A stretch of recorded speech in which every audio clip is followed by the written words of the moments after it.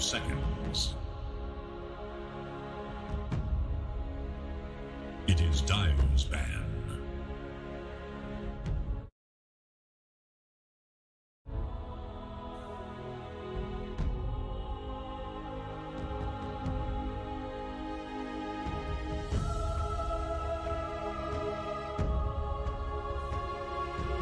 Seconds. It is Radiant's ban. 4 for the Southeast Asia region. We got Motivate Trust Gaming kick it up against T1's new roster. I'm joined with Denog. How you doing today, man? Not too bad, not too bad. Not just T1, T1 Entertainment and Sports, but if you have a look at the people playing for them, it's basically the old Geek Fam roster with Jackie thrown in there instead of Raven. So I'm keen to see how these guys go together. Turn to ban. And with Motivate as well, they've undergone a few little changes. Obviously, we mentioned Jackie moving over to T1. It's been replaced there on the Motivate side. And also Mastros making his way over to Fnatic. So 2 new coming in for him. 23 Savage standing in for Motivate. And Nevermind from Laos as well coming in for that offlane. So see what's going to happen for him.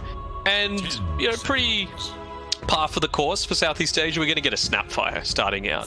Played all across the board, so we'll see where it lanes up in this first game of the tournament.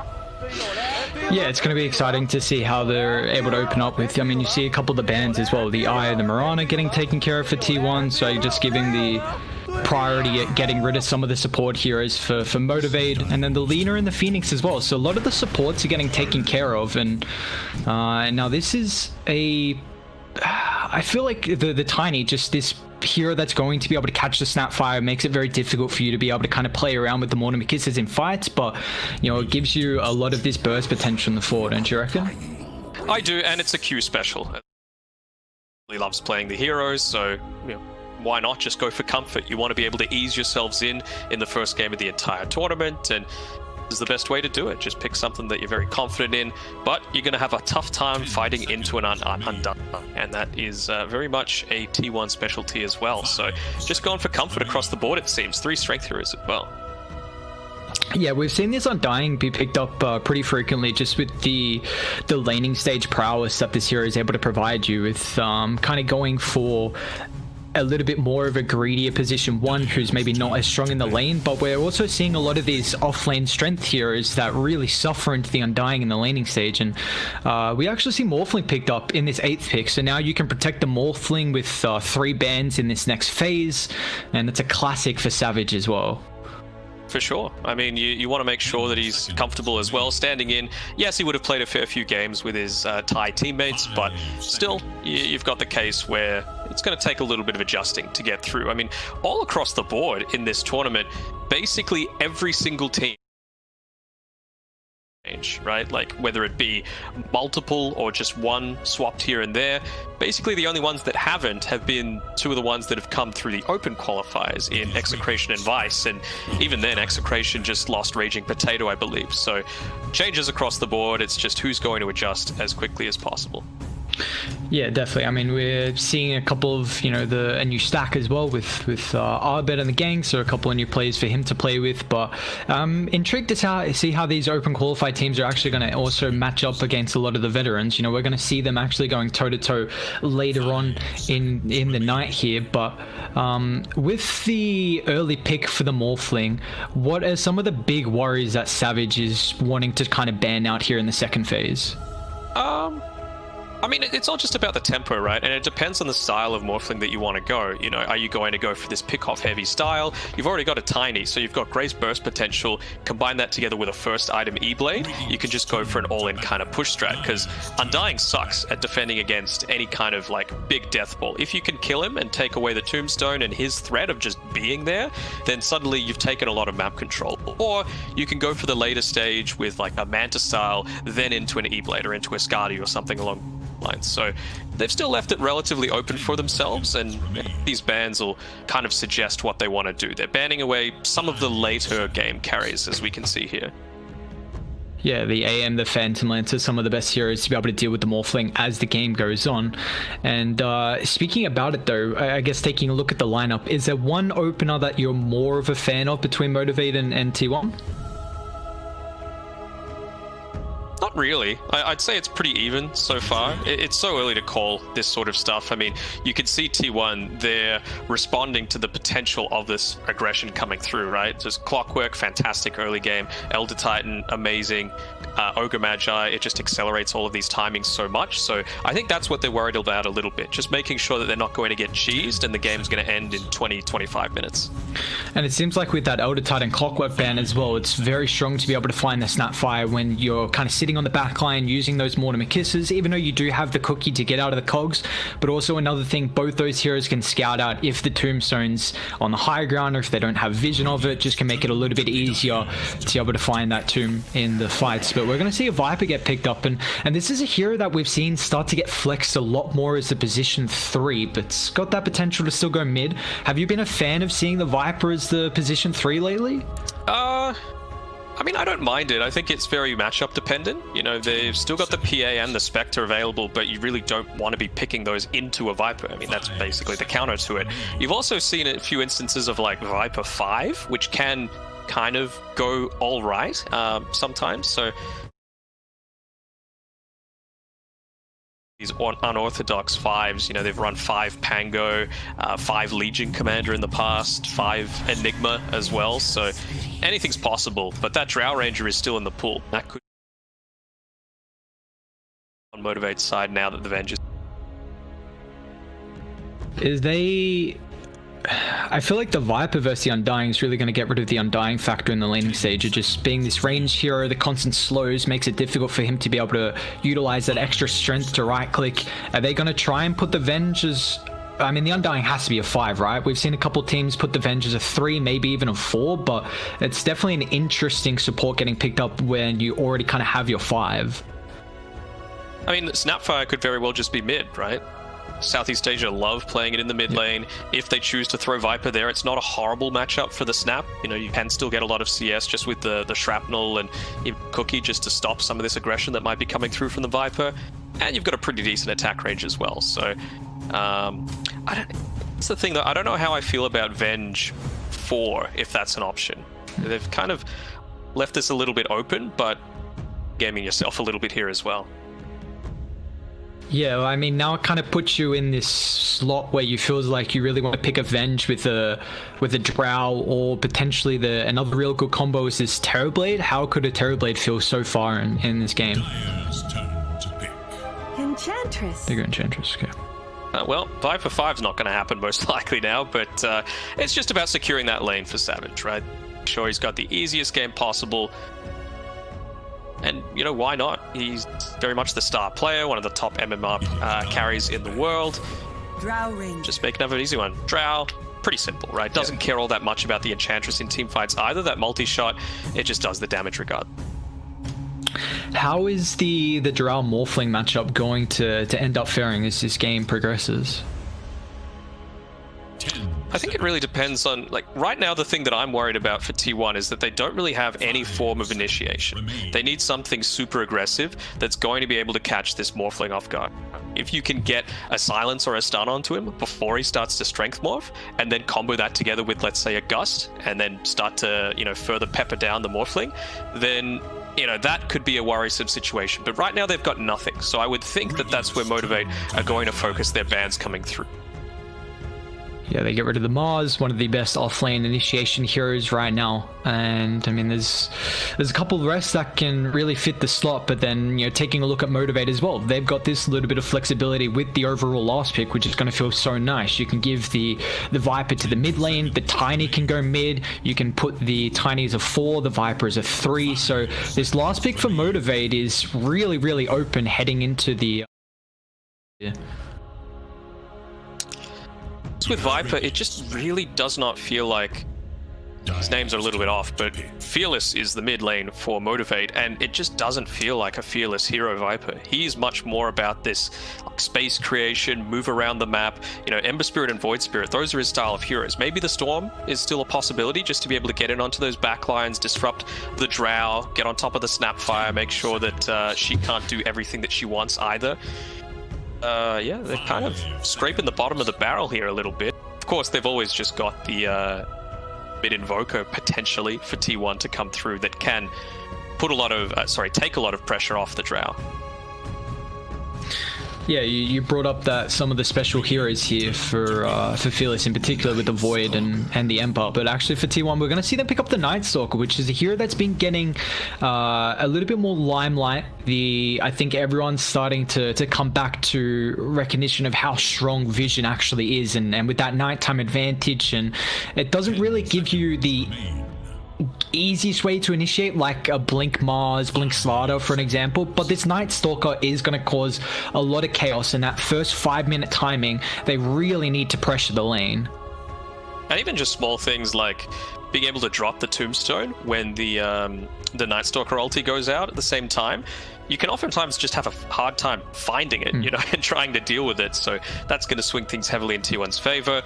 I think, yeah, this is going to be heavily on the Night Stalker, though, for T1. If he's able to get a decent time in lane and then progress that, be that tanky frontliner, probably going to see an early-ish BKB coming out from him and just be like, hey, pay attention to me, don't worry about the Drow. And our Motivate going to be able to rally around that and make sure that they're not falling into the T1 trap.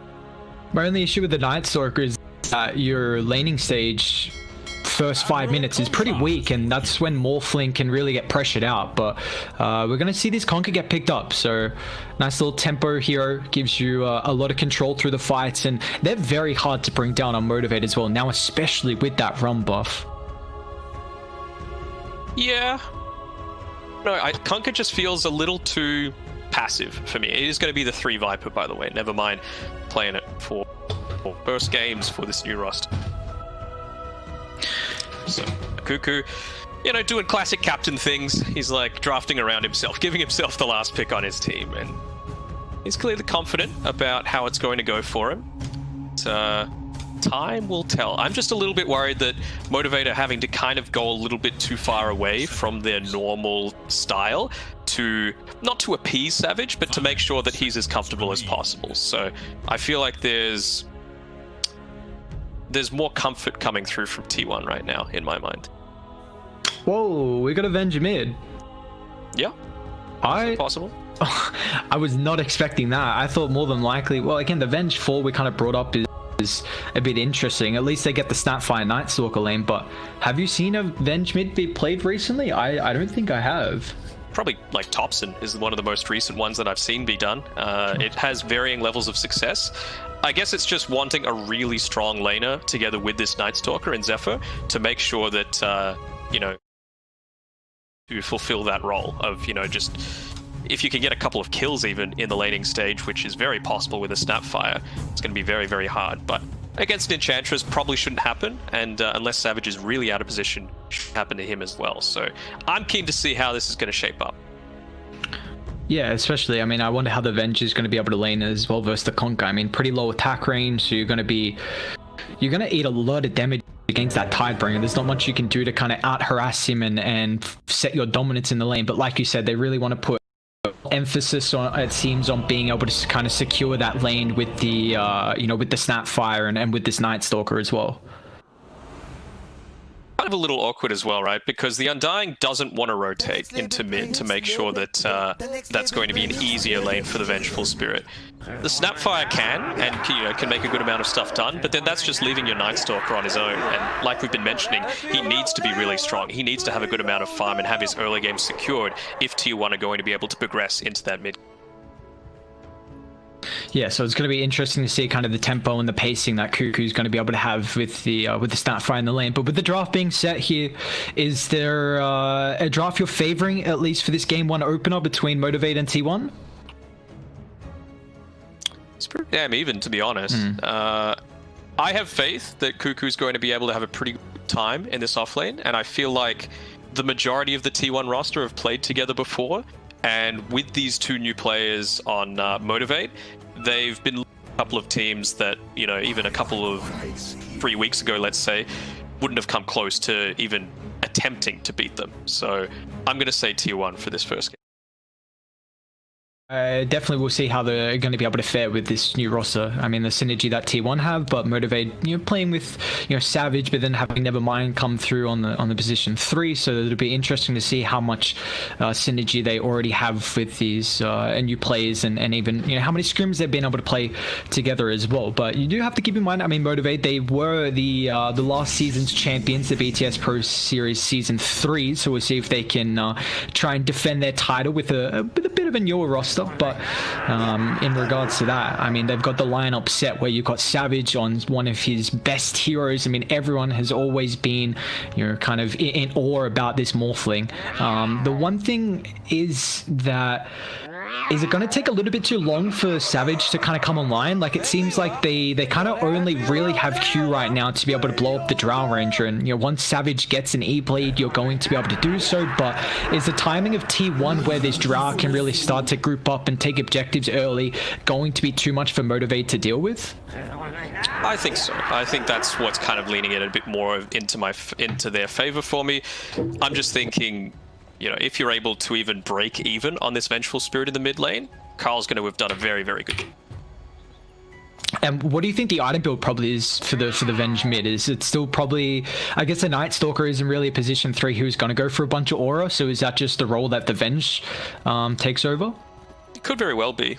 Could just go into something like a Solar Crest after a few stats just to give himself a good amount of armor. I mean, that's where the majority of the damage, you would think, is going to be coming through from Motivate's end. So yeah, I think that should be for him. Yeah, I mean, I'm intrigued to see. What has Thompson been? You said you've seen him play the Venge a couple of times. Do you remember some of his builds that he's been going? I mean, I've even seen him build crazy an Ags before, just for the fear to change things around. There's really nothing you could predict with Thompson. Yeah, that's true. Good old Thompson Dota. Like, let's, everyone, this dude just picks anything he wants and will itemize anything he wants. But you can't really doubt the 2 times. So we'll see how Carl is going to be able to step in the shoes of the Venge mid at the moment. But it looks like it's just going to be the classical 2-2 split with the bounty runes. A lot of tips coming out early on. Jesus, that's. Whew. I mean, you got to keep in mind as well. A lot of these players, playing a lot of games together in the pubs, the pre-game chat, they're all kind of friendly, talking around a little bit. These are players that have a lot of respect for each other and battling it up in our game 1 here. So we'll see how this is going to end up faring. They're actually going to put Savage mid on the Morphling, so it's going to be a safe lane conquer played from Fearless. They're going to start with a tri lane at top at the moment here from Motivate. Okay, yeah, change things up a little bit, just Conquer on his own. And I can see why, right? I was having an interview with Fearless quite recently, and he was mentioning to me that the thing that tilts the most in the game is Jackie if he has a very poor start. So I can think that this is probably why. You can see Q, he's making sure to block this small camp here, then he's pulled it through, doing a good job over there, and it's just about getting that level 2 ASAP.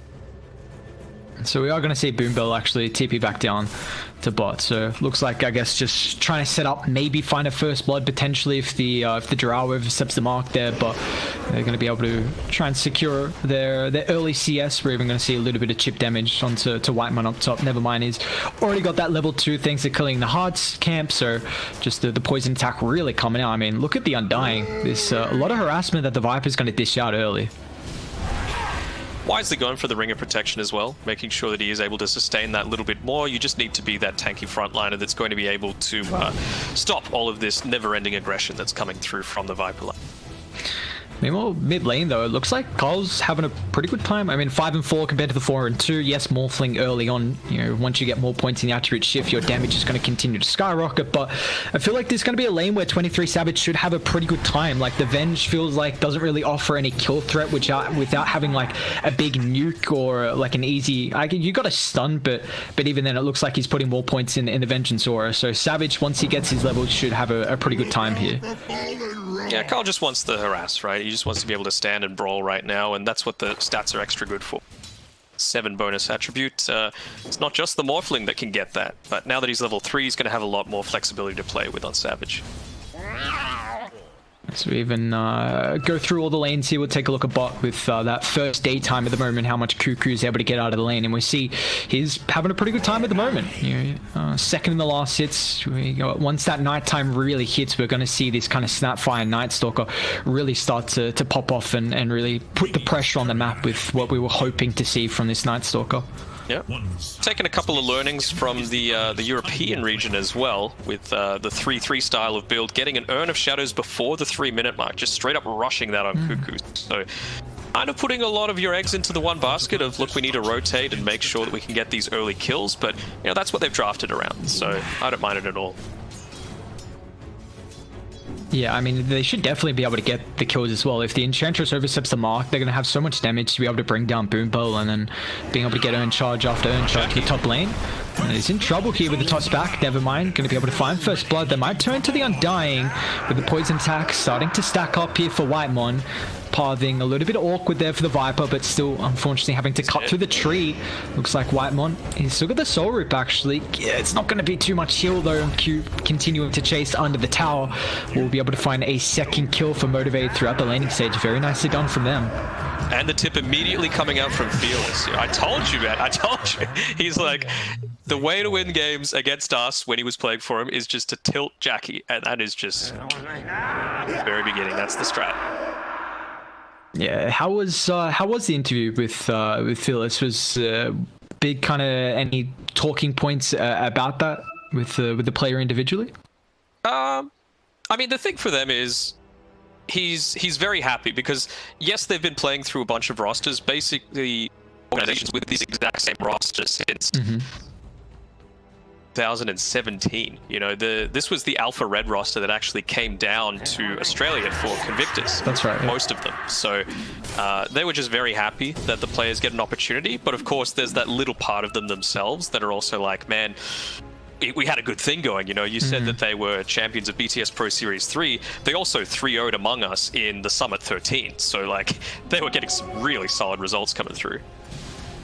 Yeah, it's a shame we didn't really get to see this roster play on some of the main stages, but yeah, we'll still see Motivate how they're able to fare with this new roster at the moment. We're about to have the nighttime come through, although Cuckoo, they get very aggressive under the tower. And now, even with the Enchantress coming over, there's going to be a lot of damage. Zephyr's going to try and give him the distance. They'll actually turn instead on the Enchantress.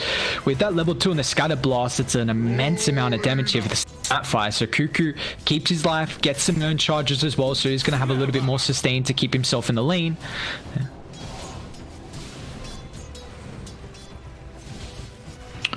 Even see how this mid lane's continuing to fare as well. I mean, the Venge is just destroying 23 Savage at the moment in the CS. 25 and 15 compared to the 15 and 3. So the Morphling struggling a bit early on to be able to find that CS against the Vengeful Spirit. Yeah, but I think that's fine, right? Because Venge kind of drops off a cliff later on. Actually? Oh, he's alright. No. Although they might turn now. Yeah. He's got 2 points up in the Void. They even get the Cookie stun here. Conker going to try and play around with the Torrent. Cuckoo's still going to be pretty careful as well with this impetus. Boombowl does a lot of damage now with the TP rotation from Q as well. He wants to try and get on top of Zephyr. With a Cookie on cooldown and that immense damage from the Tidebringer, Zephyr will end up falling. So 3 kills, a nice rotation from Q. It does now leave Nevermind solo, but he's already level 5 and not really getting pressured much. I mean, you can handle the Undying now with 3 points in the poison attack. Yeah, and I don't think he minds too much. The thing is, he's gone the Urn of Shadows, so you would think that he's going to want to try and get a few rotations coming up here soon, get a few charges into that. It's going to happen while they're trying to deal with this Cuckoo threat right now. It's just the style that Southeast Asia has, right? Oh, what, it's nighttime and Night Stalker's as strong as possible? Well, we know he's going to try and make something happen to us, so let's just get ballsy and try and kill him. Yeah, and they're trying to continue putting some pressure on as well. They've got this catapult wave and just the potential of being able to shove in the lane with the Tidebringer, and the Enchantress can make it very easy to push down towers with that enchant as well. So they're doing a very good job of kind of toggling the aggro from the tier 1 and making sure that catapult doesn't die. They still have the glyph as well if they really want to use it here, but look at the amount of damage they already put on, and exactly like you said with this nighttime, they don't give a damn. Cuckoo just getting chased down, but the avalanche toss sets up for the torrent, and the Night Stalker will end up falling. Boombowl is going to be able to claim that kill there. Just take it straight to him. I mean, that's one of the advantages that Motivate have really had throughout these whole online tournament stage, is that they've just got to play so much more together, and against the higher caliber of teams as well. So, they're going to kill Zephyr as well. This bottom lane going fantastically for them right now. Yeah, Fearless just picked up that level 6, and Zephyr unfortunately wasn't really able to do much with the cookie against the X, and that secures the T1 tower. That's a very early objective getting claimed, and in the safe lane as well. We don't really see many teams being able to take the enemy's off-lane tower, so very nicely played from Motivate. And the thing is as well, now you can see all of them just straight up leave the lane, because if the lane is pushed up this far, you don't want multiple creep boosts getting lost. Could be in trouble. It's an immense amount of damage with the Soul Ripper. The Viper's trying to man fight here. Jackie might end up falling to the poison. Q's even coming over as well. If you can predict the avalanche, is the damage enough? It is such a good start for the Tiny. Q has been involved in every kill so far through Motivated, and this is going to be massive for them. If he can get a good timing on the blink, that's going to be a lot of their initiation, and to be able to catch this Drow range on the backline, you know, catch the Venge, pretty squishy as well. So a great start here. A little bit of a misplay as well. They had the Observer Ward down, so they should have been able to see him coming through. Oh yeah.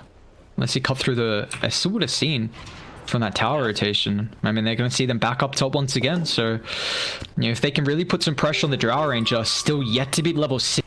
So just trying to really force the Drow to go to the jungle a little bit earlier than wanting here. Yeah. We'll see. Ulti picked up now.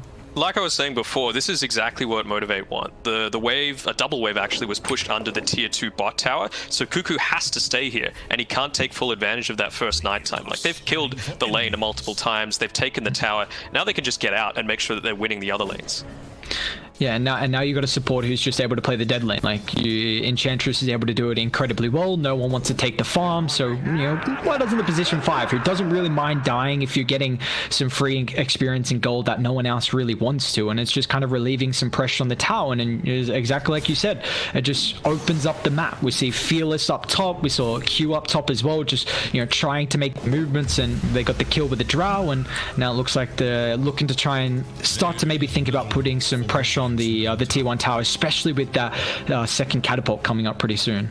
Dire's top tower is under attack. 9 minutes in and he's got a fair few items, and they're just going in onto Whitemon.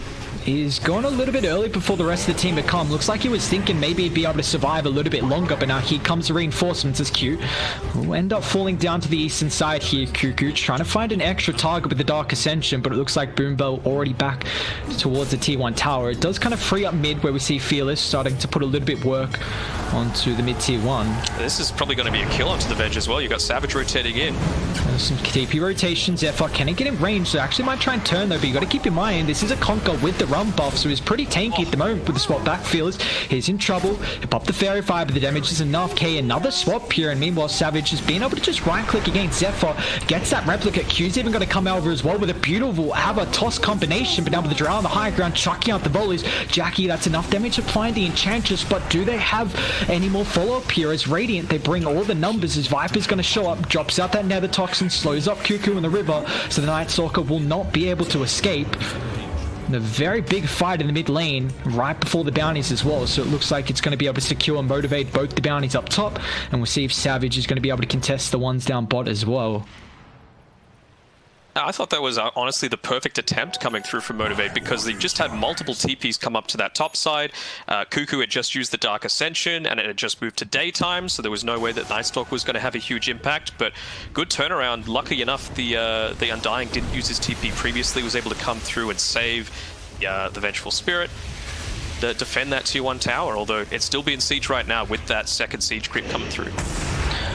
And I mean, you take a look, Dire, they don't have really the greatest way to shove out the lanes. I mean, Undying, not really great in particular. No AoE, the Venge, the Night Stalker. It's really just the Snapfire with levels. So Radiant really able to kind of push down objectives with the Catapult and not really worry about you losing creep. So, and once again, they're doing a very good job with the Enchantress keep, just tanking up the tier 1 to keep that Catapult alive. And this is going to be now a lot of map control going in the way of Motivate. And even as before, like you could see, they could tell everyone is just grouped around the middle tower, so Q's just getting some free farm. He's pulling this creep wave in, he's going to farm it up himself. give it over to someone else, but he's getting pretty damn close to that Blink Dagger for him, so why not just take it? Yeah, which is going to be so scary once you get this. I mean, I guess you do have... The Venge is going to have some swap potential, but the burst is going to be... there's going to be a stage where the Tiny, as soon as you have that blink, your damage is going to be through the roof. He had the Tome as well. Q's almost got both the Avalanche Toss maxed out, where it's just your damage is through the roof at that point. I think he opted to go 1 point into the tree throw to try and catch Carl as he was running away, but I think a Soul Rip saved him. But this is a big moment. Are they going to be able to scout it? It's being taken along with the Tombstone. They just want it to be a foregone conclusion that this is money being funneled into Jackie. Yeah, I mean, it looks like with committing the Tombstone, it kind of reveals... I mean, Radiant don't have vision of this, but it kind of shows that the side of T1 maybe don't feel too content with taking a fight. I mean, they do have Dark Ascension. They've also got the Mortimer Kisses, though, and... You know, Savage is kind of playing up top at the moment. Looks like they're going to try and smoke up and link to the lanes that's getting pushed out, but... They're going to go underneath this Observer Ward as well, so immediately spots him. Boombo, Cookie, gets out of range, but he's going to run into Cuckoo, so he's just going to eat the smoke gank, and meanwhile Motivate, well, everyone's going to be able to dip out safely, and he's just going to try and waste as much time as possible. Man, this is taking them a little bit longer than they were hoping. Carl's even going to just use the spot to at least land the stun. So, I mean, Ven just got a killing spree at the moment, but you take a look what's happening across the map. Like, all of Radiant are farming, Q's getting closer towards a blink, so this, I mean, now he's got it. So they dodge the gank on Savage. Tiny, meanwhile, farms his blink. Nevermind has this Atos. Like, they have some incredible timings coming through now for Motivate. And like you said, it was just so much time wasted. The Enchantress, Boombell, he's the captain, he's the level head, and he would have been like, guys, it's fine, I'm dying. They're so stupid, they're just attacking me this entire time. So you just need that steadying voice in your team a lot of the time, and he's great at that. And it looks like Radiant now, they're going to smoke up. They got the blink ready. They want to try and reveal it, but they don't get the vision, it looks like, on Jackie. I mean, he was pretty close towards the T2 tower regardless, but now top lane. Savage as well. Oh, they're actually going to have in Q with the toss back. Nicely comboed up here, and now with the boat coming through his swaps, going to give the space for Jackie. Carl looks like he's going to be okay as well with the blink getting revealed for Motivate. Unfortunately, they don't get a pick off out of it. You know, they do have this 2,000 net worth lead 14 minutes of the game, but you take a look at least from the top of the graph in the net worth, it's actually Jackie there at the moment on the Drow Ranger, and then it's also Carl on the Vengeful Spirit. So both these two heroes have been getting a lot of farm across the map and doing very well in this game one. Speaking of Jackie, is the Drow bald for you on your end? Yeah, well, no, she's got her picture's bald, but no, she got a hat. She chilling. She's balding. She's picture though. It's one of the new. Not yet. No, maybe not just yet. Just not bald. We'll see. See how Jackie's able to play right now. I mean, you got the good old Venge Drow combo. It's been a pretty classic throughout the patch at the moment. Taylor's all this time. They're pinging out the Night Stalker, but it's a couple of seconds away from changing into nighttime, so very risky if they were to opt for that. Wow, Cuckoo's he's going the Aghanims, which we don't really see the position 3 Night Stalkers going for the Aghanims. There's a lot more of a greedy sort of build, but does he? What do you think the reason is for him going the Aghs this game? I think it's fine. Like, again, if he's going to be that beefy frontliner that's taking all of the attention away from him, from the rest of the team, you kind of have to focus him down. And while that's happening, you've got the Drow peppering away, you've got the Mortimer's Kisses that might be raining through. So I don't mind it. The downside of it, like you said, it being greedy, is that the build-up sucks, right? It just does nothing until you've actually complete. So we'll see. He's bought the Ogre Axe first rather than the point booster, which is fine. If he did want to change into the BKB, he still can. See, they're going to be forced to respond to this top lane, and they will with multiple heroes. Radiant, they got a nice observer ward in the jungle as well, so they're going to see Cuckoo wrapping over. Looks like Boombell is just going to sacrifice his life once again to the rotations up towards the top side. And you see instantly Radiant want to try and deal with some other lanes. Savage is going to TP down. But again with the Night Stalker though, you really want to try and get these Aghanims by this timing of like 17:30, 18 in, so you can really utilize it with that second night time. But Cuckoo's just going to be a little bit too late here, and I'm worried even with the Aghs, like you not having a BKB now against the Tiny, the Conquer, the Viper, you're just going to completely get controlled through these fights. So he's really going to have to play the Dark Ascension pretty flawlessly with how you can position with this unobstructed movement.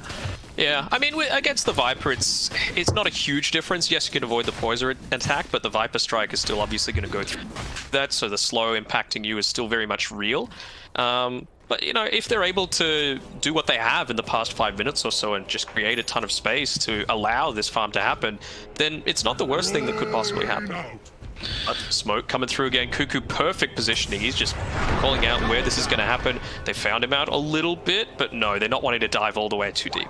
And it's a nice earn instantly on Q as well, just so we can't blink follow up the cookie from Whitemon, but it's a lot of damage. Man, Jackie on the back. We're kind of seeing this Drow just, you know, continuously be farming around the triangle. It feels like the past couple of minutes we saw T1, they tried to smoke kill top for where the Savage Morphling was. That got kind of tanked by the Enchantress, and then as soon as the Enchantress died, Radiant, they regrouped and tried to smoke to the triangle. And that's been, I think, twice now that's just happened, where Radiant just literally made that same play.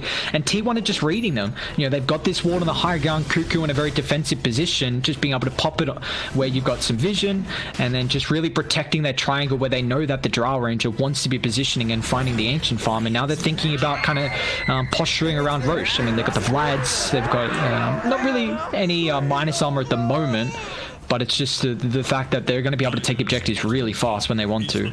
Yeah. I mean, they've got the Wave of Terror. That's a little... Oh, sorry, yeah. That's fine. It's not that much. I heard actually, they found out it's Cuckoo. Cuckoo could be in trouble here. They got the combo. They're going to be able to drag him back. The Soru will be a little bit of heal, but it looks like now Q's going to try and follow up for more with the Night Stalker. Already down. Geek Fam. Sorry, T1. They're going to try and retreat away. I miss the days of when the stand-in tags were there. You know, when it makes it all... Yeah, it's like now everyone's just got like three team tags in one team.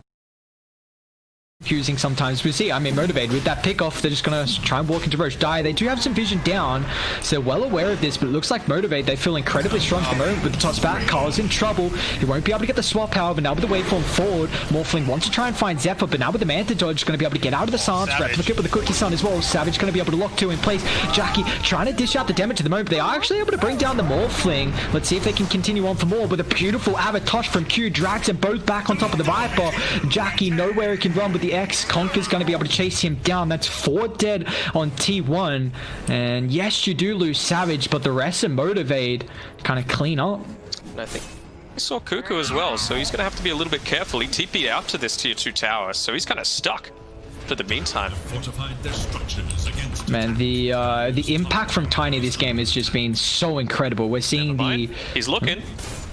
He's He might be able to get him. Yeah, Cuckoo's going. He's in trouble. He doesn't have the ultimate as well. Let's see if the movement speed's enough. But even Carl just TP'd up as well without the rest of the team. Nightstalker's relatively tanky. Cuckoo's still alive. Here comes a rotation. Now with the swap, but it looks like Nevermind actually in position to find the little bit of damage required to bring down the Nightstalker. Now Whitemon, he's going to come through. Sun's Q once again, man. This Tiny. Nicely done. Nevermind's going to be able to get out. Looks like Boombell once again maybe being this sacrificial. They're actually going to go back forward here with the Undying. They drop the ward just to see if there's any more reinforcements on the back line. But it looks like Savage, he wants a little bit of revenge here from that previous death. He's going to be able to burst down Mr. Whitemon. And that's right before the bounties as well. So now they're going to be able to find both of these up top. And potentially, Roche has already healed back up. So let's see if they want to go back in, however. I think they can. You know, you just pop the Flesh Golem, you pop the Tombstone, it's daytime now. Dark Ascension, yeah, it's up, but I don't think T1 are in a position to try and contest this. They're going to try. I guess Mortimer's Kisses is up in a couple of seconds. Q, beautiful spot though, is going to be able to scout this out. Let's see how they want to try and take this fight here for Motivate, if they're going to stay in the pit or not. No, it looks like they're going to dip out. So just with the threat of T1 coming over to be able to contest that. And we still see a couple of the neutral items, so it looks like the Night Stalker just found that last one for Daesh, so the Grow Bow for the Drow is going to feel pretty nice unless she wants to keep the Ring of Aquila. We even see the good old Essence Ring as well, which is going to be nice either for the, you know, the Morph, even the Viper too. Why they didn't drop a sentry out in front of Roche? Like this Observer and Sentry Ward has just scouted out absolutely everything, and it's not like they're lacking. You got 3 on Boombell right now, but they're just going to make the movement forward. Didn't get caught out, and Whitemon's down again. Just just an easy little pick-off should be able to secure Roshan dying without the buyback if they wanted to contest it. Looks like they're still going to come in with Kyle here, so they're thinking about trying to attempt the stall on Roche, but unfortunately this is already going to end up falling. Savage doing so much damage in the Morphling though. Let's see if they can get there fast enough. Age is going to get claimed for the Morphling. Now Cuckoo just giving them the vision. Radiant. This is horrible for T1, you know, popping that. It's a huge cooldown being popped, you know, 2 minutes on cooldown now. Yes, you've got 25 seconds left on it, but you're going to have a solid 100 seconds where you've got Aegis, it's daytime, it's useless, basically, on Cuckoo until that point. Yeah, so he's switched over. He's going to go into the BKB because he's just tired of getting full comboed down. Yeah, even with how tanky he is with the stats and his strength game, it still just feels like, yeah, the combo and not really much is able to do without the BKB. So it needs the recipe, it looks like, until he's able to pick that one up. But we take a look. What's Savage going for? So just gone with the Skadi is the next item after the Manta. And never mind, he's even going for the Aghanim's as well. So just a lot of control with the Viper strike. I think that's fine, going pure stats, right? Like, you have nothing that's going to be dealing percentage-based damage to this Morphling, at least until a Spirit Vessel's picked up by Night Stalker, but they're not really in a position where he's able to go into that, and it's not going to have a lot of charges regardless. Yeah, it won't...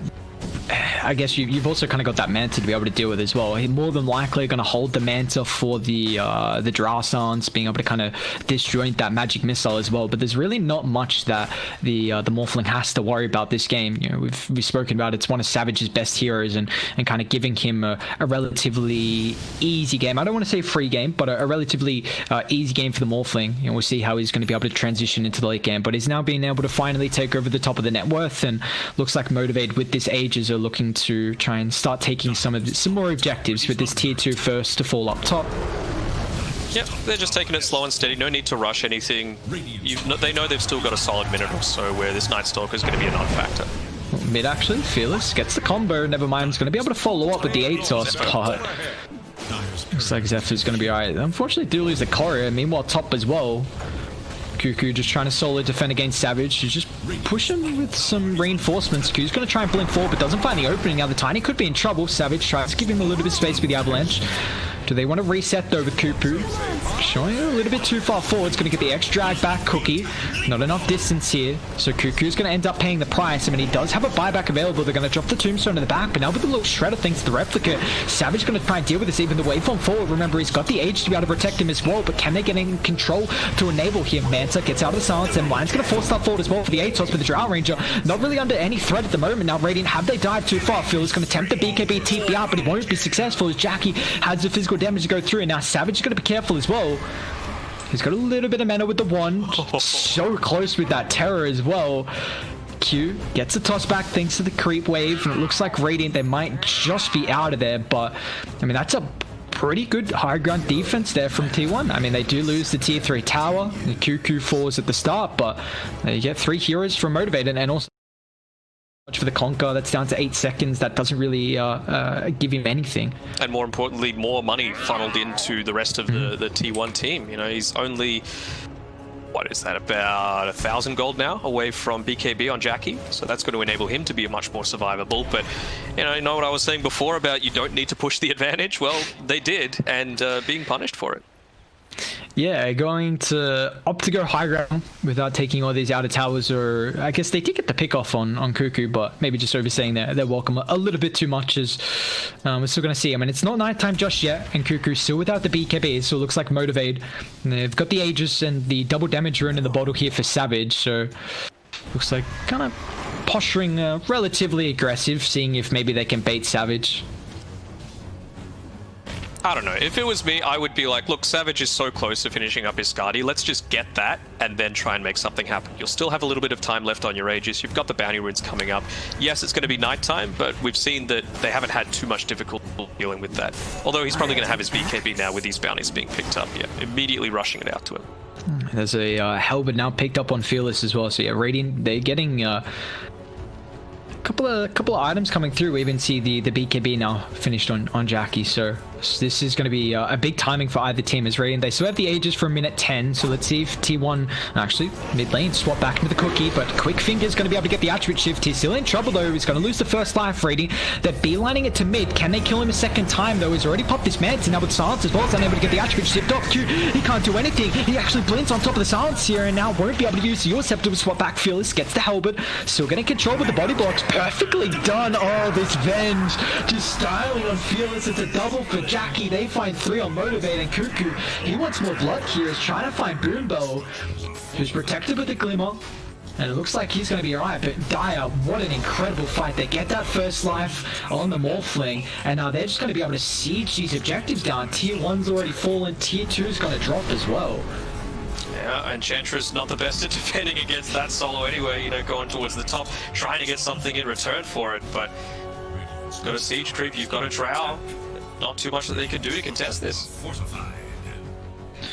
Yeah, top, both teams looks like they're going to glyph up here, so Dire incredibly done. I mean, now dropped this net worth lead down to 1,000 for Motivate, and they've got a pretty big swing coming through for the graphs as well. So T1 just with kind of the timing, they got some of their items, the nighttime hitting, and they really looked to pressure with that, and now it seems like they've kind of got a little bit of momentum on their side.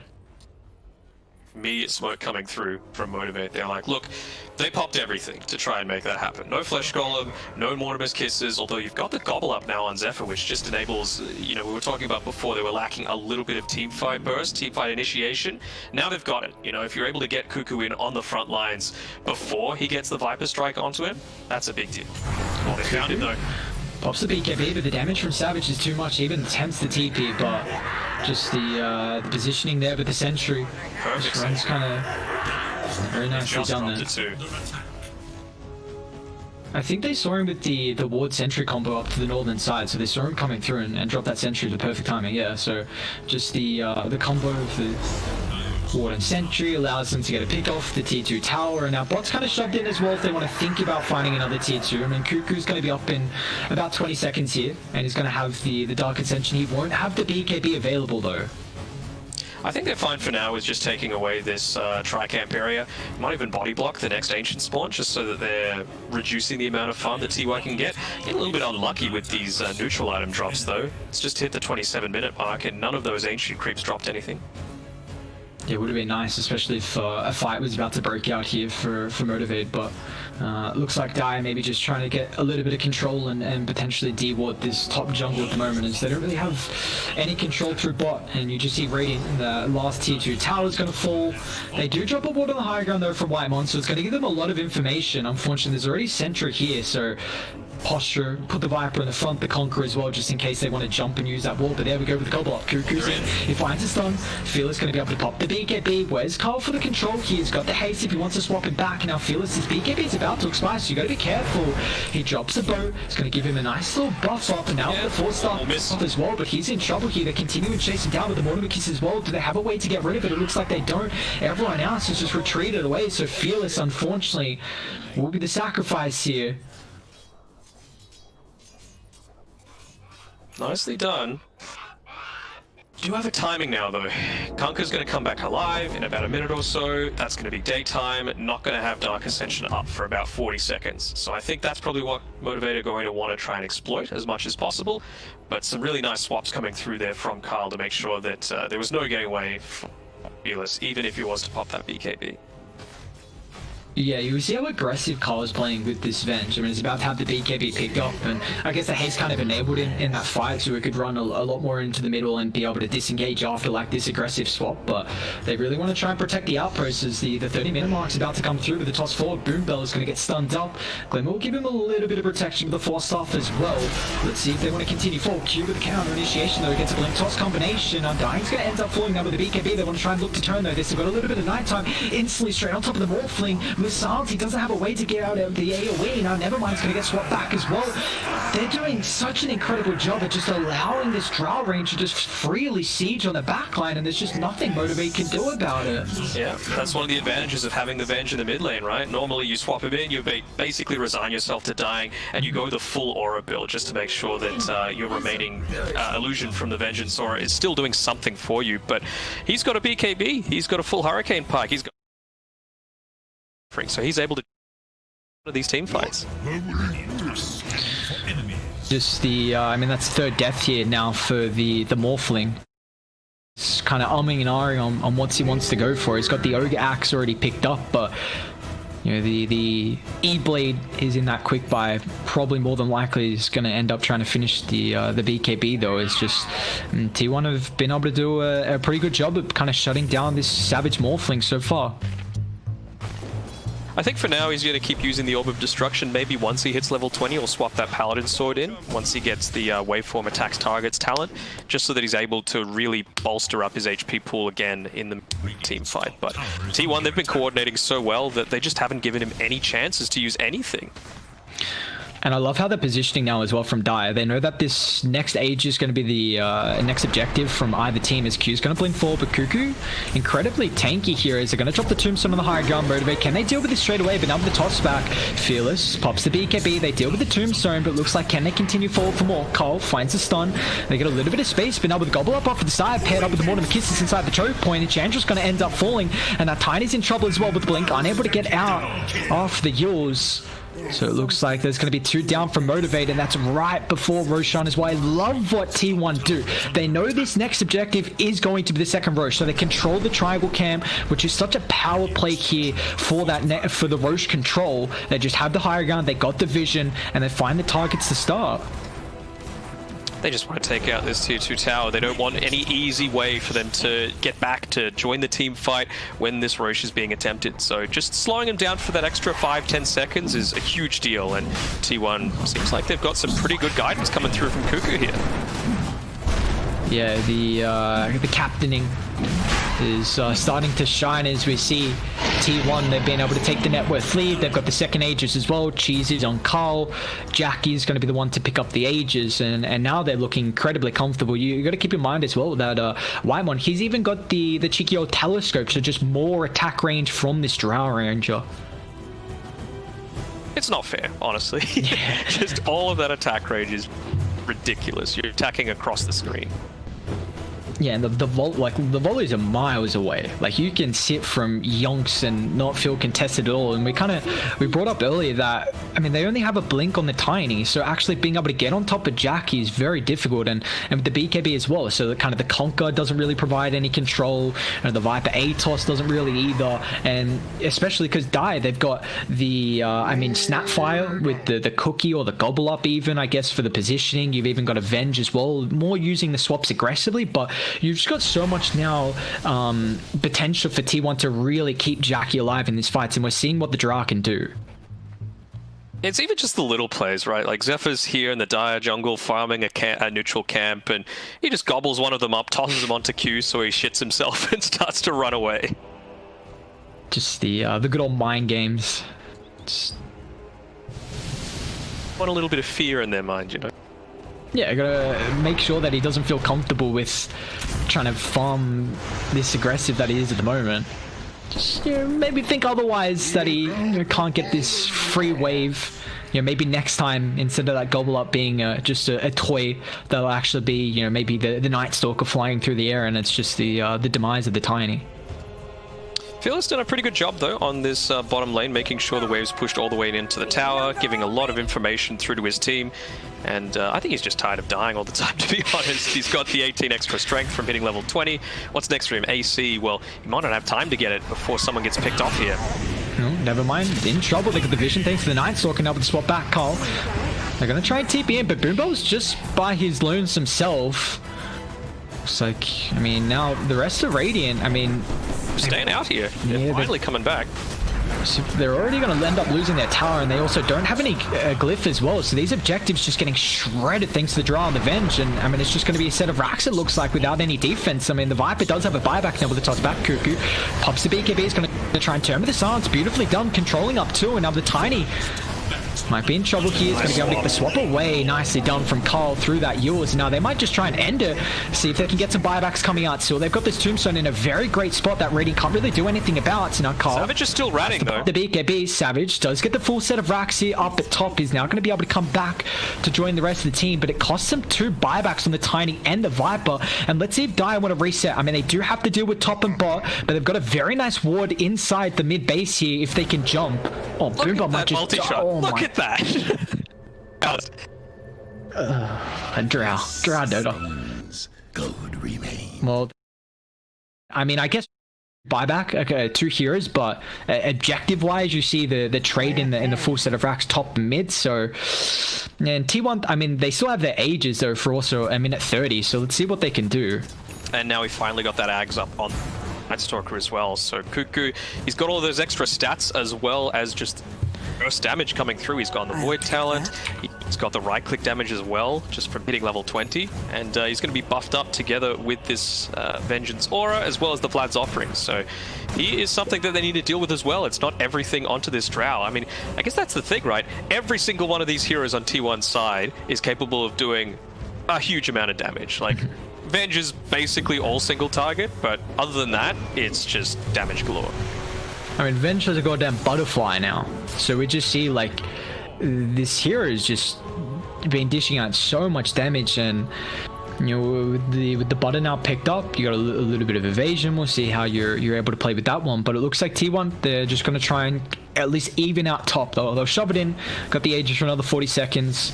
You know, Radiant are doing a very good job to keep the other lanes pushed in, though. You see Morphling dealing with mid. Q's going to try and keep that bottom lane shoved in. So at least gives them some options for Savage to be able to rat, which we saw last time, and how incredibly fast he can push. Even Fearless is here. Yeah, you can see they're kind of splintering off a little bit on T1's side. You know, what do we do? Do we need to defend? Well, both lanes are being pushed in, but we can take top. It's fine. There's everything going on right now, and there's 15 seconds left on this Aegis. So what's going to happen? They're going to TP back Savage. They've also got Zeph from more of a backside angle here, but Savage is just going to BKB TP out. See if they can catch anyone else, though, Carl. With Whitemon underneath their own ward on the high ground. Did Dire want to join them instantly? It does look like the Aegis just ticked out, and they've got some neutral items. They're not really controlling this high ground, though. Oh. So Fearless forces out the BKB. The Venge gonna have to unfortunately use that one, but even Whitemon's hanging around as well. They've got a really nice ward kind of around this top River Rune side, so getting a lot of information. The lanes are somewhat fixed now for T1 though. It's not all just pressing up into their base, which is nice. They've been able to withstand the Aegis timing, so next thing that they're going to... A lot of money right now onto Jackie, nearly 5k just waiting in his bank. And have a look at the Zephyr as well. Position 4 is gone for the MKB. Why not? Let's transition into another core. We'll see what Zephyr's going to be able to do if he can find that. But they did actually smoke up underneath that ward that I was speaking about just previously. So Motivate, they've been able to back up. Looks like they're wanting to bait Boombell at the moment. Carl, see if he goes for the swap straight away with the multi-shot. He gets a ghost shot though, but it's still going to get bursted down. And now I've got to keep in mind, they forced out some buybacks previously, so Q could be in trouble. And the Force gets him back inside the base, and the Scepter defensively as well. So it's Mortimer kisses down, but still look at Dire go to work here, and they're not really in a spot to be able to rat. Morphling's going to have to go back to base here, but now all the tier 4s are down, and look at the range they have at the moment. Jack is just freely sieging. They're going to do something about it here, but the boat's going to fly, but doesn't get the connection now with the Tombstone as well. They haven't been able to deal with this over the space. Savage finds a replicate with the Gobble Up, connects onto Jackie, but it doesn't matter. They aren't able to deal with the Drow Ranger. Savage going to try and waveform 4, but now the swap actually brings it back. Jackie could be in trouble here. He'll get the Gobble Up once again. Zephyr chucks him out, but Q's going to try and follow up with the BKB protection. Q might have gone a little bit too far now, but all eyes on trying to protect Jackie. But what's the consequence? So it's ready. They're pushed outside the base here. Whitemon slowed up. He's got the Glimmer. They're still continuing to come forward here with the buybacks. They even give the cheese over to the Drow Ranger as well. They're going to try and look to turn, but the reinforcements haven't come through just yet. Now with the silence, they found the Morphling. Savage, he doesn't have buyback. He didn't have mana for the Manta as well. They find the Venge, but they can go back for more. Gobble Ups in 10 seconds. Jackie, if you get in range for the multi-shot, slow. Boombell protected with the Ghost Scepter. Buybacks galore are coming out. The Throne's okay, but the only issue is that Radiant, they don't have Savage. Can they hold it with 3 heroes in T1? They've got everyone back alive here. So back inside the base they go, but the Throne exposed. Boombell's falling incredibly low. They're going to try and chuck at the boat, but the connection isn't there with any full follow-up. And now Motivate, I mean, this is going to have to be an incredible high ground defense. We're seeing what Fearless can do at the moment with the help of the Enchantress, but Dire still slowly seeing the reinforcements come back to middle lane here. The Drought just continuing to siege down, but now with the BKB can just turn to deal with the Viper. Never mind 4 stars forward to try and deal with Cuckoo, but just doesn't have the damage. Fearless is in trouble as well. It's going to try and pop the BKB, but the slow is coming through from Jackie with this Scardy. The G's have dropped them T1. They're going to be able to take game 1 here of the BTS Pro Series Season 4. Man, what a walk down that mid lane. Whew. I mean, I can't think of a better way to start off a tournament, right? Very, very entertaining all through.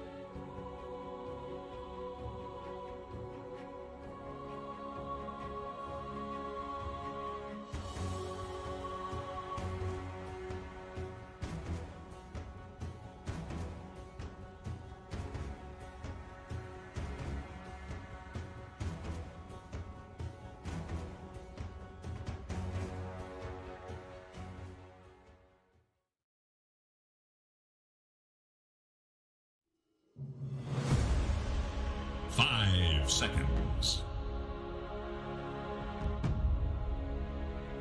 Radiant's turn to ban.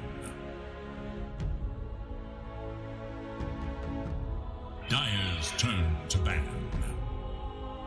Reigning champions can do in this best of 2 here. Dinog, after that game 1, was anything really in particular? I mean, it's a pretty big question, but anything in particular you want to see maybe a little bit different here in the draft? Not necessarily in the draft. I think at the end of the day it came down to execution. Venge had a very good time in that mid lane against 23 Savage. I'm sure he wasn't expecting that to happen quite as heavily as it did.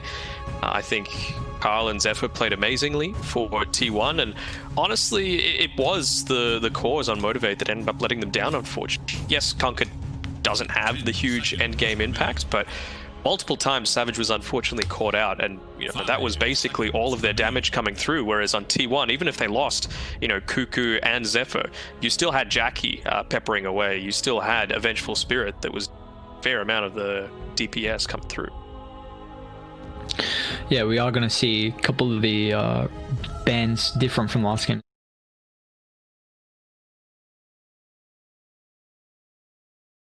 With this first pick putting a lot.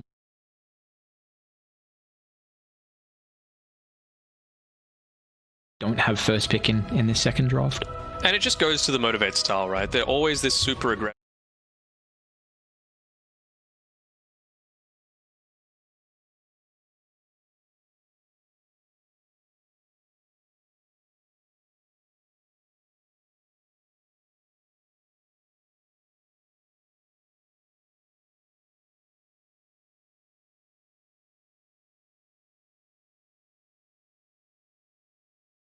To get rid of the Phantom Assassin. Interesting. We haven't really seen many position 1s banned out in that first phase, even though like the Sven's so strong right now, the PA, the Void, the Drow. I mean, some teams will maybe get rid of the Void in some matchups, or the PA, Drow, etc. But we don't really see it prioritized as much.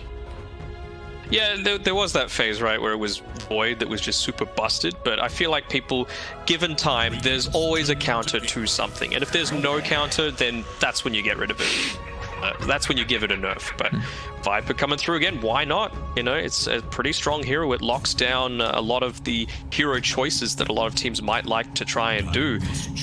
Like I was mentioning before, Motivate, they really enjoy the aggressive style, and they're actually picking up an Oracle for themselves. So I don't mind that either. It pigeonholes T1 into going into a very limited, pool of heroes that they might want to go to. How is the Oracle able to deal with the Viper if this is like a position 5, a position 5 Oracle against the Viper 3? How's kind of that laning support going to be able to deal with it? It's rough because, the Fate's Edict to try and disarm him so he's not attacking you is such a short range that by the time that you get in, you're busted straight away. Yeah, we'll see. And Oracle is kind of a more, not the strongest laning stage hero as well. I mean, you can definitely find kills with that high points and Purifying Flame with the nuke, but we're going to see T1, they'll actually pick up the Earth Spirit here. So an incredible hero for Zephyr, and that can be quite a devastating combo that they have now with a Viper and an Earth Spirit in the lane. Yeah, fantastic hero for this game. Oracle, there's absolutely nothing you to deal with it. It's not like you can build into a Lotus Orb or a Guardian Greaves super early on, so if you get silenced, suddenly your carry is so vulnerable to a thing that they might be able to turn around on you. And I still think Omni Knight is a very viable pick here. You just toss the Heavenly Grace onto an Earth Spirit. He's a strength hero, so he gets the additional damage and healing and status resistance bonus from that, and you just let him tank up a lot of this aggression that might be coming up from Motivate.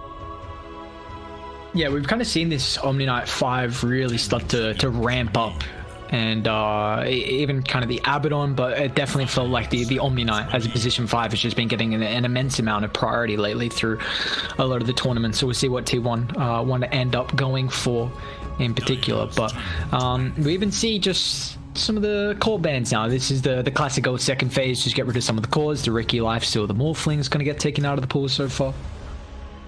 Yeah, I mean, Viper does seem like a Cuckoo style of hero, but it's still open, of course, for Karl to play it in that mid lane. The thing I'm thinking about with this Ricky being banned and the Lifestealer, they're very much like tempo setting heroes. You're wanting to get hyper aggressive really early on because they come into their timings with just one item, essentially. So maybe they're just trying to block something like a Mars that wants to sit back, be a little bit more passive in the super early game, not get run over, or they're just trying to delay the game for as long as possible, pick something super greedy. Be a Spectre though. Got the Viper picked up. I guess the Sven is still kind of okay. Sven is probably what T1 want to be picking for themselves as well. I really like the Lesh ban. This has been a strong combo with the Oracle. Lesh already is such an incredibly highly picked hero, but then pairing that up with the Oracle, this is someone who just wants to kind of run into the middle, and you really like having support that's able to enable these drawn out fights and just can kind of, you got the mana pool, you got the damage, you got the movement speed, the health and survivability is kind of the one thing you're lacking. So the Oracle kind of really, tops that off and just really enables the Leshrac as someone who's able to deal an immense amount of damage. About delay in that pop, I suppose, and really nothing like the Leshrac. I think, what was the game? Was it? It was in the EU region. It was Nigma against Gambit, I think, and Nigma were down like 25k. They still won the game just because of a Leshrac and ratting going on with the Diabolic Edict persisting after death, taking out the Ancient. Yeah. So crazy stuff coming through. The Magnus being picked up by them, and they've banned the PA themselves. So I'm interested to see where they want to lane this. Obviously, much more commonly it is in that position 5 role, but can be a 3. It dropped off from the mid lane as that lane dominator. So what T1 are going to opt to go for here? Yeah, it feels like different regions are putting different priority on the mag.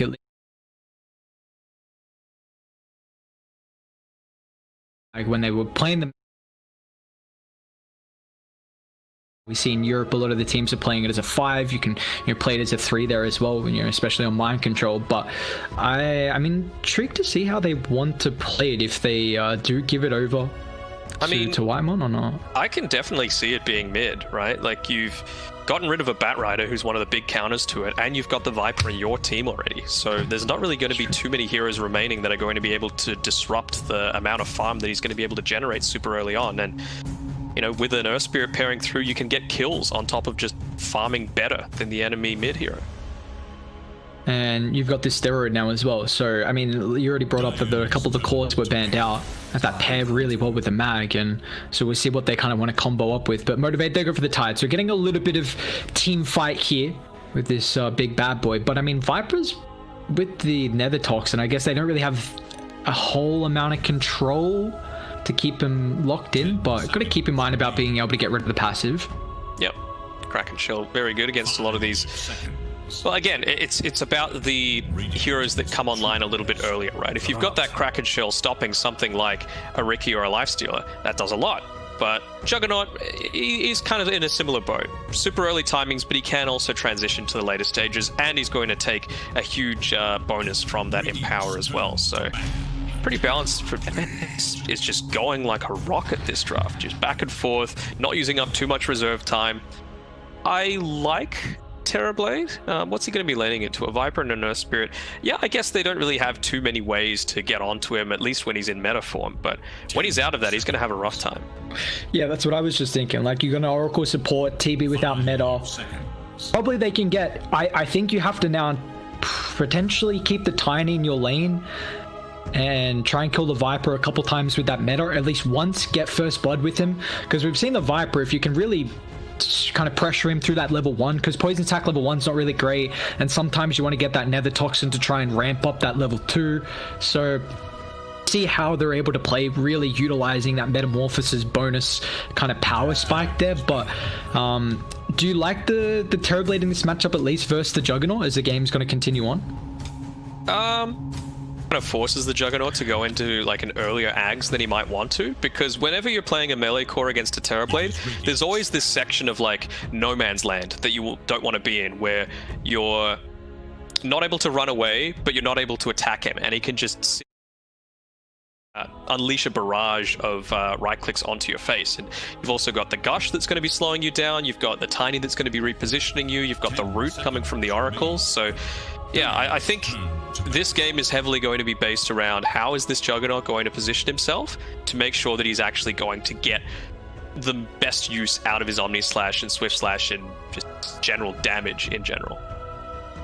Yeah, and you see Motivate trying to ban out a couple of heroes that are going to be very good to deal with the Terrorblade. The Zeus in particular, the Storm just mainly to kind of jump the Oracle, which is something I guess you've got in the Earth Spirit. It also can be a lot of magic damage to deal with the TB at the moment. Are you heading into this last phase? At least T1 have an immense amount of flexibility with where they can play the Viper and the Mag. What do you think they're looking for in their last pick? I think it's going to depend on what Motivate pick for them. I think if I were them, I would probably go for something like... Man, they look for a frontliner. But I'm feeling like T1 probably want to go something like a Lina mid, have this Magnus as a 5, just because it's one of those heroes that is actually able to burst down the Terrorblade, right? His strength is having high armor and, you know, good farming potential, but he has pathetic HP. So if you're able to get these early rotations through with a Lina, that's a lot of burst magic damage that oftentimes you're not going to be able to get the Sunder through on. Yeah, even just the factor of kind of cutting him down before the Oracle potential false promise as well, which is always a big factor. That combo with the Terrorblade just really enabling him to get the Sunder. But Motivate, I mean, they've got a little bit of flexibility with the Tiny. We'll see what they go for. They Invoker. Okay, so you brought this up last game, the good old kind of last pick Invoker potential, the 9th, 10th pick Invoker, which they're able to provide, and you know, we'll see how it's gonna play this game for them. I was thinking more of it for Carl in the last game, though, and, you know, even this one, it's kind of like, it's alright. I suppose it means that now you can't really play the Magnus all that much into the Invoker. Like, you're able to get a decent amount of harass off onto a Mag if that's the case, so might switch up what T1 want to...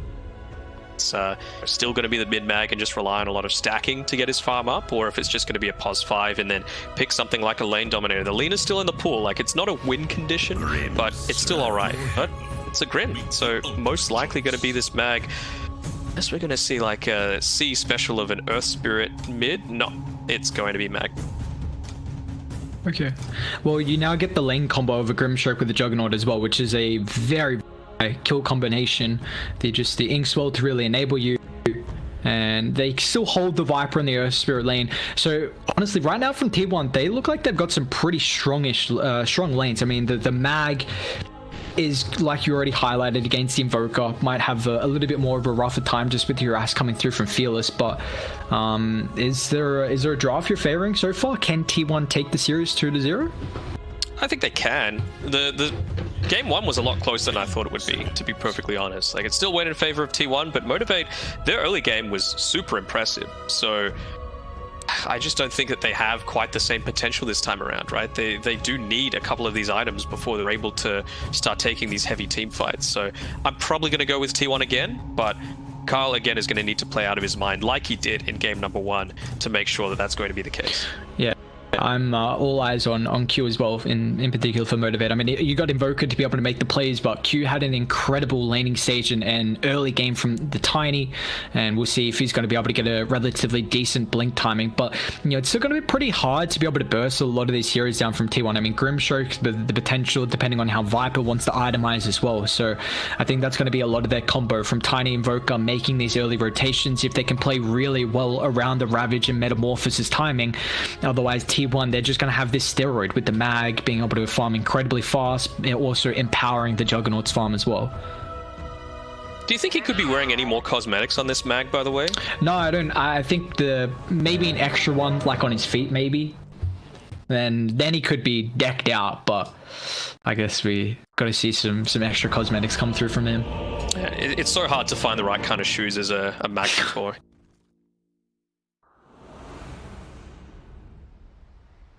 Well, we're in. Will we see the classic C 0-minute pause, or have their issues resolved themselves? Look like we're okay. Nice, that's always good, where you don't have a pause straight away, you just get into it.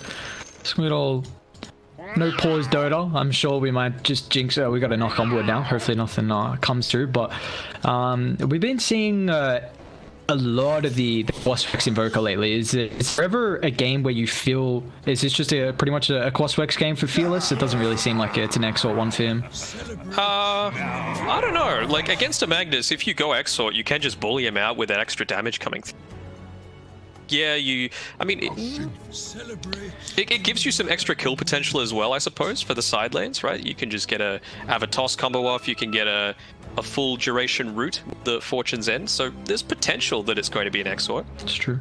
They do have nice setup in the side lanes here. We'll see. I guess the only issue with going XOR is how kind of passive you end up playing. You know, usually we see these XOR build going Midas playing the jungle.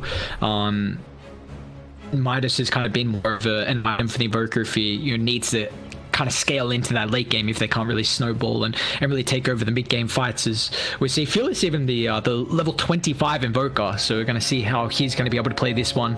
He has got the cost up, but it looks like once again just the classic 2-2 trade here with the bounty runes to start. No shenanigans at the moment with trying. Actually, Q is actually already down bot, so it looks like they are going to attempt to try and find the first blood with that Metamorphosis and really pressure out the Viper early. I think that's totally fine. I'm also just thinking about, like, for damage purposes, again, you don't want to put too much just onto the one hero. And with going Quaswex, you kind of are doing that, as opposed to Exort, where, you know, Ravage Cataclysm is very much in the equation. But Carl, very nice block coming through. Making sure to pull this underneath tower. This is going to be fine, but levels just as important. Down bot though, Cuckoo could be in trouble here. Up for top of Savage. Cuckoo, he's falling incredibly low, and it looks like he's going to be the first blood here this game, as Savage will find it incredibly done. You already see Zephyr kind of setting up to try and get that drag, but he's also going to eat a relatively decent amount of damage here as well with the root and also the toss back onto the full creep wave, so Zephyr could be in trouble without having the roll. Again, the start to the lanes here from Motivate, very nicely done from them. Another reason why I was thinking, you know, potentially this is going to be an Exort build for Fearless is that you just have a look at the attack damage when you compare a Magnus. Top lane, Whitemon, that toss back from Q. He was chasing Nevermind. Yeah, I mean, Nevermind was just trying to drag the wave, but Q just tosses him under the tower. You got the Gush. I mean, that level 1 potential, 110 damage, full armor reduction with a 40% slow. Like, it's such a nice value point for this Tidehunter, which we've kind of seen a lot more frequently with the passive now, with the damage block. But he could be in trouble though with the level 2. Backy, he's got the spin him down, and also Whitemon setting up thanks to the stun, so it's going to end up being the demise here from Nevermind. T1 going to be able to pick up their first kill of the game. At least it's the Grim that gets it, not the Juggernaut. You know, that's always the worry. He's the win condition very clearly for the team, but you know, like I was saying before, you've got 92 damage on this Magnus compared with the 66 on Fearless, and that's very evident in what we can see here from the denies coming through. Yeah, we'll see how. Yeah, and once you get that extra, you know, every level in the power, it's just going to get more and more difficult for Fearless. Usually, the kind of the Quaswex Invoker, we see some of the stats come through that blade of attack, the extra null, just kind of really offsetting the damage you're missing from the Exort. But this is going to be a matchup where he's going to struggle pretty heavily. And once again, we already see kind of this rush with the Urn pickup. Is in danger. Why not? You know, you know that they're going to play this aggressive style on Motivates, so build for it and hope you win a few team fights, and then suddenly you've got so much extra damage to be able to deal with it. Yeah, now this lane feels like what's happening at the moment is Savage is just getting chased down, and he won't even be able to make it back towards the tower though. Oracle is going to be able to purge off, but it's not going to matter as Zephyr rolls on forward. Cuckoo's going to be able to claim the kill, and now they can push the wave in if they want to dive Boombell potentially, although Cuckoo's got the mango to be able to get a little bit of mana, but it looks like instead they want to just kind of offset the creep equilibrium. Oh, in trouble actually. Yeah, pops the Fairy Fire as Fearless with the attack speed increase, thanks be able to get that last little right click in. So Fearless actually finds a solo kill in the mid lane. Really nicely done from the Invoker.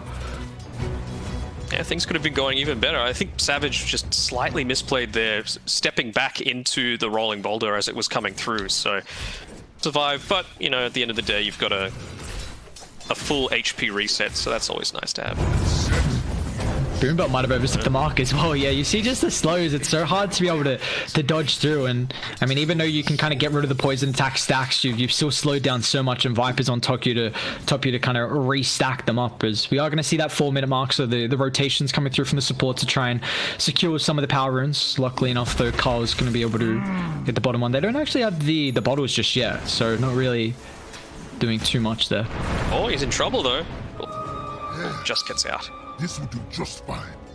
And never mind, he might have to TP out top as well. Yes, Whitemon unable to charge up the Inkswell fast enough, so he's going to be alright, but... You see, but Savage pops the Metamorphosis. Unfortunately, just the Oracle route wasn't really enough to control them, and Tiny wasn't there fast enough. A nice scan, though, so they are well aware that Q wanting to rotate down whenever the Metamorphosis is available. Yeah. They know that they're trying to assume that it's going to get some sort of wards going on there, but it's just blocking the camps, actually, with Sentry and the respectively. Did he place that Obs on the higher ground? Yeah, it is, okay. For a second, I thought he placed it just below the Sez. I'm like, oh, awkward vision, but well forward. Savage. I mean, Q just kind of walked away from the Terrorblades. You see instantly T1 wanting to get aggressive. I mean, they won't be able to kind of get towards the bounties, as Carl is going to lose his bounty up on the high ground as well. But he's gone double bracer already for the mag, and he's got the Glover Haze coming out as well. So just going for the kind of the full stats and the farming speed from this mag, not really wanting the extra sustained from the bottle just yet. Yeah, double bracer seems to go. I mean, never mind, he's just resigned himself to being a thick boy as well. Double bracer, just farming up throughout the map. He's in enemy territory right now. Yeah, he's farming very deep at the moment. Looks like this top lane, it's been a bit difficult for him. He's got 20 last hits, so it's not like he hasn't been able to find anything. He's level 4 as well, but it's just a lane where the Juggernaut and the Grimstroke, it's a lot of aggressive kill threat that they have. And you know, we see Jackie, top of the last hit's going to be going for the Mask of Madness as his kind of next item after the treads. He does have this buff up in the Magnus, so not really needing that steroid, but you always love seeing like the little the mini plays or the mini item choices that end up having a big impact later on. Oh, they're going in onto Q. Q is in trouble here with the roll forward. A couple of TP rotations coming out. Feeler's going to join them along with the Oracle, trying to protect the Tiny just in time, but it looks like it's not even needed. Oh, a snipe from Whitemon, nicely done. And Zephyr gets a little bit of health back from the one, but the rest of the team's a bit too far away. They really wanted to try and pressure with that catapult, but unfortunately with the rotations coming out, not really going to be able to do enough there. As a nice rotation.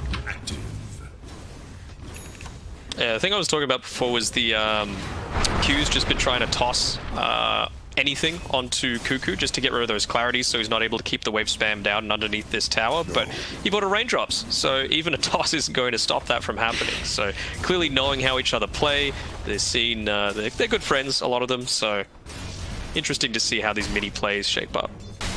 And they're kind of aware of where Nevermind actually is farming at the moment. And you saw the pings come through and how he's in trouble. It's going to be the target of the RP. Even with the skewer underneath the tier 2, you see that damage. He's trying to get towards the creeps, maybe get a last hit or even somehow a deny. But they're not going to allow him. As Carl will find that kill, drops the RP. And they're just, I mean, you take a look at top meanwhile, though. Jackie's just putting a lot of pressure. They've got an aggressive wall as well to kind of enable the Jug from continuing to put pressure on the tier 1. What have we got here? So Fearless, he's opting to go for the Orchid build.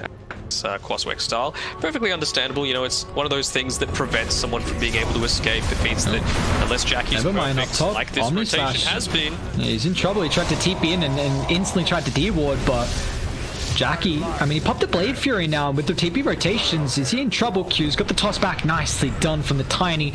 Straight to the Invoker. Zephyr tries to give him some protection with that silence, but unfortunately there is just no hope for the Juggernaut, as he is going to end up falling. That is a 1-for-1, but that's a big kill. Like you brought up, the win condition for T1 is the Juggernaut.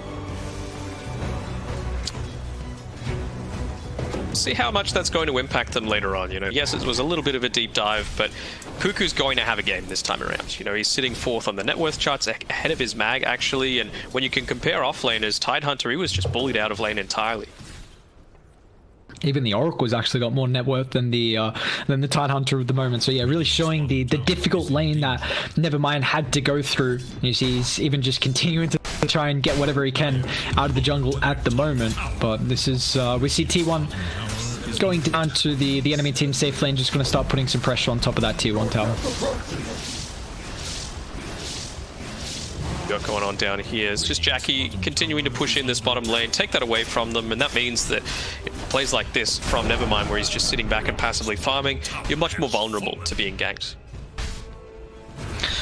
How do you feel this laning stage or early game is kind of going for Motivate at the moment? Do you still feel like they're pretty reliant on the, I guess, Q and Fearless making the plays? Because it feels like they're pretty cooldown reliant on the Terrorblade and Tide.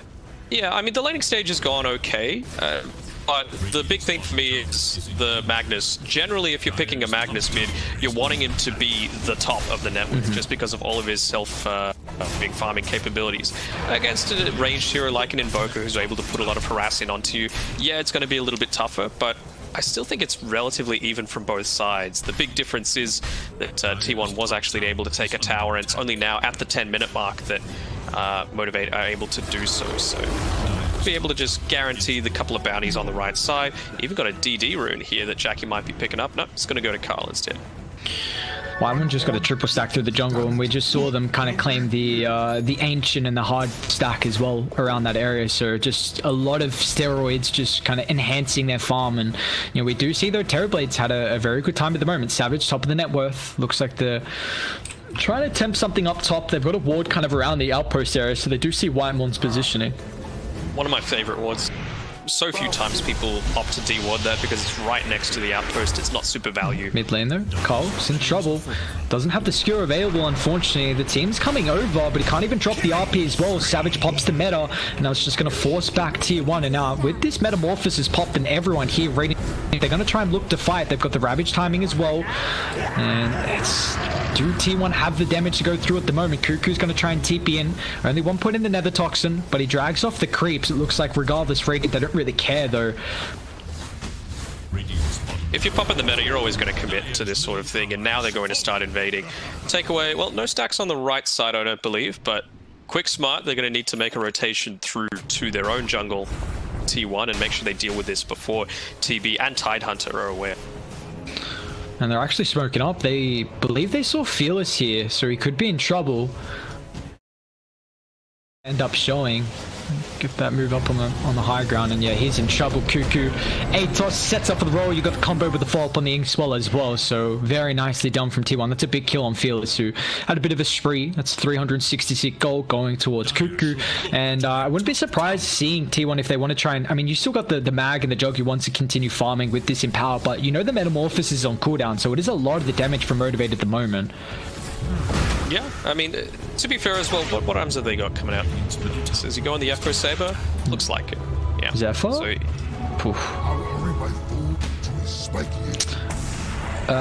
yeah, it does look like the Echo's coming out now for the mag, so we already see... He's just continuing on farming, and if there's a fight that suits him, it's so weird seeing this style of thing, right? Normally, you're like, well, the pacemaker is going to be the mid laner, but Carl, he's going a super greedy defensive build where he's just going to sit back and farm, and Jackie's doing the exact same thing. Their farming patterns, they're intertwining a little bit so that they can get the empowers off, and it's putting a lot of emphasis onto the support duo in particular for T1, but they're doing a great job. You know, the fact that it's still 7-7 right now means that they have been putting in a body of work. Yeah, Q could be in trouble down bot though. Looks like the Omni Slash just going to get dropped from Jackie.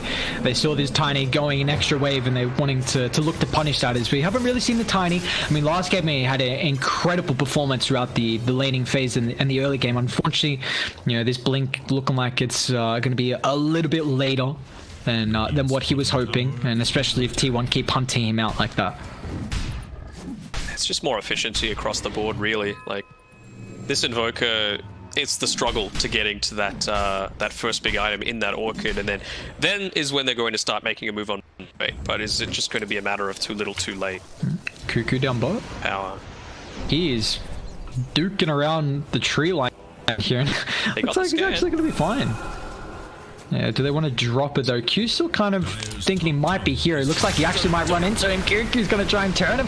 Find Fearless, who with the Avalanche Toss combination, it looks like Cuckoo's going to pay the price, and Fearless, he can just hide himself up in the invis, although Cuckoo's still turning on Q, who's taking a lot of damage, even has to commit the False Promise to make sure he doesn't die there through the poison attack. But meanwhile, it does kind of free up mid, where we see Dai thinking about trying to walk up and maybe put a little top, but instantly the fight teeps in, and being this guardian that the tanky boy can be. I'm liking how they're going to be synergizing their item timings though. It's only about 700 gold away from the Blink Dagger. Not often you see that as the first big item for a Tide Hunter anymore. You see the Greaves or Vlads or something along those lines, but he's going to be getting it around the same time as this Orchid. Orchid's just coming out for the Invoker now, so we'll see what they opt to do. With prioritize a bit more farm towards Nevermind, while Orchid Invoker, they just try and scout out and get kills on his own with the Oracle and the Tiny. What are they going to do? What's the big side this next 2 minutes or so? Yeah, we're about to have the bounties come up as well, so we'll see if there's any rotation through them. It looks like Guide trying to sweep through that bottom side, just make sure Radiant aren't thinking about contesting it, as Radiant just going to control up this top side of the map. Looks like just will be the 2-2 apiece with the bounties, but it's just another kind of farm fest mode. I mean, we went 16 kills, 15 in, but you know, with the mag lineup, you're kind of expecting not as much aggression as some other games. It's C-Dot though. It's going to get aggression coming through, and that is very close to the Blink Dagger as well. So a couple of Blink Daggers coming at exactly the same point in time is going to be a big power spike for Motivate. So it's just about defending this mid tier 1 tower, you would think, as the priority for them. But Siege Creep's already here, so T1 will opt to fight around that, and the smoke starts to come through. Jackie, Zephyr, Cuckoo, they're all coming. Yeah, Q, he's in trouble here. He's got Boombell on the back line. The False Promise is available if they want to chuck it out. Tide just picked up the Blink as well to counter-initiate. Nevermind. Needs to try and find the angle, but it's a little bit hard. Jackie protected with the Magic Immunity. So they'll clean off the Tiny, but on top of the backline, K with the Blink forward, finds the RP. It's on top of the Tide Hunter as well, so we can't counter-initiate. Boombell protects up Fearless, but they've got the vision to be able to chase him down, and they're all in trouble at this bottom side as Fearless actually gets a decent amount of health back here, and Jackie actually wants to turn his attention, try and Boombell as he disengaged away from the Invoker, and now Savage is showing up at the Metamorphosis as well, along with this Alacrity, so they could be in trouble. Try and play around with the Ironwood tree, but man, T1 very nicely done from them. They get 3. The Ravage from Carl on top of the back, finding 2, but Quick Fingers from the Oracle does keep the Invoker alive. Quick Fingers, and he also had the reason he lived is not done. Toss back. Q is going to be able to find Cuckoo, where Savage is set up with the Metamorphoses, so get a little bit of revenge. Looks like T1 weren't able to retreat fast enough there. Yeah, he had the health potion on the Oracle, that's why he was able to live throughout the False Promise. Always good to keep a couple there. You can see he's just purchased up another one for fight. Well, Cuckoo's understanding. He already had a courier there in Roche waiting for Radiant to walk in, and I mean, Viper's down for another 10 seconds. Wymon can definitely scout out, and it looks without the Metamorphoses. Do they still want to stay though? They don't have any life steal at the moment. Savage can sunder out, but this could be a difficult fight for them to take. Yeah, I think the incentive for that is that you just saw the Omni-Slash used, you saw the RP used, so it's like, well, what are we really scared of? But meta being down is just big of a deal.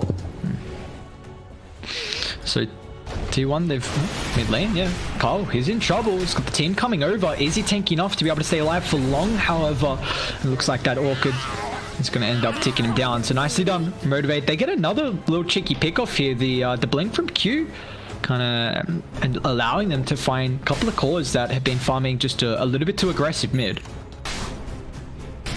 I was thinking maybe that would be the trigger for them to go Roche even without the Metamorphosis, you know, knowing that there's not going to be a Magnus for the next 40 seconds, but still opting to farm might be the death of him though. We can see the support duo starting to rotate up here, and Zephyr, he has been really effective so far this game in getting the silencers onto the backlines, but no backline to speak of. There we go with the roll forward paired up with that silence and stun combo thanks to the Grimstroke. Nothing you can do there, unfortunate for the Terrorblade. Just really nice support rotation. It looks like Fearless is looking to try and punish with the wrap coming through from Q, but again, this Warden Sentry giving them a lot of information at the moment from T1, and they might actually look to bait with the TP rotation. Carl's in. Got the RP as well. Q, let's see if they group up. They're going to be careful. Wymon straight onto the backline with the silence. They do find the Earth Spirit kill, but now it looks like the Evoker's in trouble. Carl's going to drop the RP. Q will scurry off to the northern tree line, but they got the core and the Invoker, which is exactly what they wanted.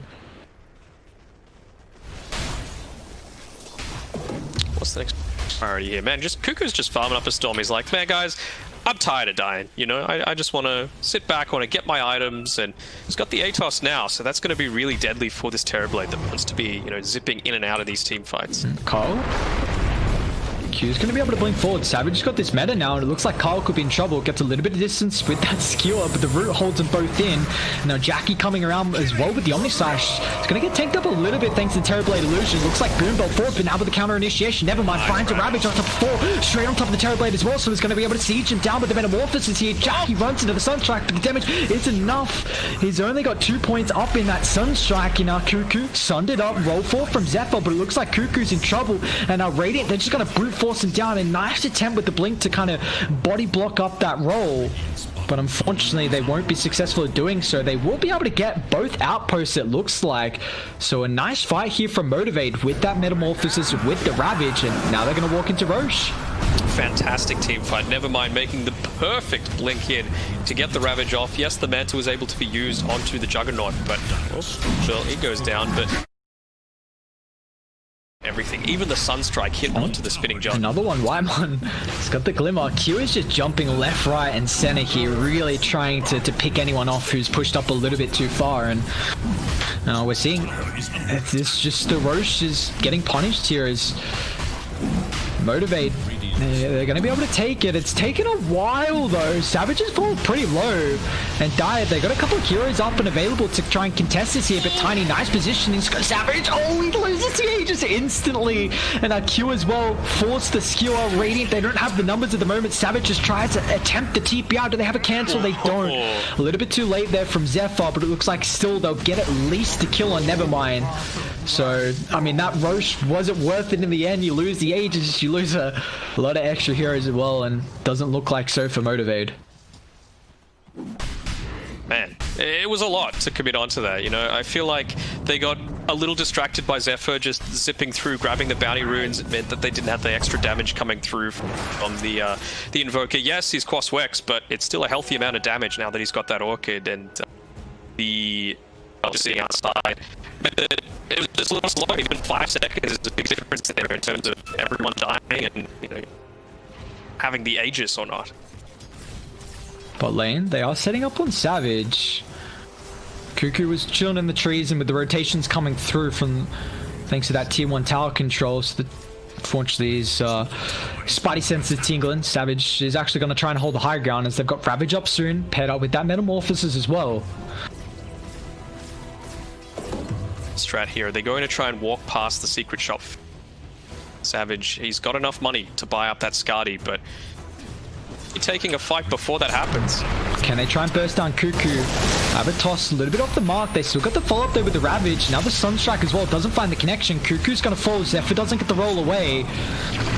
He's still protected with the Glimmer Cape, and now with the Tornado from the backline, Fearless gets the angle to control up too, and now with the BKB pop from Carl, he's trying to find the opening of the RP. They're going to come back forward now with Jack in the buyback, skewers in. They're going to be careful because that Shockwave drag back protects him. He's got the false promise though, but it looks like Terrorblade's still in trouble, gets the Sunder out, but trying to turn on Jack, who's going to end up falling, and now Carl's in trouble as well. Terrorblade's still going to pop after the false promise. Carl's trying to turn on top of Fearless, who's running very low on mana and that health as well.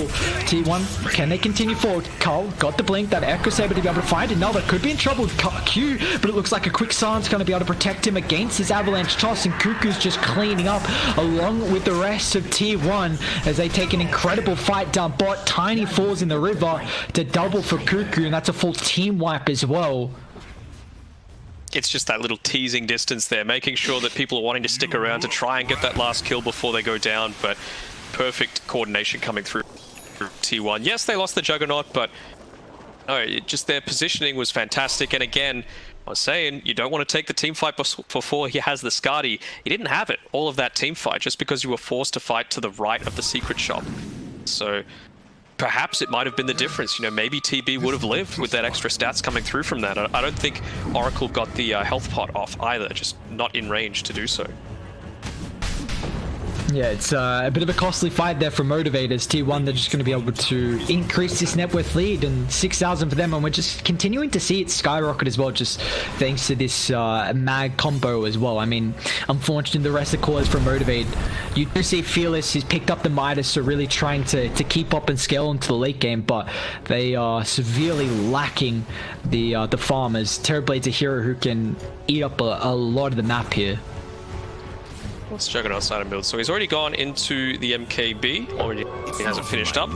And yeah, I can see why. Like they haven't really made too many aggressive moves right now on Motivate's side, and they don't exactly have the lineup to do so. So why not just play this style with the mag, with the Juggernaut, where you can sit back, get your items, and then when he does decide to fight, even though he's going to be a complete beast, it's just not going to be enough.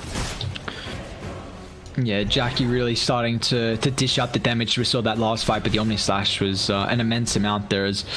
I mean, this game kind of stalled out a little bit. Looks like both teams really trying to find that next kind of set of items here. There's a decent chunk of the gold in the bank right now for Mag, as Carl's going to be going for the Silver's Edge. Is there...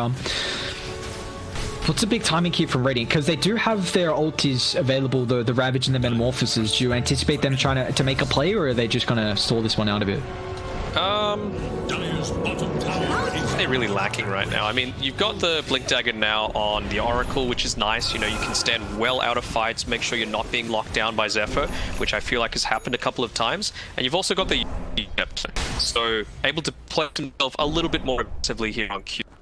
So I think maybe that's the time that they're looking for. But at the end of the day, they're still kind of lacking. There's the Vlad's completed on Nevermind as well, so I think they're going to be pretty happy to move forward right now, but at the same time, BKB complete on Zephyr, who's now got his boots of travel, so he's able to roam around much more. Not really too much the enemy team can do about it. Is that a Silver Edge as well, just being completed as well? I believe it is, yeah. So it's a lot of items getting picked up from either team, a little bit more kind of utility we see from the Radiant lineup, but you know, the Yours, the Blink, the Vlads, and Die, they get some of the big items here with the BKB and that Silver's Edge. And we see, unfortunately, that smoke up mid, Jackie wasn't able to find anyone, but they are really looking to pressure. Unfortunately, they don't really have any deep vision at the moment. Grim does have one Observe Ward, so we'll see where they want to try and place this, if it's going to be around the triangle to control up this area.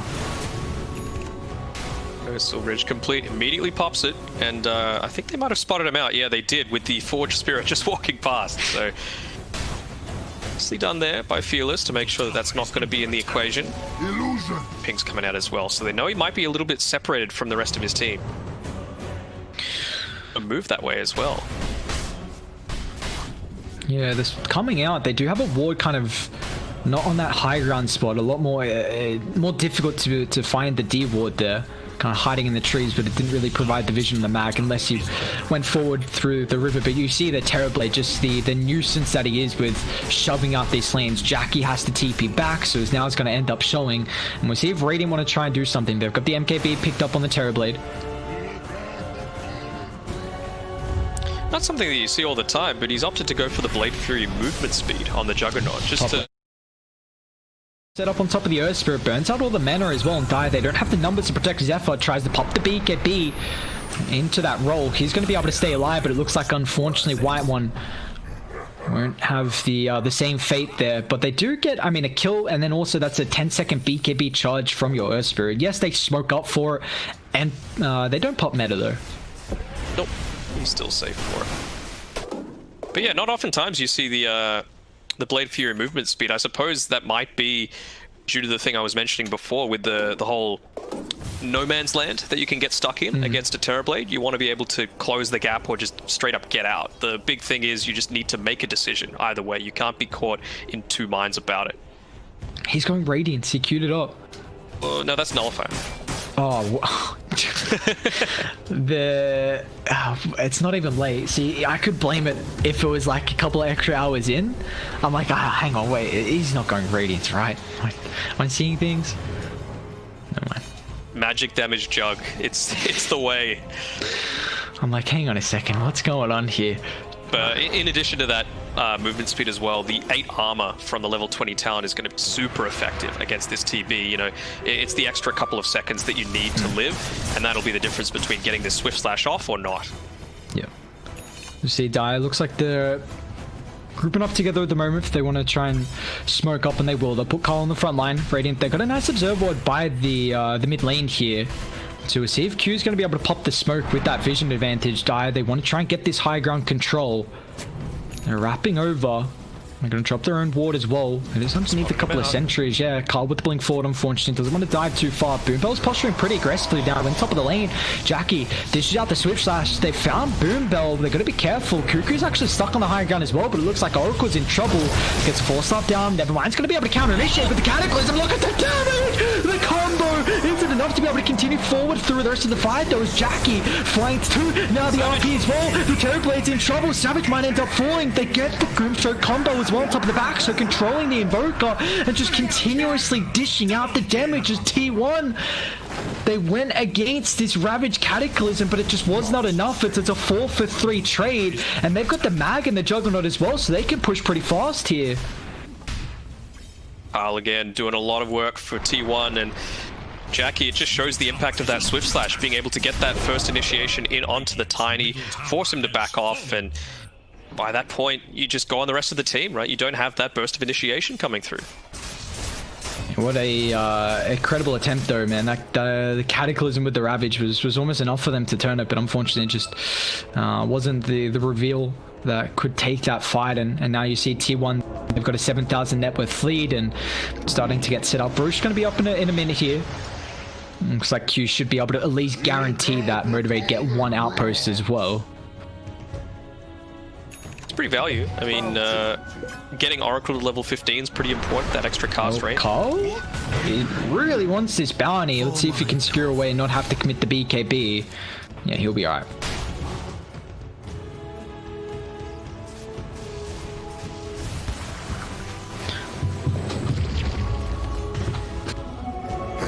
What is... They got a cheeky haste, alright. We'll see what Jackie's he's got this nullify queued up, so... No Radiance, unfortunately. They're going to nullify, but it's going to be very annoying for them to be able to deal with this game. Just the dispel of that tiny defensive factor is not going to have a potential, I guess, a tied Ghost Scepter as well to keep in mind. It's a lot of respect being given to Q, the fact that you're essentially building an item. Or, yes, you can use it on multiple heroes, but I think he's the main target of it. And here we go. Roshan's up. Viper scouts it out with roll forward. Zephyr trying to find the opening, but now he could be in trouble. Doesn't get the perfect initiation. He actually finds the backline, which is the Evoker. With that protection of the BKB, doesn't really have to worry. And Radiant, all their heroes aren't here at the moment. They chuck up a Cataclysm, but the damage isn't there. And now Dire, do they want to continue for more with the double Viper strike? Invoker just tanking up all the damage. Unfortunately, that protection, the false promise isn't enough. And now Jackie comes out of nowhere. Switch Slash cuts him down. They get the Tiny on top of the high ground as well. So it's going to be a 3-for-1 as now they can fall back, claim the Roshan, which is going to be the second Rosh of the game here. So they get the Aegis, Cheese. Terrorblade's doing a decent job at trying to kind of give them some opportunity to get something out of the map with that tier 1 falling. Trouble looking for Motivate. Right now, he just wants stats. Like, he's already gone the Skadi, he's picked up the Reaver now, so a lot more durable to a lot of these engagements that are happening from T1. You could just see Zephyr, he's happy to throw his body in. He knows he's got the rest of his team backing him up, but is it going to be enough? Maybe might choose to move from the Imp Claw to something else when these next items pop up, but that's 5 minutes from now. And I'm sure that T1 are going to be looking to push their advantage with the Aegis before that happens. Maybe wait for the level 25 on Jackie, but other than that, can't think of anything that's too passive. They've hit their timings. Be able to defend the high ground with the kind of the big team fight combo they have with the Tide and the Invoker, and just trying to defend and put Terrorblade with that Metamorphosis. Can they hold the high ground, or is this a game where just you've got Aegis, Jackie just slow siege, and unfortunately they don't have the lineup to deal with it?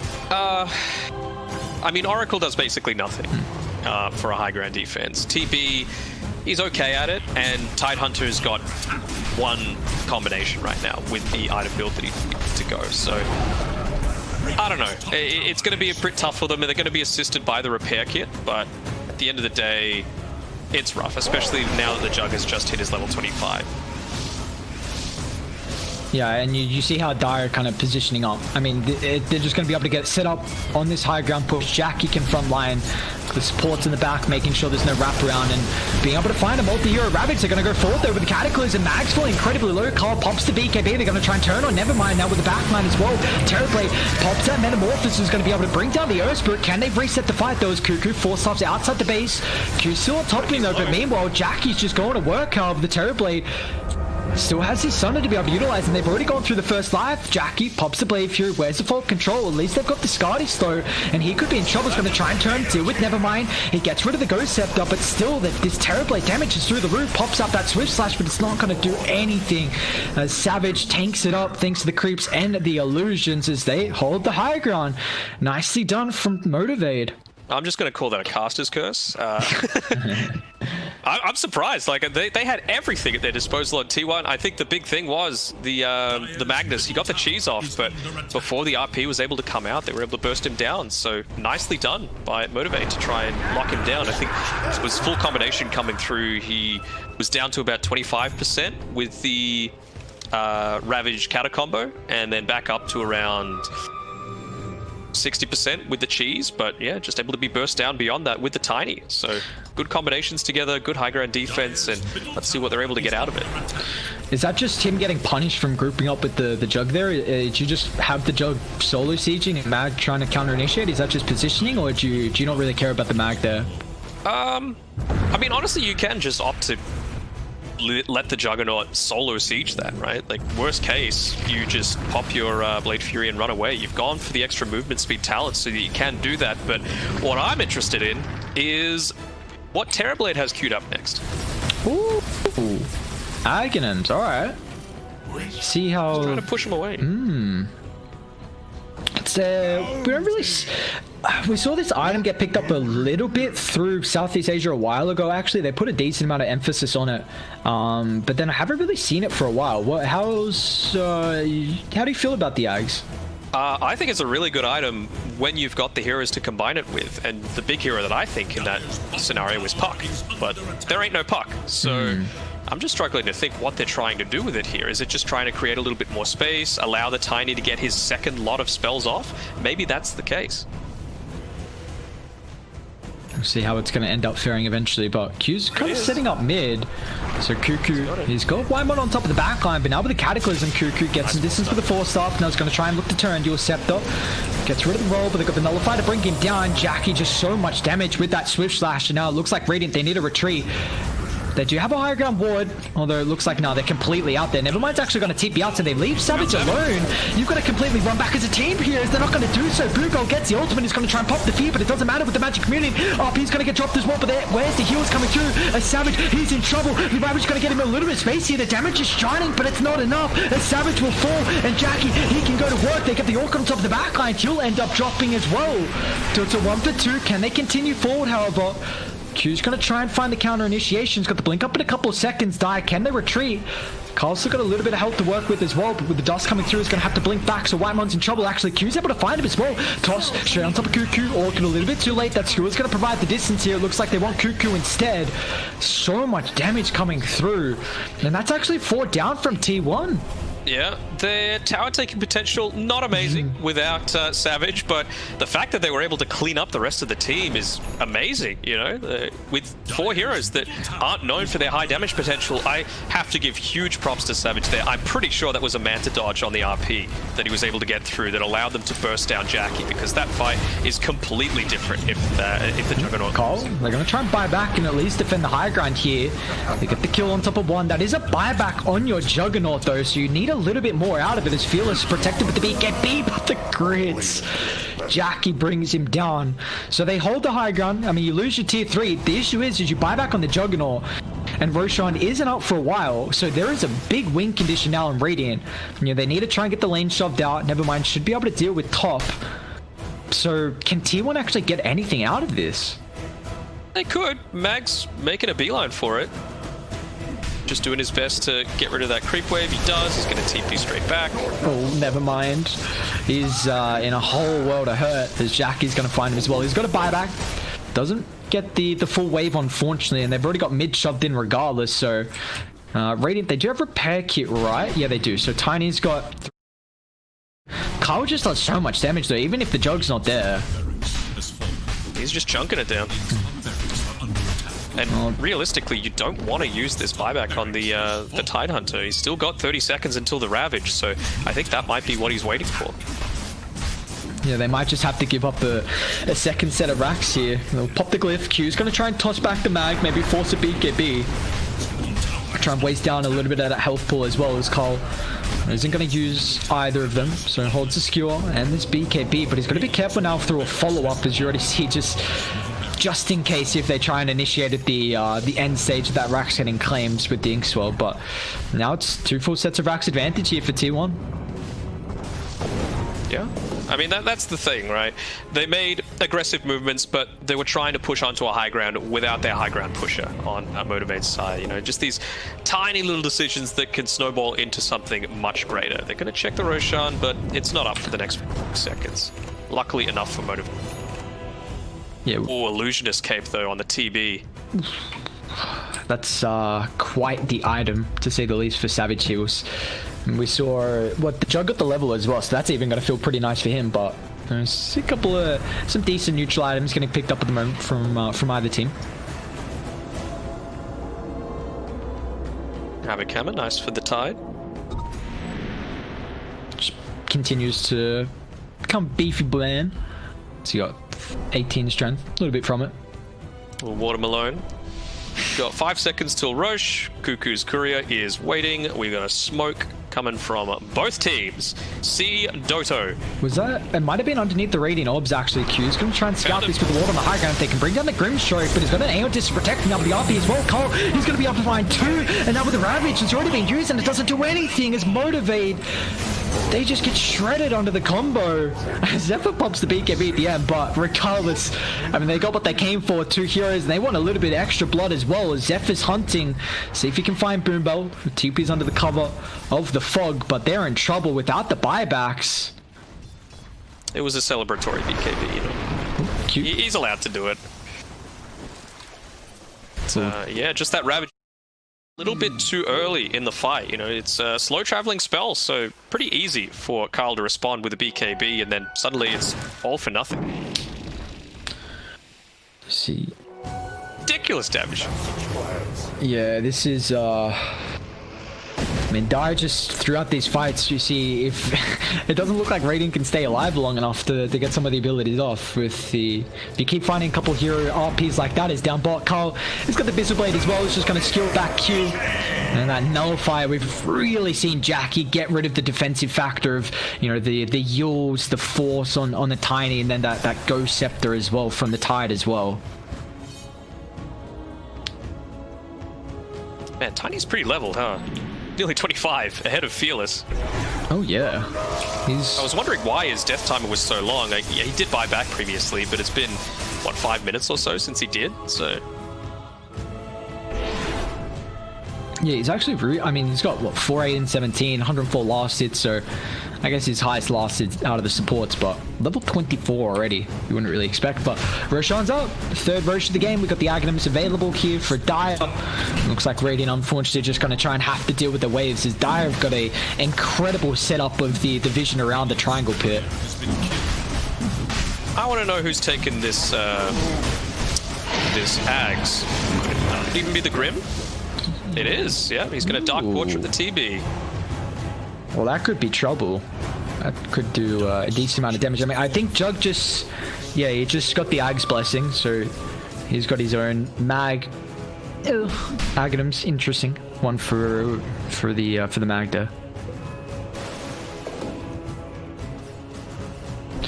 And see, T1, they've got a massive advantage now with this 16,000 net worth lead. Terrorblade is still doing very well in farm. And you see even Savage has got the Rapier queued up, so he's going for this kind of last resort item on the Terrorblade. We'll see how he's going to fare. The thing is, if you can get the False Promise off on Savage, he is staying alive for a very long duration because of that. And he's going to be able to dish out an immense amount of damage as well. So you've got to be careful on how heavy you commit to try and deal with him. Yeah, there's no Skadi or Spirit Vessel or Shivas on T1 just yet, so none of that minus healing is going to come into the equation. Here we go, Rapier's coming through. Be careful with that pathing of it though. Make sure you don't lose it. There we go. I think they saw it. They have the areas so heavily warded that it's silly not to. Wymon. Ward with the toss back. He could be in trouble. Dire a little bit too far away. He's got the E on this force stuff as well. Here come Dire. They drop the healing ward as well, but now Tiny, has he overstepped the mark?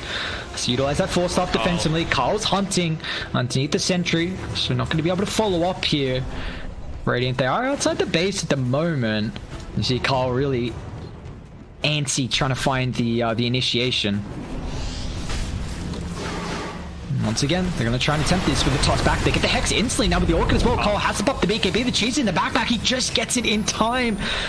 Sunstrike though, they might take it up. It's off the mark, and now never mind with the Ravage as well. Just clips onto one. Carl's able to try and blink away, and they've committed incredibly far here. Can they continue forward? However, got to keep in mind Savage. He's got this Rapier, but if Dire just disengage, that is perfect for them. Ravage down, meta used. They're actually going to go back. Savage could be in trouble here. He's got to be careful. They sees that Dark Portrait, so it looks like he's going to be able to retreat away. Do they hold the high ground though, where Savage is set up with the ward? Oof.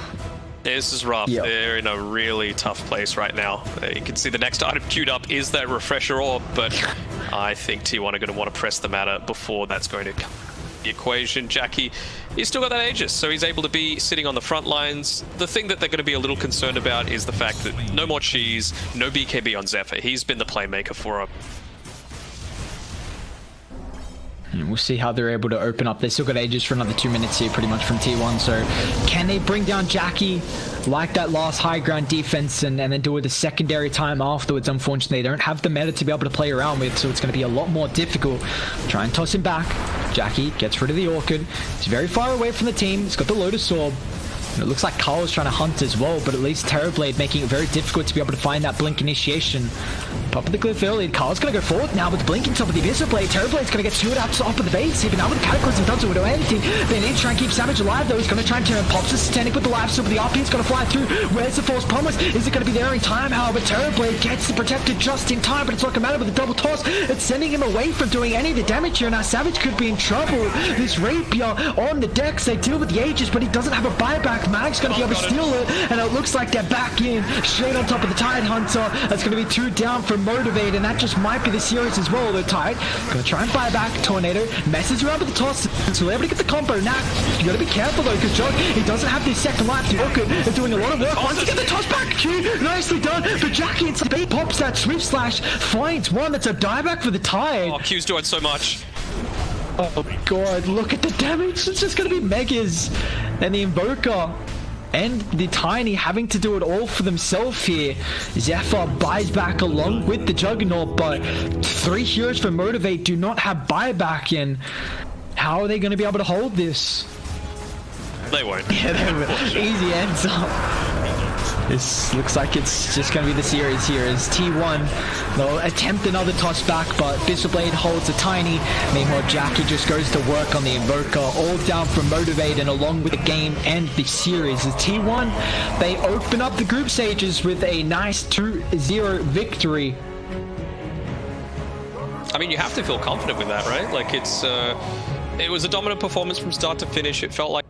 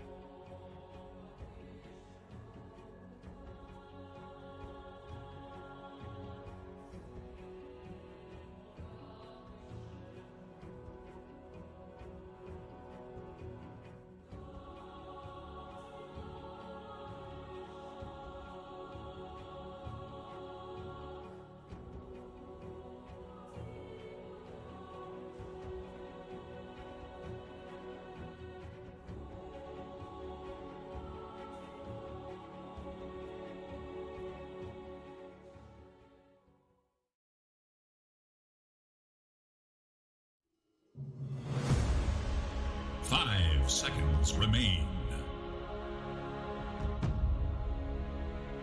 It is Radiant's ban.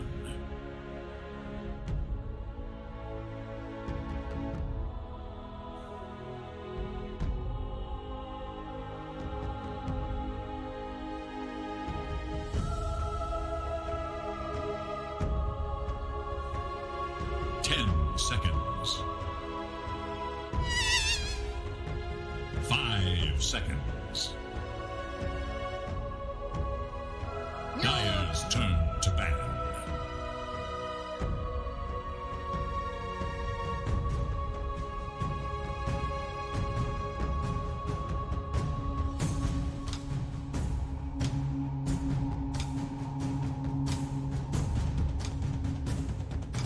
Seconds remain. Radiant's turn to ban.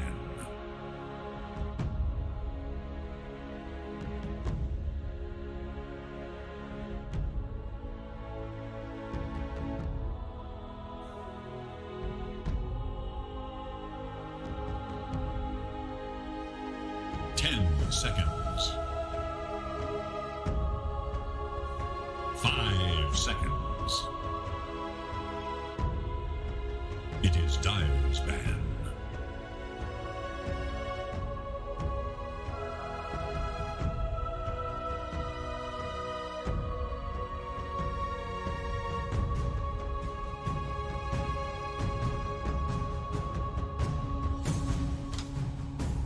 Seconds remain. 5 seconds remain. Radiant's turn to pick.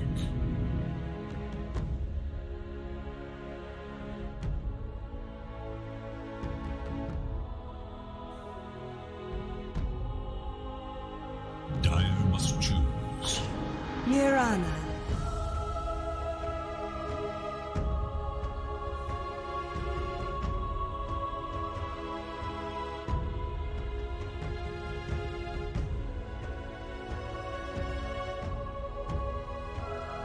10 seconds remain.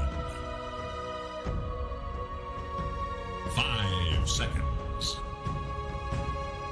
Radiant's turn to pick. Nightmare.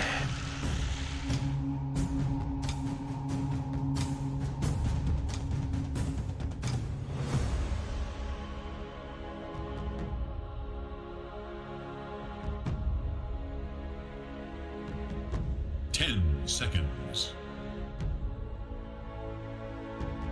5 seconds remain.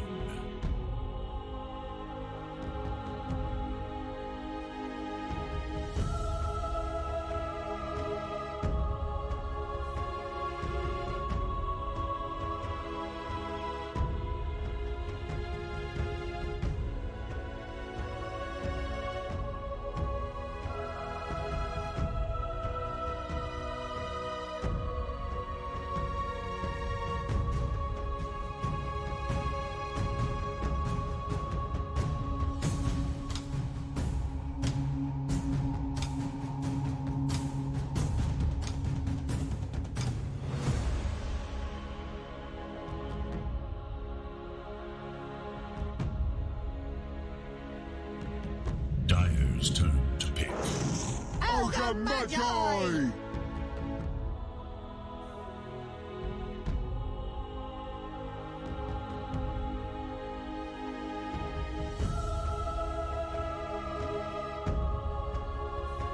'It is Radiant's ban.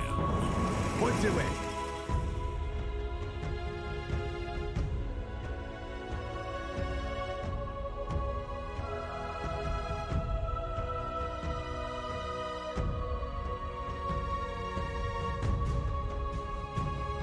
10 seconds remain. 5 seconds.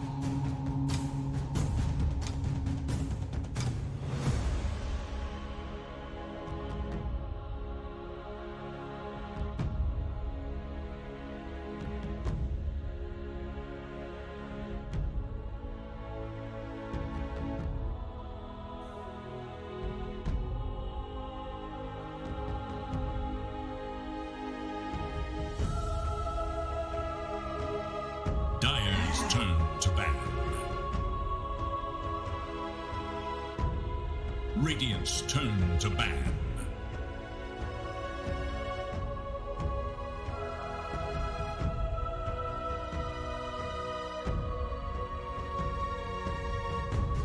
It is Dire's ban.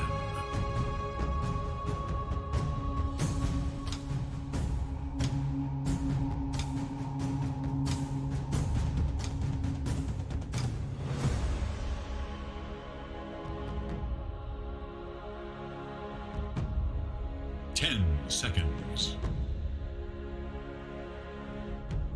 5 seconds remain.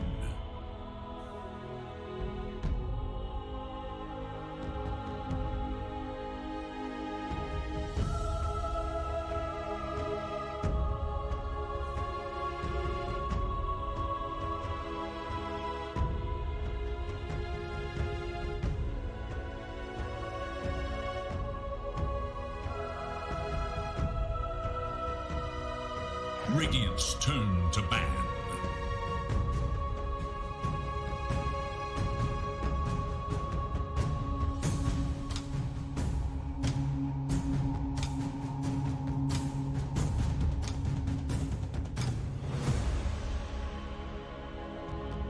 Seconds remain. 5 seconds. Dire's turn to ban.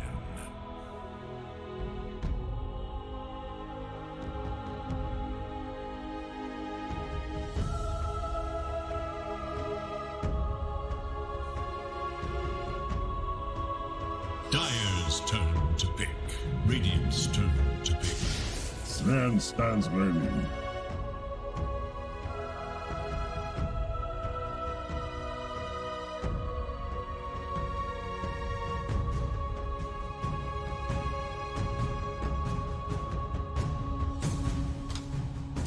Seconds. 5 seconds remain.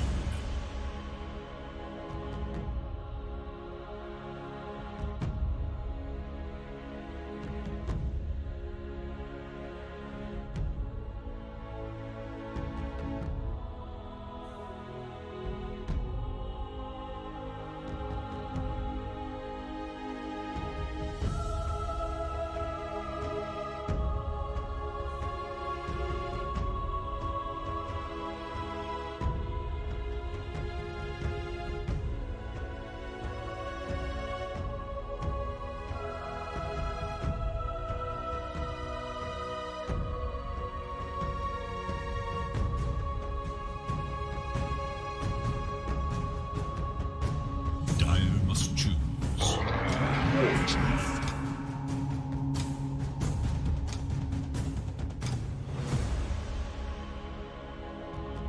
Radiant must choose. Omni Knight.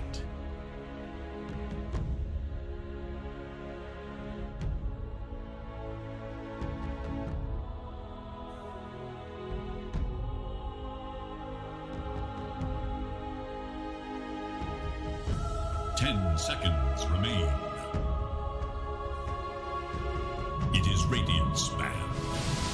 Morphling.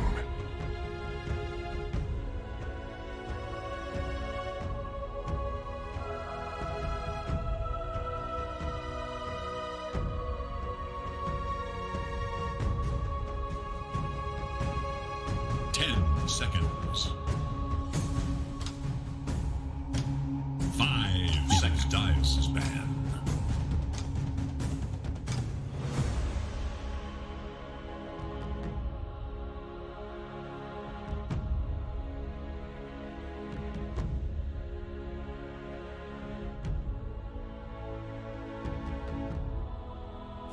Seconds.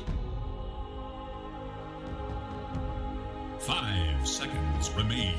Radiant's turn to ban.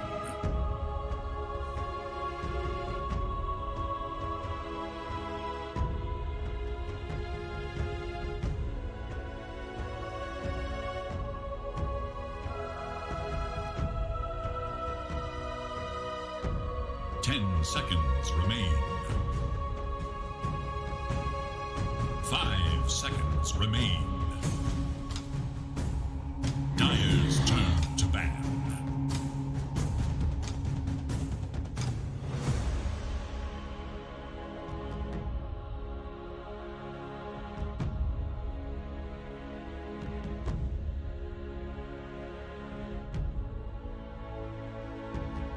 seconds remain.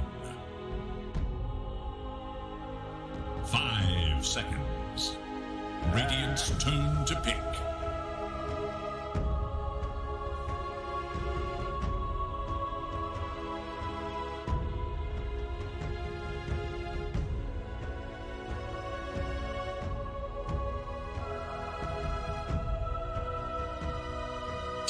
Seconds.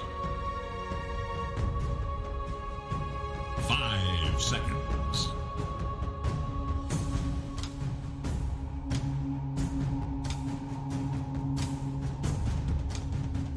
Diner's turn to pick. Wind Ranger at your service.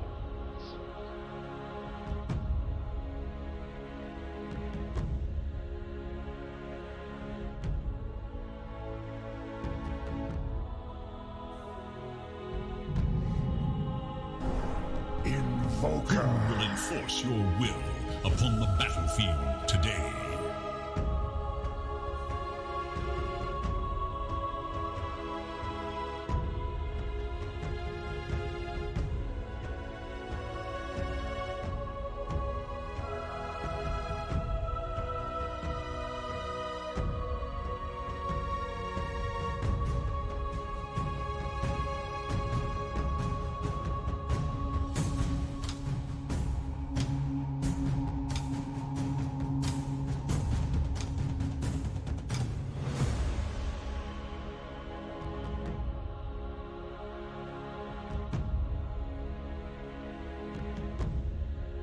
Seconds remain.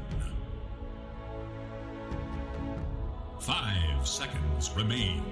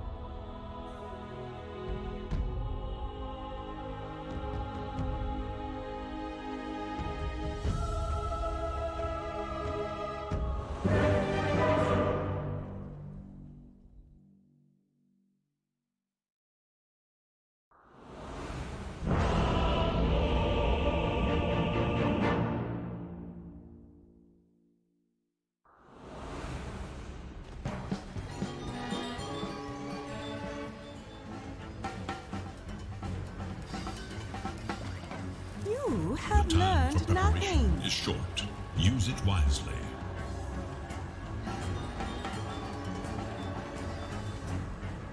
A good first series, and I'm anticipating. Was, you know, we're gonna see already TNC kind of smoke up and see what they can do. They might actually run into Moon. Nice, just gonna drop a warden dip out. So, with this potential here, I mean, how are they? What is really the timing here for Fnatic? Is this just the win condition from the Morphling really try and give the space here to Raven, or? I mean, I think Moon has to absolutely pop off, right? He just needs to dominate. He needs to rotate around the timings of the Moonlight Shadow. I think that's going to come into the equation quite heavily for Jabs. And if they're able to get kills onto the Invoker, that's going to slow down the Sven's timings. It's going to allow them to, you know, make more aggressive rotations into the jungle, block the stacks, maybe take them on their own. If Massaros is able to invade the Dire Tricamp area and take away a 2-3 times Ancient stack, that's going to go a huge way. Yeah, I like the way you put it as well. If they're able to kind of make the Invoker's lane a game a little bit more difficult, because you take a look though, like the plays that TNC can really have at the moment is pretty reliant on the Invoker having a good time, as Masteros is taking a little bit of damage up top as well. Just trying to force out as much as he can. He's only got one set of Tangos, but yeah, I mean, I guess, you know, Pango being in position 4, you can make plays around the Rolling Thunder, but it just...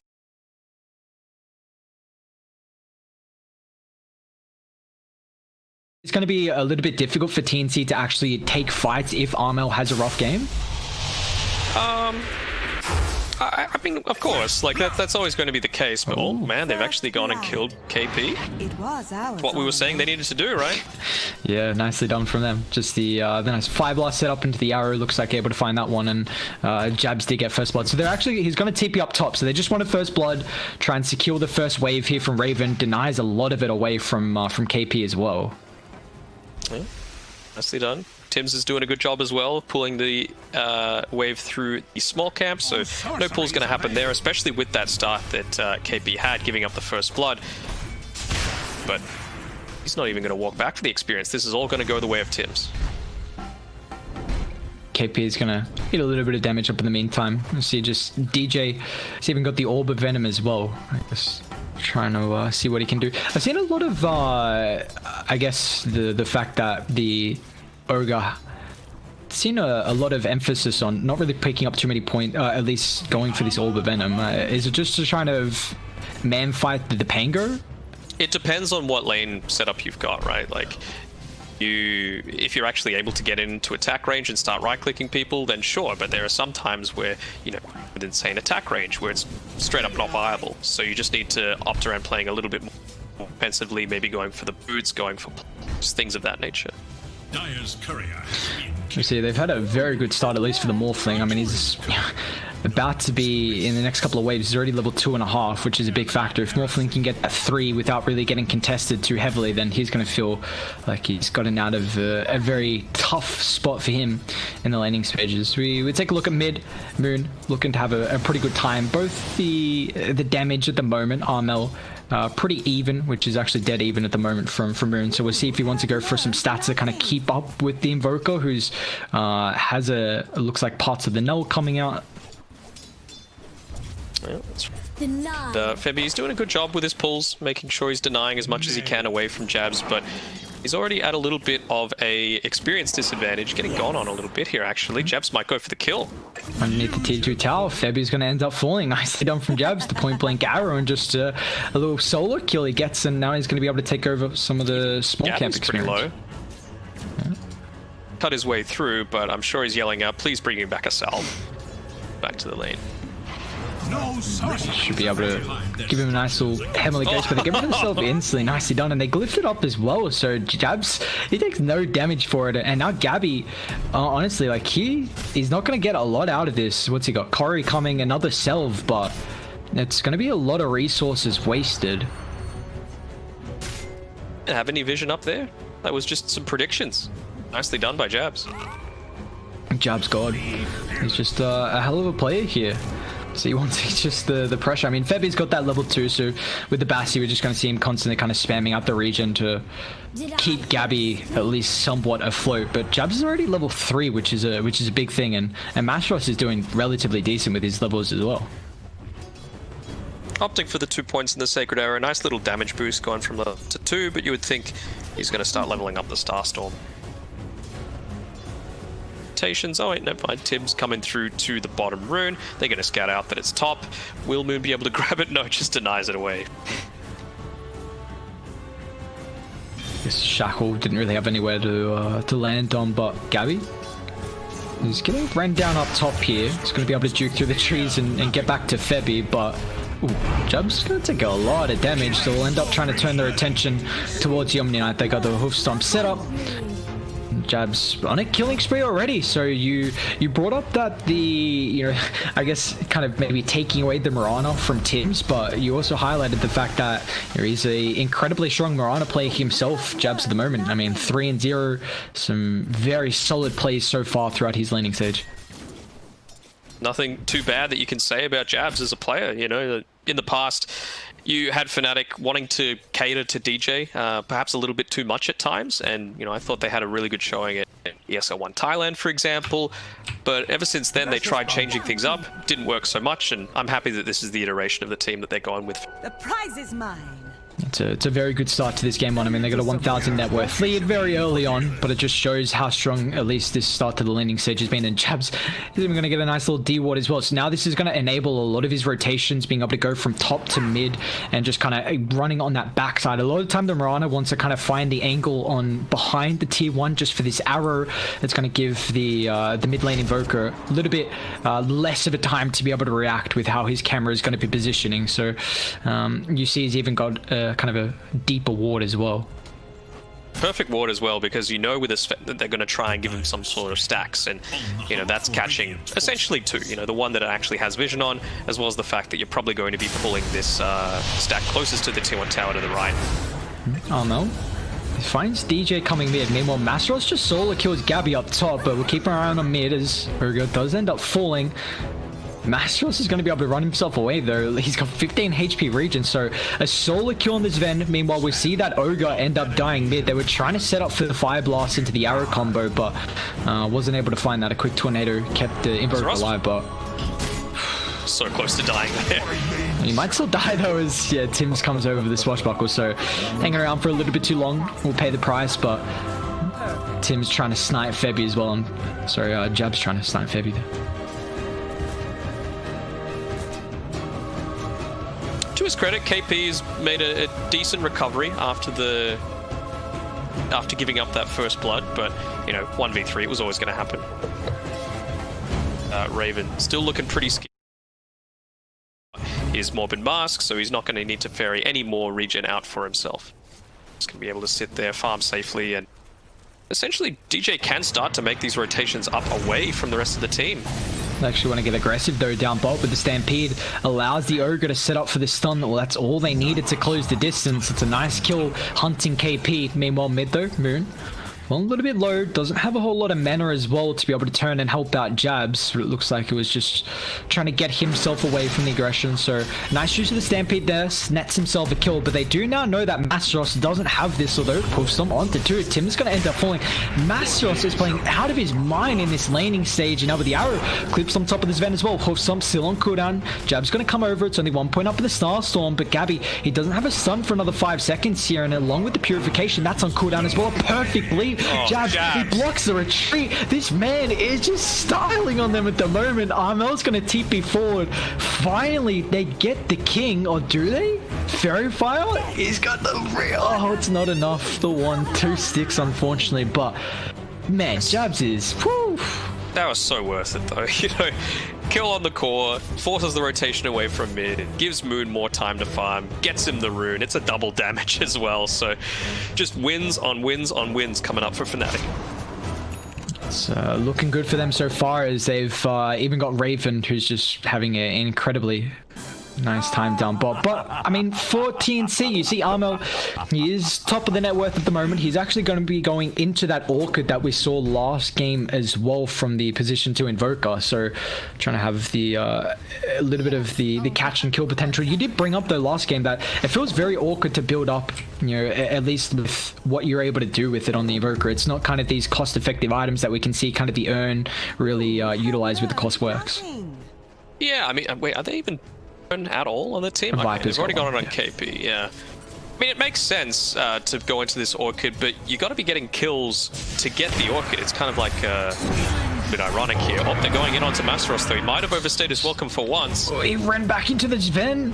It's just that last right click with the tower. Yeah, he just ends up costing him his life there. So, I mean, that's a nice little bit of revenge they get, because Gabby, I mean, he's at least the thing on this event is that you've got this innate farming mechanic with the cleave. I mean, 4 points maxed out already, so you are going to be able to catch up, but it's still got to keep in mind though, like shutting down his lane, and it's going to be very obvious where this Ven wants to play. I mean, he's just going to try and position himself around the triangle, so this can give Fnatic, you know, opportunities to move in with the Mirana ulti and just, you know, place some vision as well.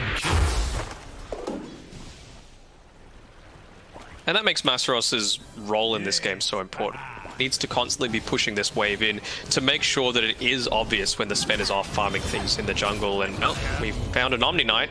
That's one little bit of information, and now Gabby is going to stack up that Ancients a third time and start to farm it up. DJ will end up falling. Raven's going to get a return kill by the bounty timing, so looks like Zen comes over and snags. It's going to be 1 for 2 overall across the map here, as it will be a lot of pressure forced on top, although KP has got a haste, and Mastros with the TP unfortunately not available here, so KP is just able to solely bring him down. Armel's even going to come over as well, just in case there's any more reinforcements from Fnatic, which are coming over in the form of the Morphling and also the Ogre as well. Let's see if they want to try and make something happen, and they will. They'll smoke up. Mirana showing. This is going to be... I mean, finding the connection on top of KP, that's the issue though. Great timings on the aggression from KP, by the way. All throughout that, Gabby was just taking that gigantic Ancient stack. Now he's able to rotate through to mid. He's going to keep pushing with this siege creep. So right now it's just delaying as much as possible on TNC to make sure that they're not focusing on the Sven. And TNC, they're looking to turn though. Armel baited out this now with the rotation coming through from the outpost. KP is going to get involved as well. The pop, the Moonlight to try and give them some space to retreat away. But the consequence is going to be DJ's life. As meanwhile, we just see Gabby having a very nice time in the jungle. He's able to catch up, but ready. They want to go back forward. Moon finds the Omni, the perfect arrow combo as well. Tim's going to try and disrupt this with the Rolling Thunder. Perfect chain lockdown on the Mirana, and it doesn't have any mana to be able to leap away. So it's a couple of heroes down from Radiant, but you do see, what's occurring across the map though. Like, Gabby's getting a lot out of this. Morphling as well, trying to keep up. He was in 5th like a minute ago, so he's just rocking it up at the net worth charge. You might see a bunch of kills go the way of Fnatic, but they don't care at the end of the day. As long as the Sven's having a good time, that's all they're worried about. Just the classic Sven game, whereas had maybe a rougher laning stage, but you just stack him up, and then even then, like, his lane's so strong a lot of the time, but just the comeback potential that he has, it's annoying to watch sometimes, as this hero is always around the top of the net worth. But the Sentinel, he's in a bit of pain at the moment here as DJ tries to help out with the stun, but it's not going to be enough there, as Armel is able to bring him down. It's going to give them an opportunity maybe to get some vision down, as Febi's got a ward, looking to drop it a little bit more aggressive. Tried to get that shackle in onto Armel, didn't quite connect. Would have been enough to take him down with that javelin. But the fact that they're able to do this, are they going to find Jabs here? They got the Rolling Thunder. Jabs got 2 more leap charges to be able to utilize as well. He's chicken throughout the tree line, and he's alright. Looks like still would have been a bit of a difficult kill to go for him. So Jabs is actually still going to go for the Yule Scepter, even though you're against his Ven with the for the 15 talent. The spell looks like Jabs mainly just wants to use it more aggressively, and I guess also what it's able to provide the Mirana with some regen. I suppose so. With the Sven, he's most likely going to ult. He's probably dead here on Jabs. Maybe not. He's just down. They're probably going to want to try and get aggressive, start making their first movements when he's got that axe picked up. So maybe rather than using it defensively, just needing to make sure they're in prime position on some high grounds, and then use the Yule Scepter offensively. Pick off the Sven before he's able to get a BKB purchase for himself. Top lane KP. They missed the shackle. They're still continuing to dive though. Moon's doing an immense amount of damage. They get all focus fire, javelin, and the right clicks. Unfortunately, the Viper not really able to deal with that. Even Raven's trying to show up as well. So, they haven't found a tower just yet for Fnatic. It looks like they will finally be able to though, with the top tier 1 ending up falling here. Yeah, good job. Gives Raven a little bit of... Snipes a few of those creeps there, but Raven still gets the majority of them. Just going to progress into the jungle. It opens up a lot more farming space for him as well, so be very happy. He's been able to achieve. Big that we've got waiting. I suppose they're getting close-ish to this MKB. I think maybe Moon will be trying to pick that one up, only about 750 gold away, and then starting to make some action. Yeah, it's going to be the hunt potential that Moon can have, and also just the Mirana constantly enabling you to be able to find these pickoffs. As though TNC, they're smoking up, trying to catch up Masteros here. This is very deep, and if you can get the Stampede off, he's also got some magic protection with the hood, but it looks like still Masteros is in trouble, as there's actually no help coming through from Fnatic. They'll end up burning out the Centaur. Now they want to try and look to take the tier 1 tower mid as well. real estate this is right now, and they might even try and make an aggressive play into the bounty rune. KP's positioning himself for it, but I don't know if they're in this position to do it right now with the Rolling Thunder having just been used. But Amel, he'll at least pick up this bounty rune. Find himself a Jabs kill. No Walker just yet. No, Amel can still hunt. He moves pretty fast. We'll miss the tornado, unfortunately. Oh. Jabs even lands the arrow. But meanwhile, mid, Febi's pushed up pretty far forward. Raven, waveform aggressively. KP's going to show, but I mean, with the protection of this Omni Knight morph, it's very difficult for you to actually try and pressure out Raven here. Now we've got the Orchid here, though, onto the Invoker. Might be starting to make some more aggressive plays. Morphling is, of course, public enemy number 1 for TNC. So I think they're going to be happy with whoever they find pickoffs for. Probably just only the Ogre they don't really care all that much about right now. Gabby's going for Silver's Edge, it looks like. Interesting. Precious bounty. Do you like this this item choice here from the zone? It's okay. Is he really good? Yeah, I'm trying to think. I'll be real, I don't like it all that much. Yeah. Interesting. Learned nothing. What's okay? Maybe he's going for solo pickoffs, like trying to find the Wind Ranger when she's farming on it. That I can think of. Yeah. You use it to actually start the fight, then when you panic, Wind run away, he's going to be level 15 by that point, so he can just stun, kill her. Simple as that. Yeah, well, for Dire, they're going to smoke up, trying to utilize that ward that Febi placed deep previously, but unfortunately Radiant, they're kind of potentially aware as DJ and Moon sitting behind the tier 2 tower. You got Masteros still continuing to play up top, who had a very good start to the game, 2-5 and 3 at the moment. He does have this blink coming out for the Centaur, so it looks like they want to try and maybe smoke up and make a play happen as Moon also with the MKB. They've taken the entire jungle away from Fnatic, but Gabby, he might get caught out here. The smoke pops. Link forward, and now he's just going to get melted down. Gabby will pay the price, and now they're hunting for more. Masteros with that Stampede, although it looks like with the pings, they want some objectives instead. It's going to be more guaranteed. An easier time for them as they're just going to be able to walk it down, take the T1. KP is showing they can wrap behind as Masteros is already set up at the moment with the counter forward. He'll find the Viper, the perfect chain locked down. They're going to try and get on Febi, but slow stops him from getting in range for the Heavenly Grace. Now Viper's going to end up falling, and now Omni's going to pay the price as well as Febi trying to disengage. Tim's going to be able to disrupt the fight with the Rolling Thunder. It is a 2-for-1 at the moment. Can they continue forward for more though? Armel thinking about running up the high ground straight into the hook stomp. Febi chucks out the ultimate, but it's not going to matter as Fnatic, they punish them from trying to defend this T1 tower without the help of his Ven. Masteros played that incredibly well. The wraparound, finding the initiation of the Viper, and then Stampede slowing up the Omni Knight so you couldn't dispel off the Hoofstomp arrow combo. Very strong Fnatic. It's clear that what they were looking for when they went to pick up Masteros is they wanted someone aggressive, someone that can find those cheeky pickoffs, and Masteros is playing his role to perfection. It all just goes to show when you're playing at this high level, a simple mistake like Gabby being caught out there where he was a little too deep, to be honest. He has teammates nearby, but just being a little greedy and being punished effectively for tier 1, few heroes, and now this game feels like it's in Fnatic's favor quite comfortably. They are kind of posturing around the high ground ward that they have at the moment, Radiant. They're coming over. See how they can initiate Masteros, 2-man Hoofstomp. The Shackle as well on top of Gabu, who's just getting shredded by the Wind Ranger, though, with the stun, provides some distance, moves into trouble. Now Tim's going to roll forward as well. Arrow connects, but Gabby has got the rest of the team here to try and provide some distance. Now Armel with Tornado, Morphling controlled up, has got the man to be able to get rid of the Orchid, but now he's just completely burned out of mana, and Raven, he's in trouble, nowhere to run, nowhere to hide. It's 3 down from Fnatic. They even get the vision on Jabs as well.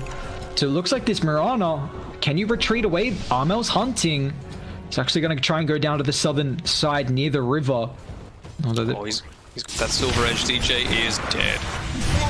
Nicely done. That's a big fight for Dire. I mean, that is... Oh, God Strength's just finishing, but they could probably still take Roche if they want it. I think wanting to just play around the safety a little bit, but it happened like we were predicting before, right? Jabs, he used the Yule Scepter offensively onto the Sven, used up a fair few seconds, about 6 or so of that God Strength, just with that Yule's arrow combination.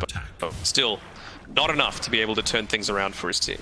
Yeah, nice positioning. TNC just answering the request from Fnatic, trying to attempt to fight there.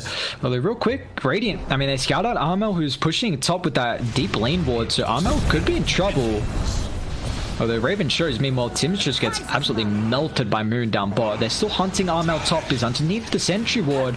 So Jabs has got set up, and now DJ can follow up with the Fire Blast as well. Does get a multicast, which makes things even sweeter. Although Armel, two-man tornado. Morphling should be able to follow up in a couple of seconds with the waveform. Even Masaroth showing up as well, just in case. So now, can they walk into Roche? Try it. 2 down. Very well could. Moon's got enough for his Blink Dagger, and obviously finished up his MKB already. Going for that solo pick-off potential. Looking to find the Sven if he can, but Invoker's the one that's going to be priority target number 1. Well, Dyer, they do scout this one out. Let's see if they're going to be able to get here to try and contest it. Sven, got strength available. Yeah, coming over, but Roche is falling pretty low now that Moon showed up with the focus fire. Looks like this haven't gone in just yet. They'll keep the Heavenly Grace out to KP. It's going to try and push it pretty aggressively, but Aegis, they've already been claimed here from Fnatic. Moon's going to be the one to pick that up, and he's actually going to go for a BKB instead. Yeah, I can feel it. It means that, you know, with that second life that he's got, he's able to play hyper aggressively rather than just go for the singular pickoff. They're actually smoking up. They don't give a damn that Radiant just claimed that Aegis here. They want to pick off, even though Gabby still hasn't hit that extra item that he's looking for at the moment. So they're hunting down Jabs, but this is incredibly deep here. Jabs stunned up. They should have the control and the damage to bring him down throughout the first duration. And they do so with the Armel Sunstrike. Now they're going to try and see what they can get. Controlling up the jungle. Bot's already pushed in if they want to try and link that kill up with an objective, but they do kind of have to worry about top as well, which Masaros is shoving the lane in.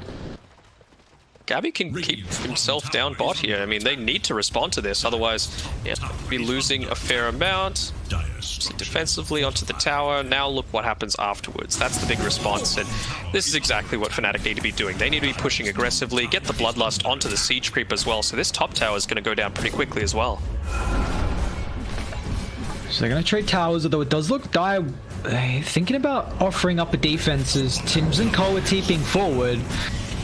They didn't get that tower fast enough, and now they want to continue defending with the Blink straight on top of the Morphling, but Raven's able to get the attribute shift off, and now they still have the Stampede if they want to reset the fight. But on top of the backline, Gabby, he finds the Yoga, Mastros with counter initiation. Can they protect DJ? It looks like with the Tornado, however, it's going to clip his life, and now Mastros is in trouble as well. Stampede's going to wear off so they can continue chasing forward for more, as Gabby will cleave him down, and now TNC. I mean, even though they're down the Ages, they are just looking to take these fights straight head-to-head against Fnatic.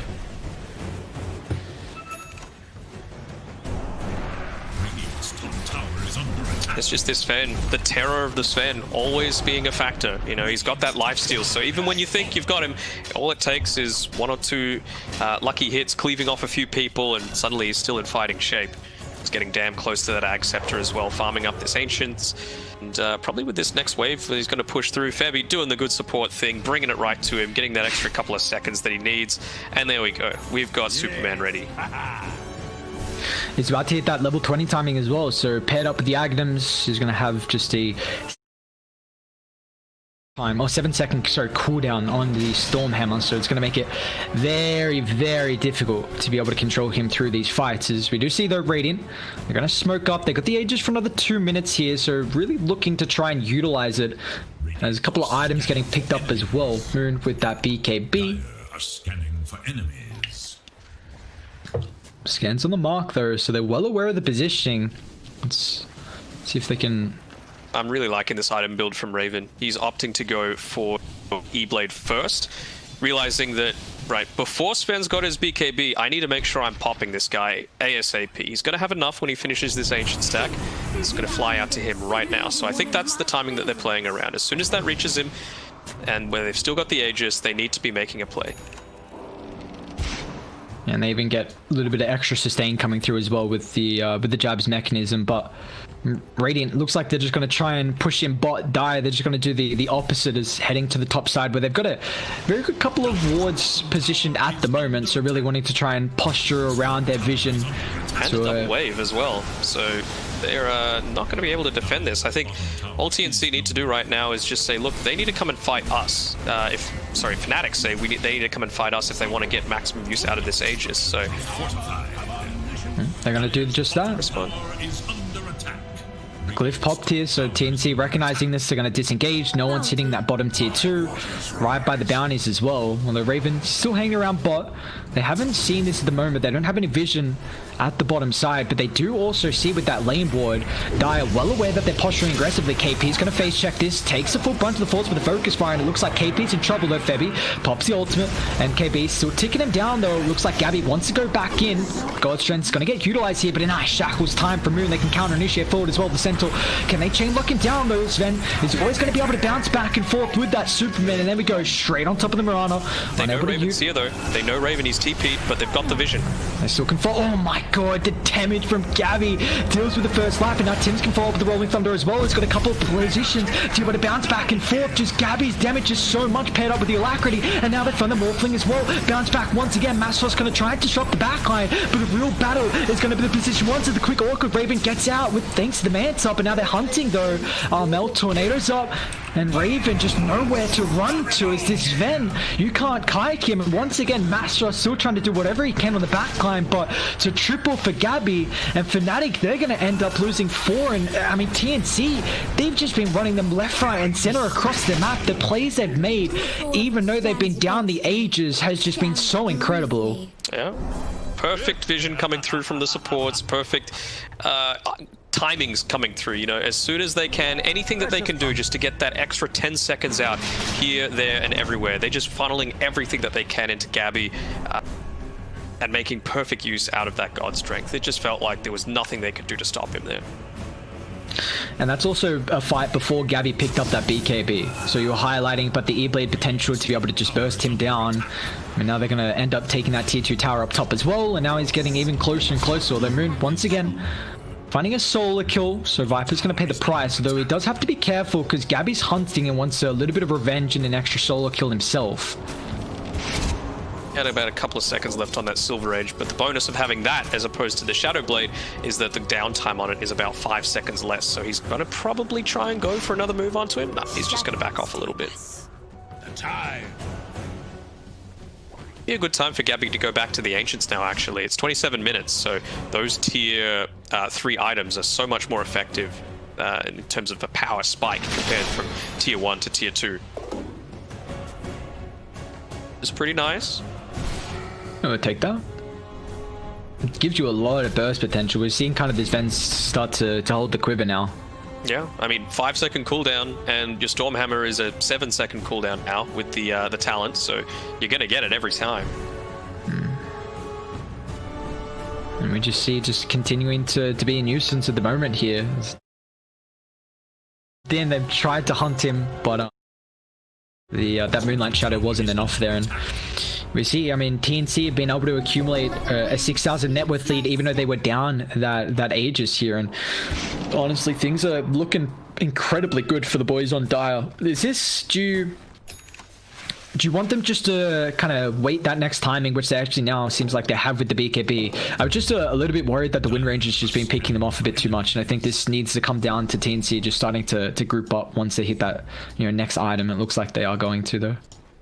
Yeah, exactly. Like you mentioned, you're worried about them getting picked off. What's the way around that? Group together. You know, there's no way that Winrun's going to be able to deal with all of you throughout all of that. You've got ways to deal with it.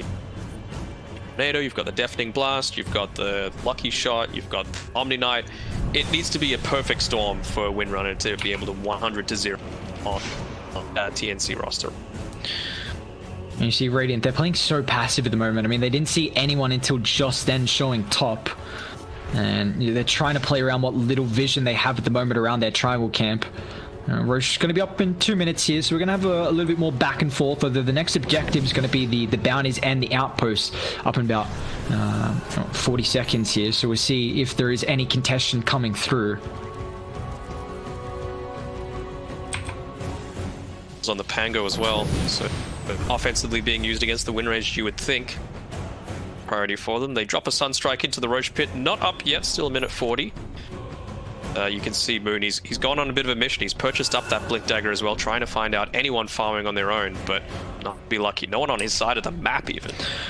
See, KP just picked up the Blade Mail as well, so it's going to make it very difficult for the Wind Ranger just to focus down the Viper, but they're going to pop the Moonlight in this high ground. Who can they find on top of the back? Mastros is going to be in trouble here, away from the rest of the team.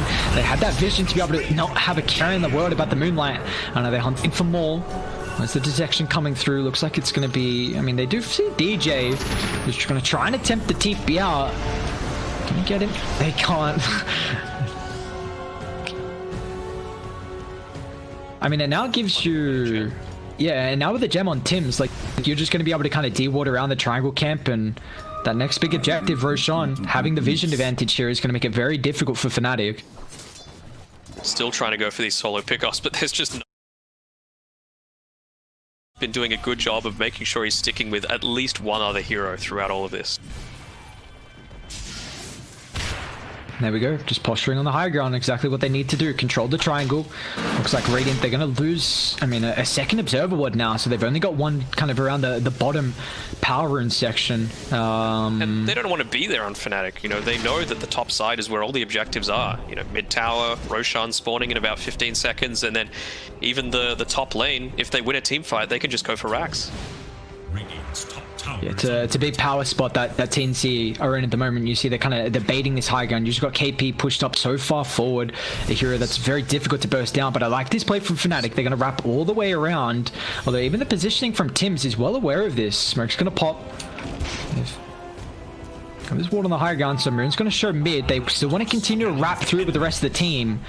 See, this is a massive wrap, but it looks like TNC, they are so aware of this. Tower is under attack. Scanning it up. Didn't pop just yet, but you can see the one standing on the front lines is Febby, a bit of a sacrificial lamb here. I mean, a jab showed, but they know that Moon is mid, so if they actually want to try and hunt, Armel's looking for someone. Timing on the smoke perfect as well. They're starting to make their move. Go, sentry drop. Mastros is in trouble here. Still Moon hasn't grouped up with the rest of Fnatic as well. Pops Stampede's going to try and retreat away to the northern tree line, but it looks like he's in trouble. Just that poison ticking him down.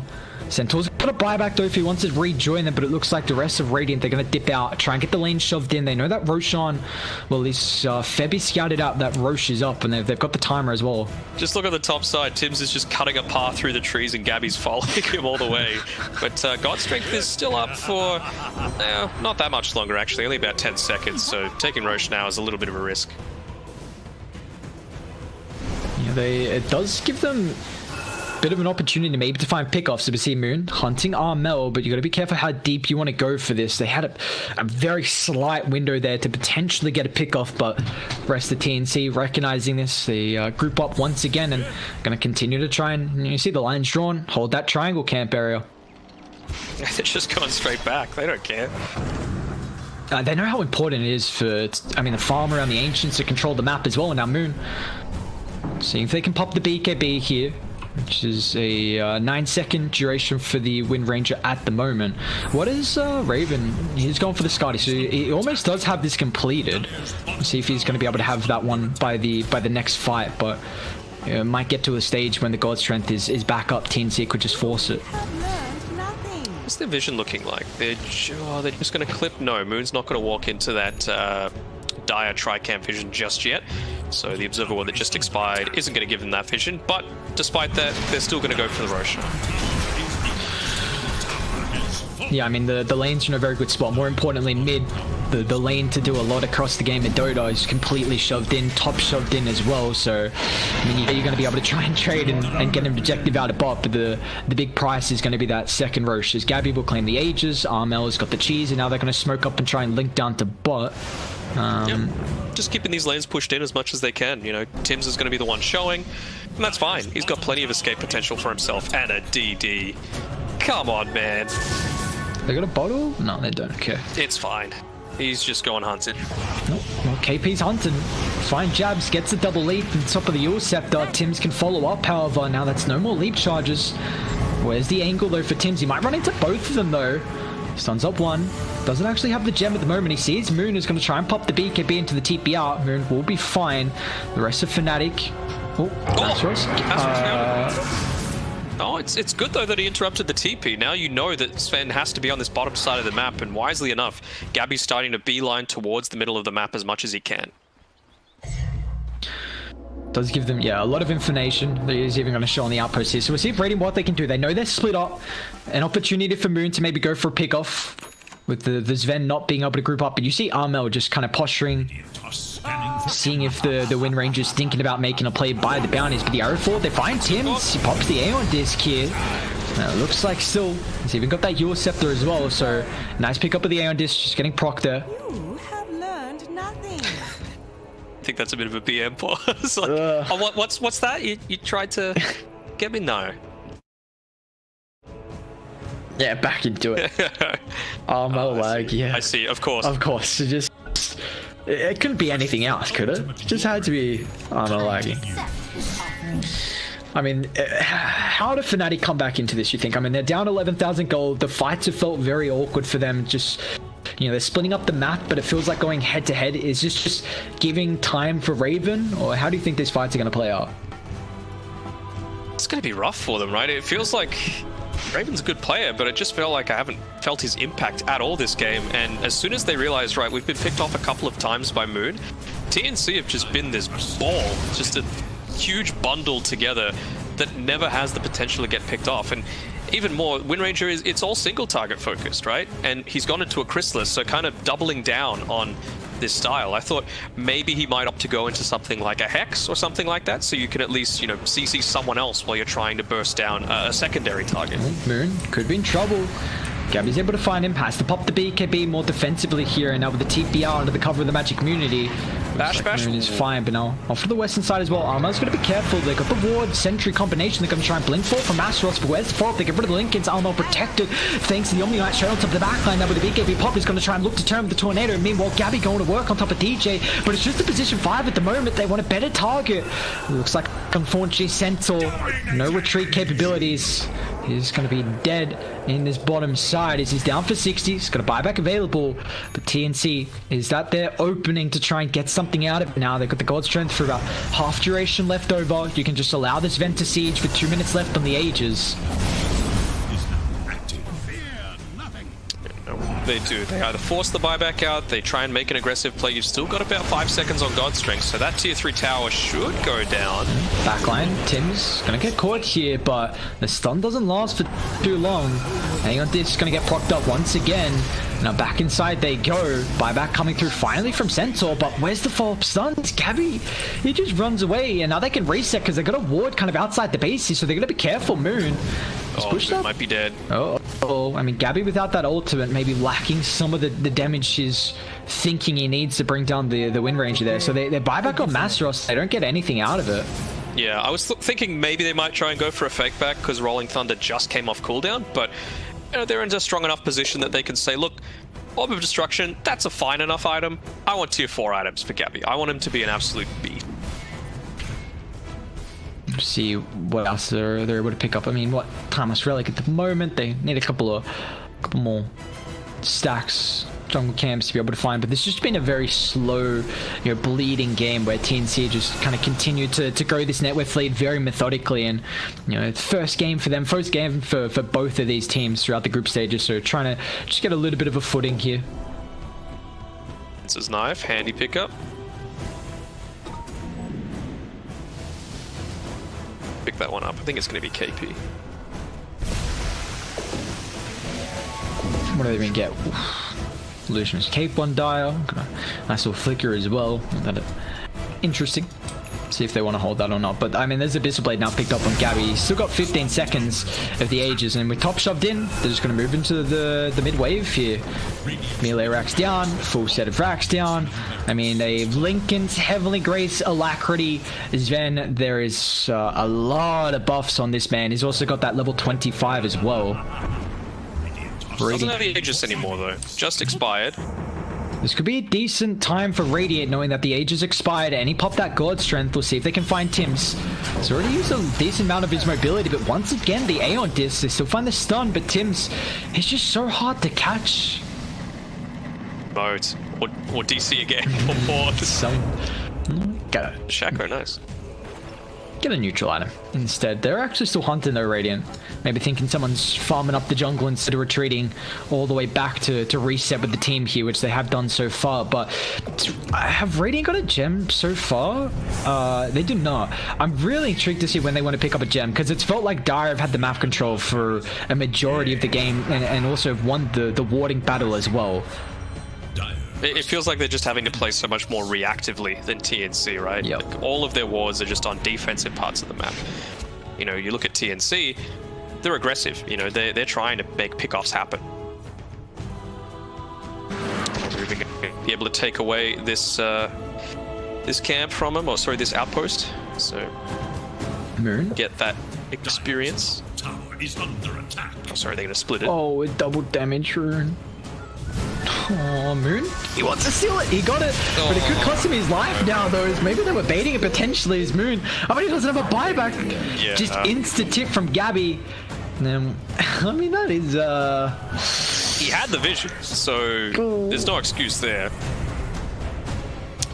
Yeah. Well, that's rough, to say the least, because now TNC are just going to walk it down. Wind Ranger, no buyback. We'll see how they're going to be able to hold this. I mean, no repair kit shenanigans that we'll see, so TNC, they can just siege it down with mid pushed in, Bod's getting shoved in as well, and just once again, look at the steroids that they give over to Gabby, and knowing that he's not buying back, they want to try and end it. It's so hard to kill anyone. You know, even Armel, he's picked up that Shaco, so he's sitting at 3.3k HP. They're going to try and move forward on Raven's illusion. KP just controlling with the ATOS, making it difficult for the Morphling to go on top of the backline, where we see Masros going instantly with the double stun, but it's not going to matter because this has got the follow-up with the Rolling Thunder, and now that Heavenly Grace along with the Guardian Angel just nulling out any damage that the Morphling's able to dish out at the moment, as Dire just running rampant inside the base.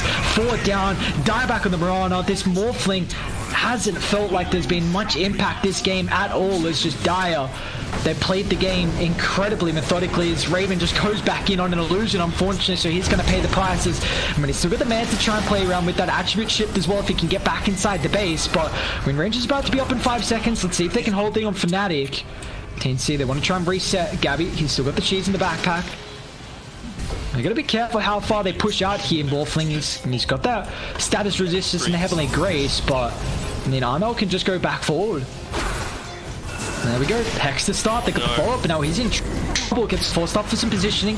Sven's going to fly through with the Superman, but on top of the backline. Wind Ranger getting controlled, so can't find the damage to be able to pick a hero up. Sven falling pretty low. Pops the cheese, but out of the shotgun as well. Morphling will pay the price, but the real question is can you bring down Gabby? Nice two-man shackle. Raven, he needs to get in range to be able to do something. Actually, Lincoln's pops a replicate, so he's unable to utilize this through this engagement. Dire, they're sticking around a little bit too long here. Let's see if they want to reset, considering Fnatic going to be up in a couple seconds here. They're back in, though. Tim's once again with the Rolling Thunder, just a constant chain lockdown, making it so awkward for them to be able to take these engagements. Raven pops the BKB, is going to try and look to turn to deal with Gabby, but they don't have the detection now. Once Armel instead, the BKB is about to expire. Gabby's back in, he's got the ultimate, the cleave as well. It's going to be able to bring down the Wind Ranger now with the Abyssal Blade forward as well. Morphling falling incredibly low. Raven has got the waveform back up. You've got to keep in mind the throne's exposed as well, but what can they do to defend the base? Is Master with the 3-man hooks on. No detection once again. Gabby's able to turn. He's got the sustain coming through. Master's trying to utilize that flicker, but it looks like that's all she wrote. As TNC, an incredible game 1 victory. Gabby gets an ultra to end at 43 minutes in. How fun of a hero is Sven, huh? It just seems very fun and balanced, especially when you don't even need to worry about popping a BKB until they're all dead. You know, you've just got an Omni Knight to...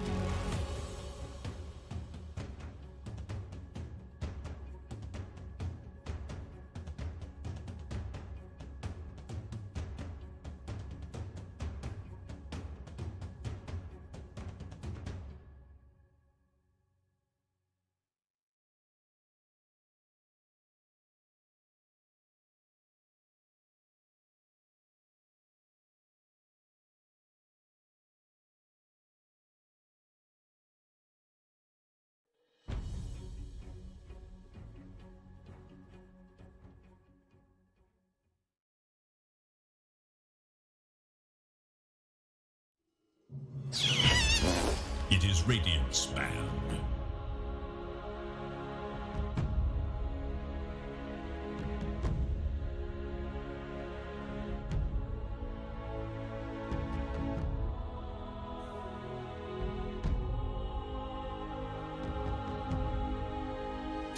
Seconds. 5 seconds.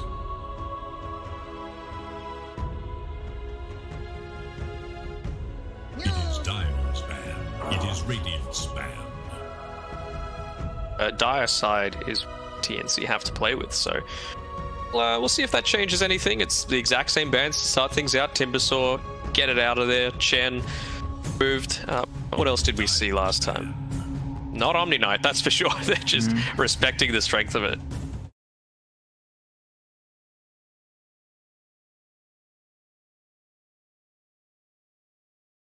But man, that's a lot of respect considering the good old Sven Omni combo, which is quite the menace that we've been seeing lately. Oh, for sure. Mirana. And stunned out with Mirana. I mean, Jabs played that fantastically in the first 10-15 minutes, but as soon as Sven just did Sven things, there wasn't really anything that Fnatic could do to try and repel that. I saw it was in one of the key team fights. He got Gabby down to about, I want to say 300 HP, and he was just prowling around waiting for his next Starstorm to come out. But by the time that it was, the rest of his team had been wiped, and it wasn't really worth expending that effort. Even potentially to kill, he just didn't want to take that risk. And we're going to see another Vipers, so this is Groundhog Day that we're going through tonight now.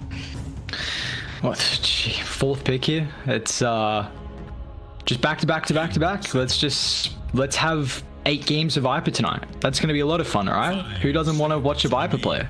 Yeah, I mean, Viper is just a very skilled hero, you know? You press your Q and then you left click them, and then towers don't hit you and creeps don't aggro you, and you can just harass them out of lane. Crazy. And then, I guess maybe that's a little bit better than seeing Sven 8 times in an eye. At least we won't have to. Fnatic, same opener. Are you a fan of this, considering I don't want to say the Mirana Ogre was the issue last game, but they're not really swapping anything up but that first phase Omni ban? 10 seconds. I don't know, like, I feel like they felt that they had a lot of these team fights, if not for the Guardian Angel just providing that 6-second buffer that they needed to, get the next round of spells off, to get another Stormhammer through onto the backlines, Maybe that was the thing that they were considering, because they had a reasonable start to the game. I think this time around, though, for example, KP, he's not going to put himself in a position where he can just get, he's just going to play it that little bit more safe.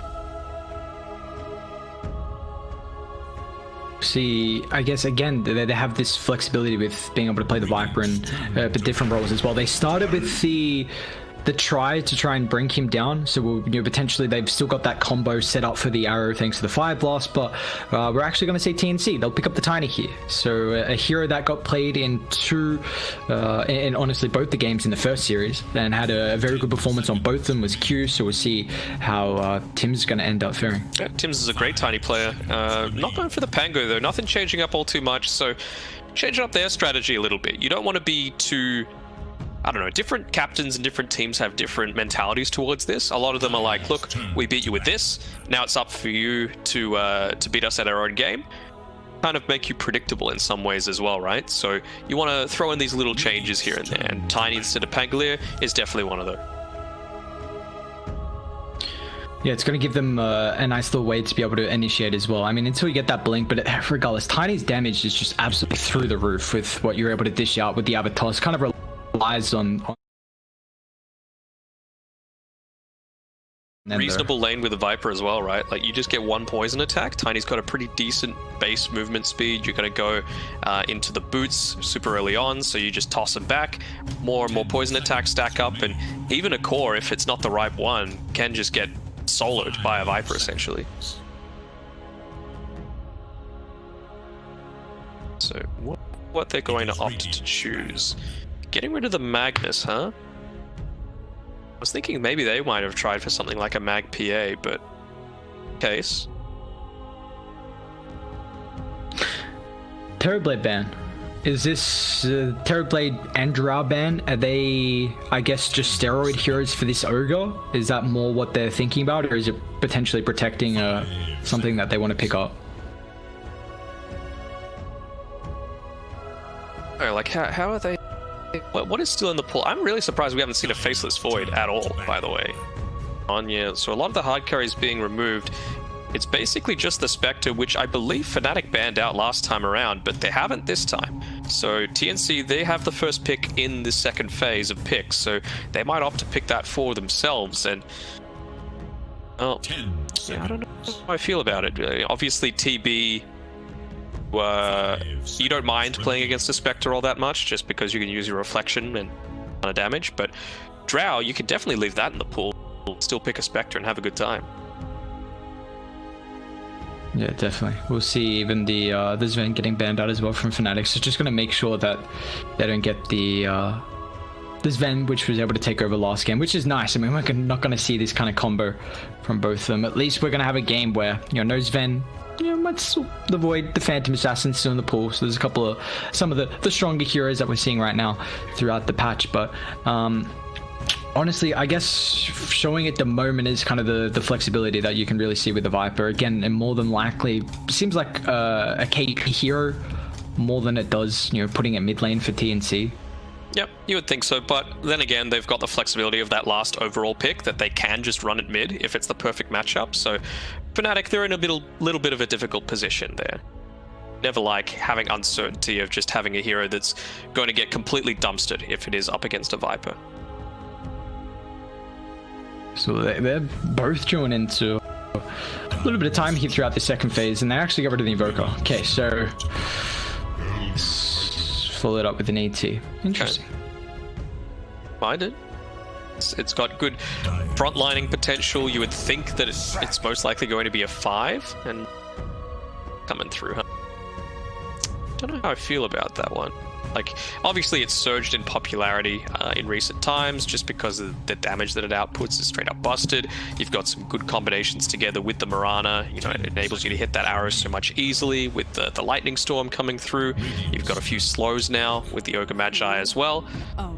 Mind the Queen of Pain though, that's one way of getting out of the burst damage. Even just pushing him back with the Sonic Wave.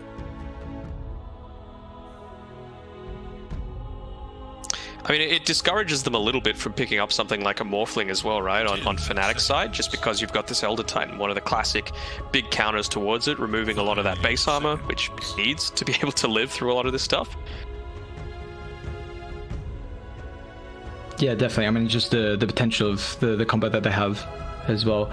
And the Queen of Pain is someone who I'm worried the matchup with the Leshrac though is Lesh is a hero that's going to be able to build a Eul Scepter so can deal with the Queen of Pain at least as the game goes on. You've got this kind of little bit of a animation with that blink, so Lesh can always provide some opportunity to be able to set up. They even go into a life stealer here for Fnatic. Okay, it's a lot of magic damage that TNC have at the moment.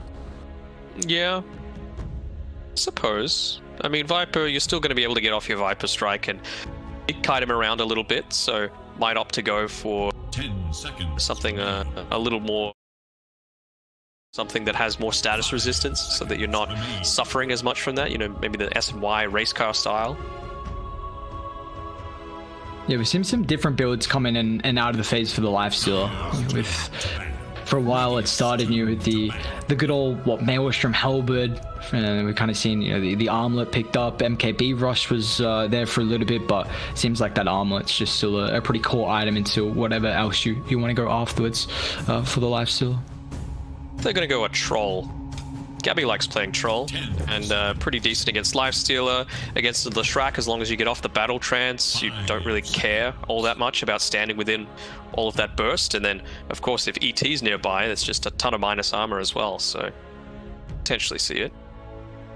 Can they morph as well? Like, it's a really good matchup versus the Lifestealer. This carry matchup where you get the Rage, the Feast, any Lifesteal pretty much gives you a relatively free fight. Maybe it's going to be someone who's a little bit slower, and we didn't really see the impact of the Morphling last game, which is kind of the only issue. Maybe they're not feeling as confident with picking it up. It's possible. I'm just trying to think what's going to give them a winning matchup all through. Yeah. Tiny Viper can be incredibly strong. It's just all up to the positioning coming through. Lifesteal is probably not going to die, but Ogre definitely can. I'm not sure how effective DJ is going to be on that hero. Titan was going to pair really together with them. I seem to think a PA, and sure, it can, but it is one of the other good counters against the Lifestealer. Juggernaut's alright. Use spin to dodge a lot of the Leshrac damage. Don't really care about rage if you've just got a Swift Slash or an Omni Slash. 5 seconds remain. Basher, good for locking down squishier targets like the Mirana and the Lesh. Must choose. See, Fnatic, I mean, what they're looking for, they're 3. I don't believe they're going to try and flex the Leshrac. We pretty much just only see it on the 2 right now, maybe sometimes the 4. So I guess going for initiation hero, maybe someone that can infest bomb the Lifestealer and set up for the Mirana arrow. 10 seconds remain. Spirit's still in the pool, though I'm not sure how strong that is. I mean, that's just going further to the magic damage side of things, so that if they do go that Morphling and want to get that rage back, or if they go Juggernaut, you've got the Blade Fury. It's not amazing. So you can just dodge out of stuff. The Aspersion. What, for the Void Spirit? Dissimulate? Yeah, Dissimulate. Can they just go back for the Centaur? For the Mirana Centaur combo, just disengage with Stampede? I mean, there's only the tiny ET control. I'm trying to think of 3s that can initiate and provide them a... They're gonna Beastmaster, okay. Like, not horrible. I mean, you take a look at TNC, they got decent ways to protect towers with a Viper, Nether Toxin, ET as well as super strong, but it just gives them a way to really be able to group up. Beastmaster Lesh takes objectives incredibly fast. Might be... The only issue is the carry matchups that's going to come through from TNC, but they've already banned out a lot of the carries. I'm trying to think. I'm liking the morph. Alchemist, okay. Something a little different here. And you would assume that that's going to be Gabby's Alchemist as well. Nothing too out of the ordinary so far. Yep, Fabi's going to be paired together with him. My thing is, like, they don't have quite as much of any steroids for him. You know, you've got debuffs in the form. And I suppose KP as well a bit, but Alchemist, he really thrives when he's got, like, you know, an Invoker backing him up, or, you know, his own Ogre Magi, or things of that nature. But how are they going to deal with the boars? That's the big thing that I'm worried about, at least until the Alchemist hits level 6. Because ideally, you wanted to go, well, I was thinking of Morphling, a hero that's able to kill them, because they give, you know, not too much gold, but a lot of experience if you're able to take them down. So, to get but I'm just not seeing how an ET and an Alchemist is going to be able to. Yeah, and that's a worrying thing as well, because the boars are a big factor to Beastmaster's laning stage. Not only, like you said, giving over the experience and the gold, but, you know, it enables him to be able to just CS, deny easier. You've got a lot of kill threat with the slows, and just that constant chip damage. And, you know, Beastmaster Mirana is going to be quite the lane here from Fnatic. And, I mean, what is... It seems like Fnatic kind of have to really match the tempo and try and control the map before the Alchemist gets online. Do you think they're able to do that, though? Oh, of course. Like, if they win a team fight, that's a guaranteed tower gone. Guaranteed. You've got a Beastmaster, Lifestealer, who comes online with, like, an armlet, and then can just go and do stuff. A Leshrac, and then an Ogre Magi just to boost the Lifestealer even further. So, I think they've definitely got the capabilities to, you know, throw back what TNC are trying to do right back in their face, but it's just down to a matter of execution. And I think a lot of it, and a lot of the attention that I'm going to be focusing on, is down towards that bottom side of the map? Top side of the map, where Masteros is laning. 9 wins in a row as Mirana for Jabs, but clearly that did not count game 1 of this series. Yikes. That's better. We'll see if they can bounce back there.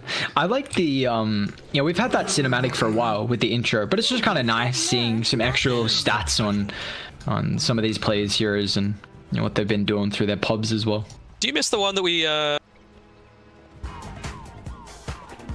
Street Fighter intro.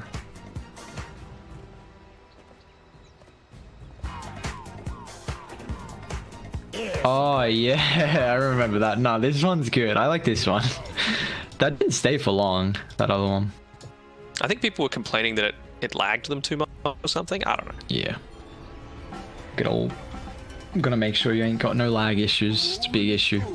Goddamn dietide. Messed around.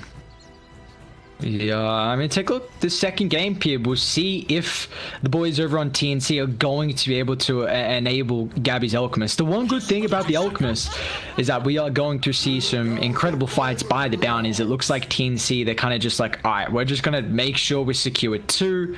Looks like Radiant, they're just going to make sure they secure 2 as well. So they're not going to go too aggro here. I mean, you're totally fine with that as an Alchemist lineup. 2 bounties is a win, right? Because Alchemist is not contesting at all. I'm honestly a little surprised that he's walking forward this far because, you know, if they came in from the side, he would be dead meat. Gabby's just feeling himself at the moment. The good old taunt, just walk away. Such a funny taunt. Is this a new set as well? Is at least one that I have not seen. The face mask in particular for the Alchemist kind of looks pretty cool. I like it. Let's have a look. Dietide Shimmer Goblin Hat?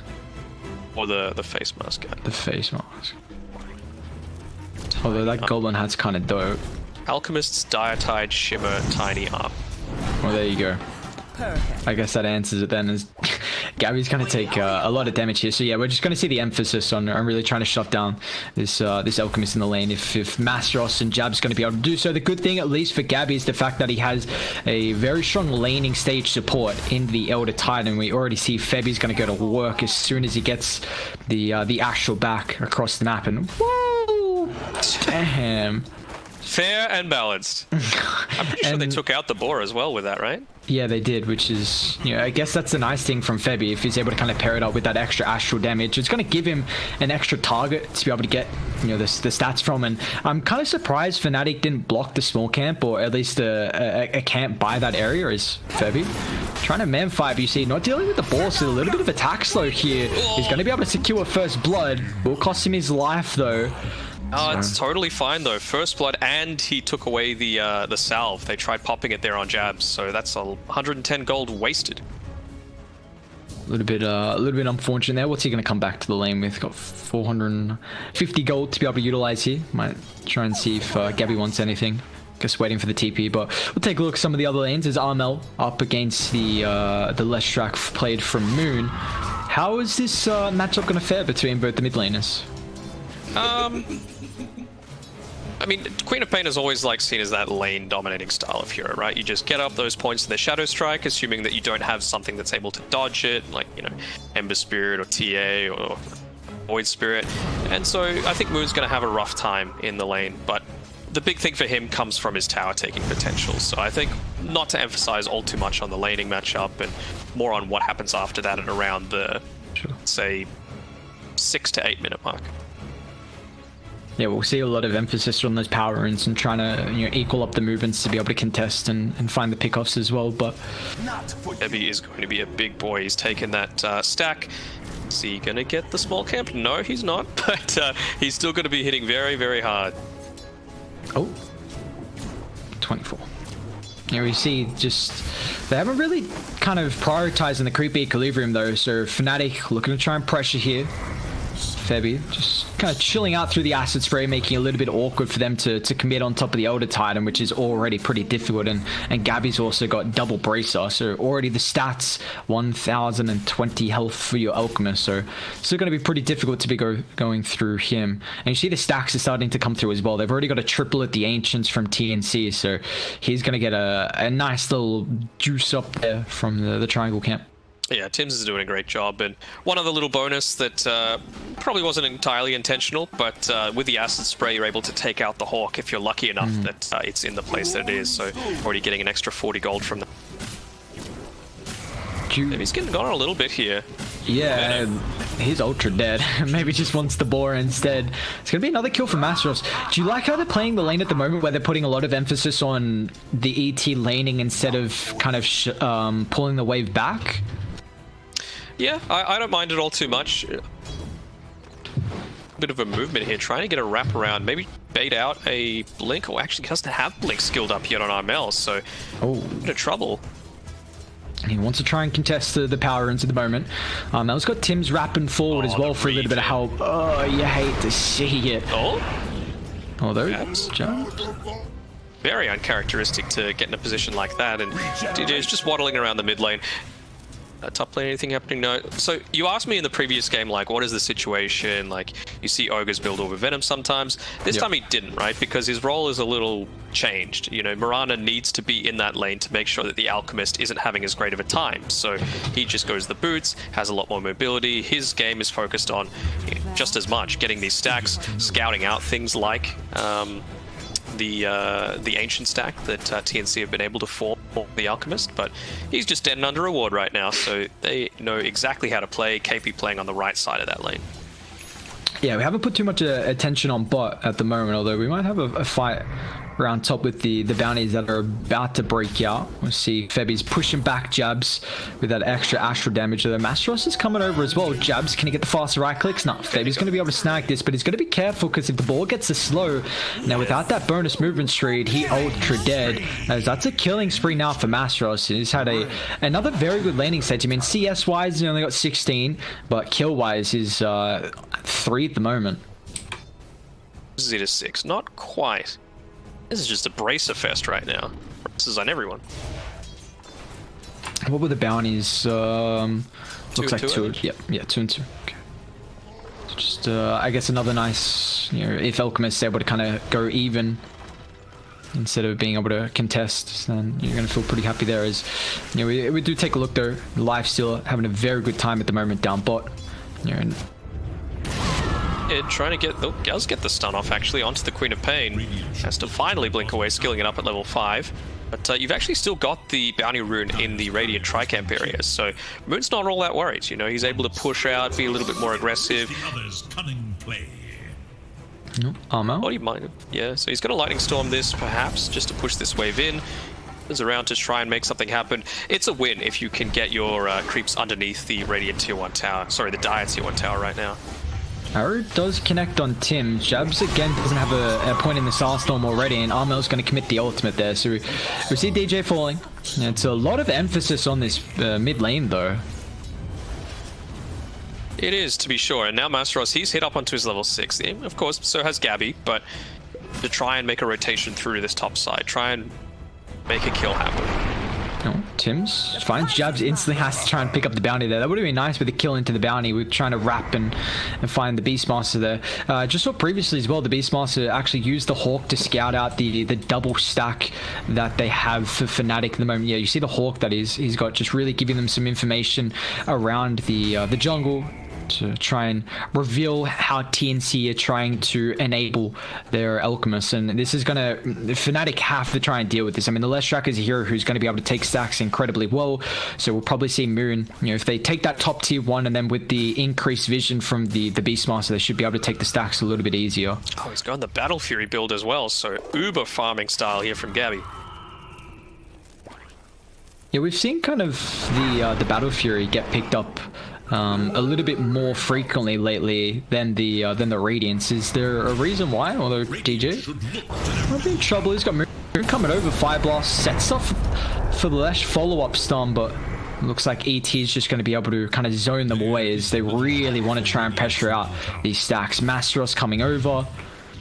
He wants a kill. Let's see what he can find though. He doesn't have mana at the moment for the Raw, so Masteros going pretty deep, but with the slow, Tims just can't run away. They might be able to, you know, kind of block off any retreat capabilities, even with the rotation with KP. Febi will pay the price.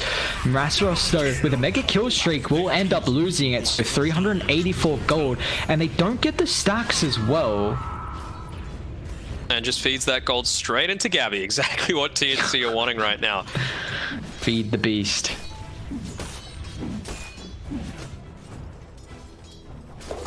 That's a bottle refill coming for the Queen of Pain. Yep, the stacks haven't even been taken yet. It is 8.5 minutes, and this Alchemist is getting out of control. We're probably going to see about a 10-minute or so Battle Fury, I would say. Oh. And Gabby's got to be loving life at the moment. Just he got a jelly, a broom handle. You know, takes the full stack for free, making sure he leaves that stack as well after the 7 minutes, just increasing the probability with The neutral items being available. Stacks up his own camp. This is Spray going to get the double. This is a masterclass. Pay attention, POS 1 players. This is how you do it. It's nice to have, you know, the support stack and camps for you as well. No doubt. I mean, Fevi's just, that's a fat stack they got at the triangle. I think that's 4 now on the Ancients and double of the hard. But we do see Fnatic, they group up, take the first T1 of the game at the moment here. It's going to be able to at least increase the movements they can make through that top side of the map, but they still really need to continue pressuring because, I mean, have they done it a little bit too late and not putting enough pressure on the stacks? Because, I mean, yeah, like you said, Gabby's probably going to have about a 10-minute Battle Fury timing. Yeah, he is 200 gold away at 9 minutes 40 seconds. So he is having a great time. Make this invasion. That's the big thing. Merceros, I think he doesn't need to be in the jungle right now. He can just continue pressuring up towards this top side, although kind of a blessing in disguise. If they just move away from this mid lane, now they have no glyph to defend the top tier 2. So I think that should be priority number 1 right now for Fnatic. Yeah, it's also going to just force some rotations top, which then can potentially help out with an aggressive movement inside the triangle camp, knowing that someone had to kind of TP to defend it, and just the information that you're able to get from it. And I mean, still, what has Raven got at the moment? So, I actually lost the choreo, but working on that armlet, but there we go. Battle Fury picked up. And he's taking over the stacks at the moment from Gabby. It is getting scouted out. Well, they don't actually see the Alchemist under vision from Radiant. They see they'll catch out the Acid Spray, but I mean, Gabby's already got this and already 1,500 gold afterwards as well. Yep. Nice hero. See, that's the thing. Like, I don't mind an Alchemist because it rewards good play, yep. You know? A Sven is just like press button. Yeah, so it's a little bit different. Yeah, at least you kind of have to play around with the team, like prioritizing a lot of stacks and protecting him early on with the lane, and you're seeing as a lot more cohesion that you can see as a team really trying to bring the Alchemist online, and you know, Fnatic really trying to contest the Alchemist and, you know, put pressure on top of the map as they're looking to try and get grouped up around this mid tier 1. Ravens pushing it in. They've got the catapult wave as well, but KP, he's finally going to move out of the bottom side as well. Unfortunately, don't really have enough strength at the moment really to be able to protect that. You talk about value items for the Alk as well. You've got the bounty, the trusty shovel, so chances of getting more bounty runes for this Alk, so it's just going to snowball him even further. And I'm pretty sure KP is close to his Atos as well, so they're going to actually start to become aggressive. You would think Alchemist is going to have that Heaven's Halberd finished up sooner rather than later, around that same kind of timing. Yeah, I mean, now the lifesteal is, I mean, it has been farming very nicely considering. You take a look at the net worth, he's, you know, second on top of everyone else at the moment. But it's just game of the Alchemist. Gabby's about to have the Halberd completed. Radiant, they have taken 2 tier 2 towers. Is this kind of what you were hoping them to reach the mark at 12 minutes in to have these objectives? Probably more than that, to be honest. And I don't think that they've grouped up quite enough to make it to do so, right? Like, this is a low kill game, you know, and that's still like nearly a kill a minute for this sort of thing. And you would think that if you're on Fnatic, try and, you know, up the tempo a little bit. I think they could have potentially done slightly more to try and stem the bleeding of when this Alchemist is going to start to join these team fights. Looks like Fnatic thinking about making a play though. They're going to smoke up. It's actually, yeah, they smoke and Moonlight as well, so they're going to try and infiltrate this triangle camp where they've got the Hawk Vision. A nice little wrap around from them. You see Dire are getting set up at the moment. The scan also connects, so they know someone's underneath the tower. Jeb's going to be the one to show. Let's see how they can get the angle though. He pops the ward. Nice vision to be able to set up for the Queen of Pain chain lockdown, but it looks like no one's going to follow up here, so Armel, he can just run himself away, even with the blink on cooldown. Beast's going to end up falling off to the eastern side of the fight there, and Gabby now finds the connection and stun on top of DJ. They need to follow up, and it looks like Armel is going to be able to provide that. The damage thanks to the screen, but they're not done. That Jabs is a bit stuck down here. Moon's in the tree line as well. Gabby's just going to go forward. The ultimate is about to wear off, and they've got the Infest Bomb as well now, but the armor's off the mark. Nicely done. Fnatic, they punish this aggressive dive, and Master up with the buyback as well. Is going to find the raw control, locking in KP. A lot of buybacks forced out here. What more can they get? Armel's actually going to blink on top of the wave. He will attempt the TP. Do they have the Fire Blast up or the damage? Neither will be the case as Armel snags a kill. TP's back to the base. They lose the Alchemist though, but it does cost them buybacks on the Ogre and the Beastmaster. I'm pretty sure they didn't even need to use the buybacks. I don't think the Ogre or the Beastmaster had any damage in killing that Alchemist. So you have to be happy with that. You know, you're able to slow down the Alchemist timings a little bit. Even with a Halberd, you can't stop all of that burst damage that's able to come through if you're stunned all through it. Yeah, unfortunately, just that ulti wearing off a bit too much and the die potential there. But I mean, we see at the moment how until Tim's gets this blink, their initiation potential is at least kind of just relying on mainly just running down heroes and brute forcing with the high amount of kind of, you know, sustain that they're able to have, just the difficulty to be able to kill them. So if once his chemical rage wears off and not really having a follow-up on that tiny blink, I mean, although he's getting very close to it though. Tim's already level 8, so he's got the combo maxed out. Looks like they're going to give him the dead lane as well to try and work towards that blink. Slowly farms it up. He's going to be very happy with that. He's even holding the Keen Optic ahead of the Queen of Pain, just so that he always has mana to be able to progress towards this. And wouldn't surprise me if they just swapped it over to the Quap afterwards. But right now, getting him Blink Dagger is a big priority.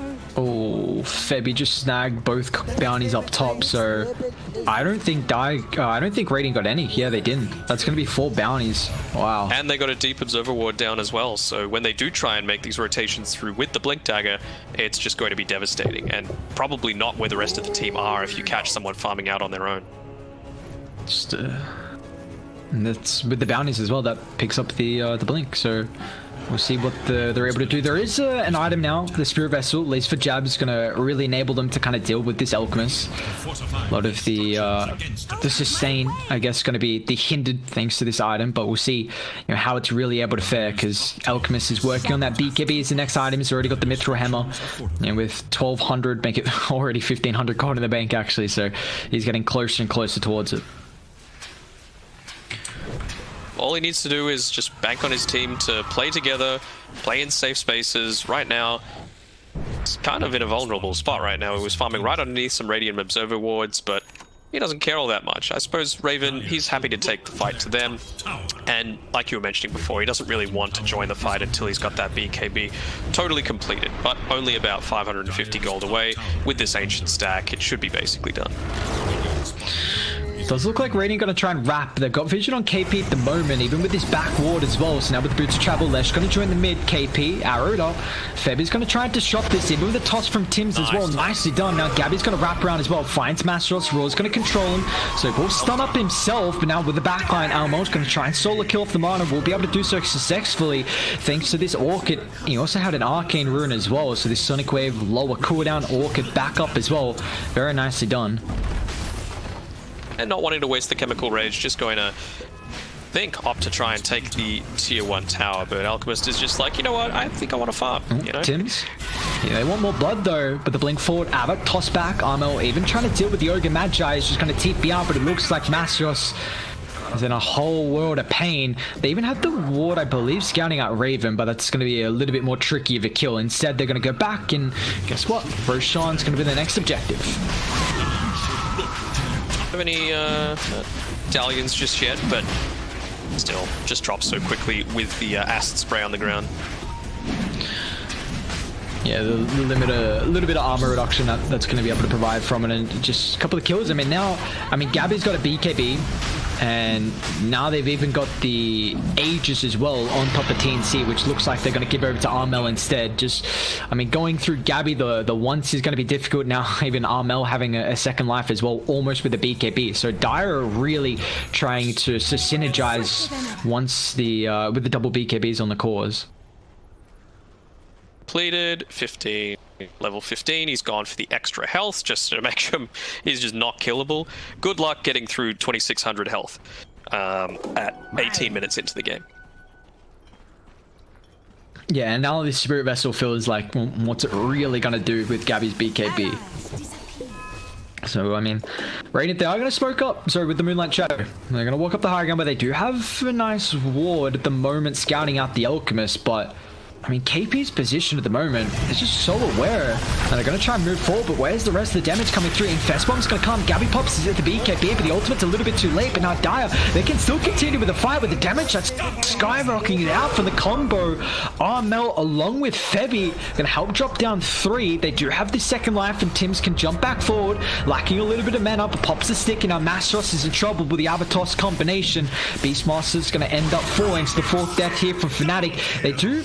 I mean, they get the Alchemist, you get the Ages, you also kind of force out a 10-second BKB, which kind of feel pretty nice there, but the consequence, they come out ahead in gold from Radiant. Yeah, I think just because of all of the, how far ahead Gabby was, you know, that 406 that Moon was able to grab from it, really effective. I'm surprised he wasn't doing the Pulse Nova toggling. If you actually press it at a certain time, you do a good amount more damage. It just uses up a whole lot more mana, but it felt like with him standing in the middle of that fight, it was always going to be a pretty high risk that he was going to go down. Well, Moon will be able to get a kill on top of Tim's down bot, utilizing the Beastmaster summons, but Armo wants a little bit more revenge here. Blinks in, Orchid Sonic Wave, monster kill streak, and Tim is like, alright, well played, thank you sir, a little bit of revenge, I'll trade that any day of the week.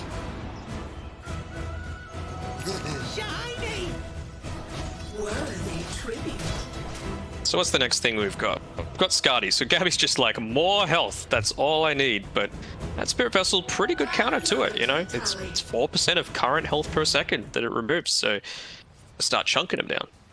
Radiant's bottom tower. Yeah, he's definitely got to keep that one in mind with how that's going to end up faring. How many charges do they have? They got 4 at the moment from Ra, so yeah, definitely a bunch to be able to utilize. But I mean, TNC, it's a 11,000 net worth lead. Of course, a lot of his of the Alchemist, who's just a, you know, this brutal kind of farm that you provide with the net worth. But they've still been playing incredibly well as top lane. Moon getting chased down at the moment. Radiant, they're on the high ground, and with this vision, they're going to try and look to turn and deal with Tim's first off. Raven straight on top of him, pops the rage, so doesn't have to worry about the Elder Titan control.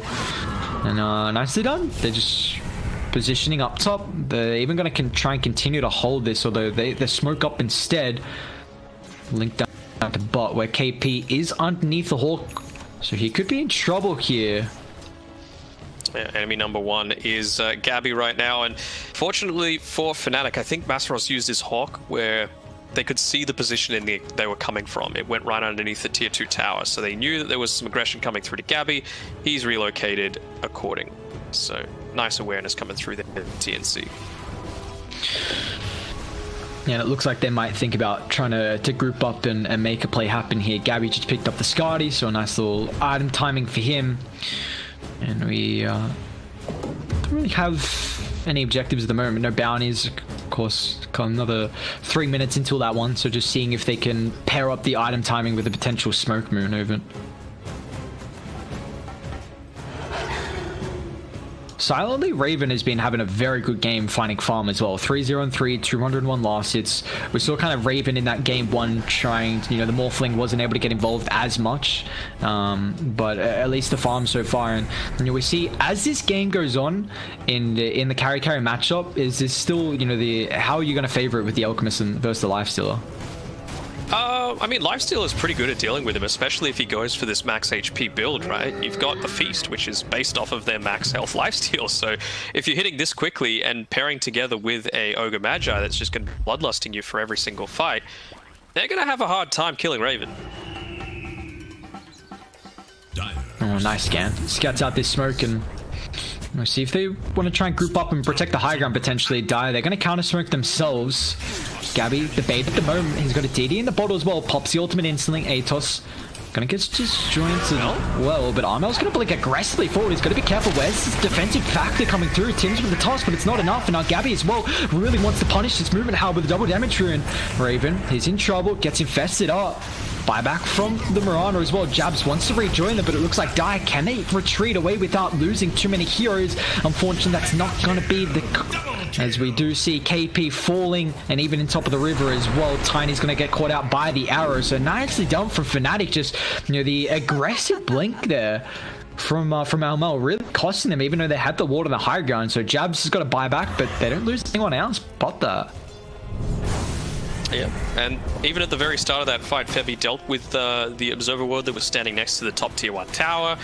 Not enough. He got off a really nice stomp too. I think it was a 4-man, and the Earth Splitter was coming through as well. Only ended up connecting onto 1, but still, I think all of that comes down to just getting a little bit too aggressive there on Armel, and that was his first death as well. So a lot of gold being fed over through to Raven. That was another 640 gold. That's exactly who you don't want getting all of this farm.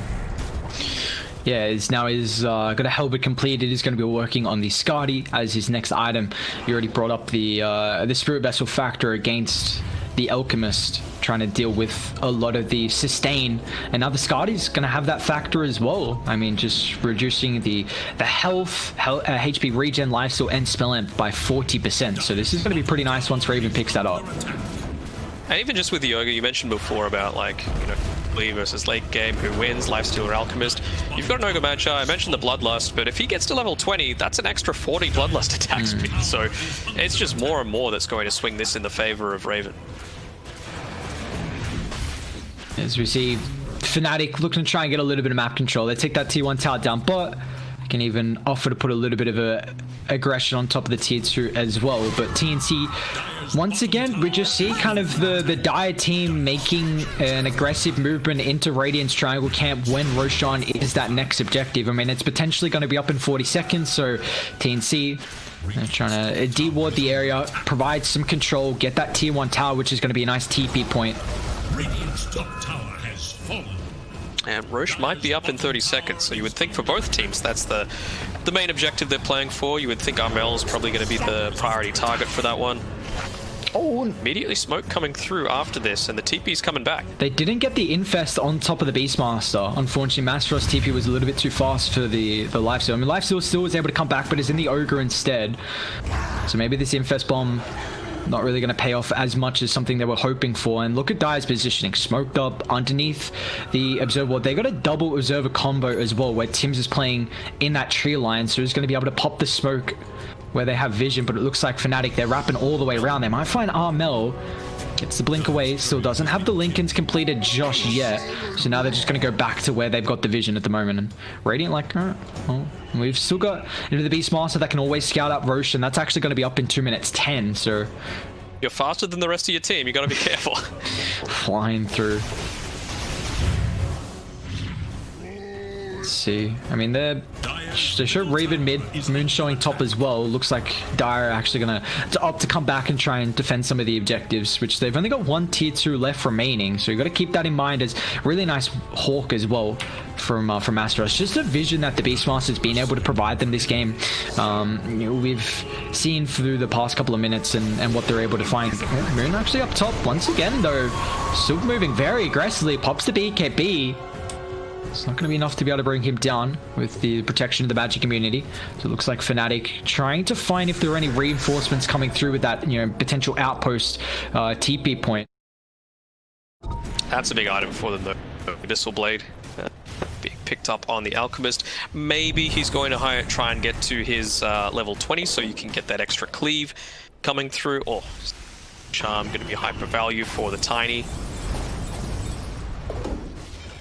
And you asked me before, like, why are people going the Battle Fury more than previous? Yeah, and I think it's just due to the fact of how they changed the split of damage. It's actually more effective in teamfights now, and this is much more of a teamfight style meta. And it also has a bit more of an effective build-up than Radiance. Radiance is like an all or nothing, and if it comes off, great, but if it doesn't, then you're kind of stuck with nothing, and there's no comeback mechanisms for it.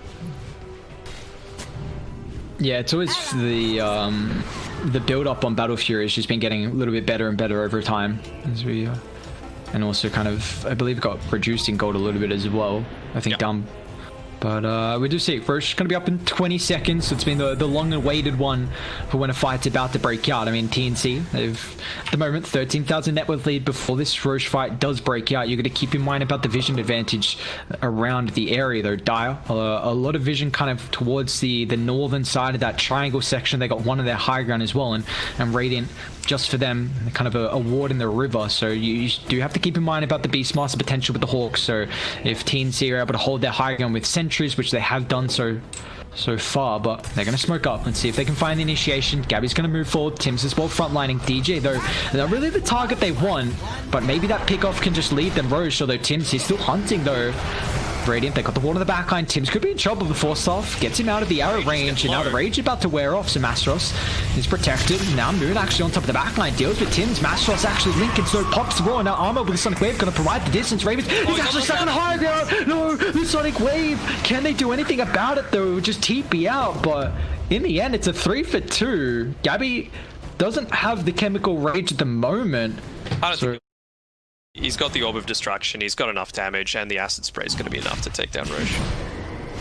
Man, a bit of a wonky fight though. We just see the jump forward, they blew up the Ogre, but Radiant could double back, and it was kind of a Lesh was able to deal with the support on Tim's, and Fnatic though, they're coming over.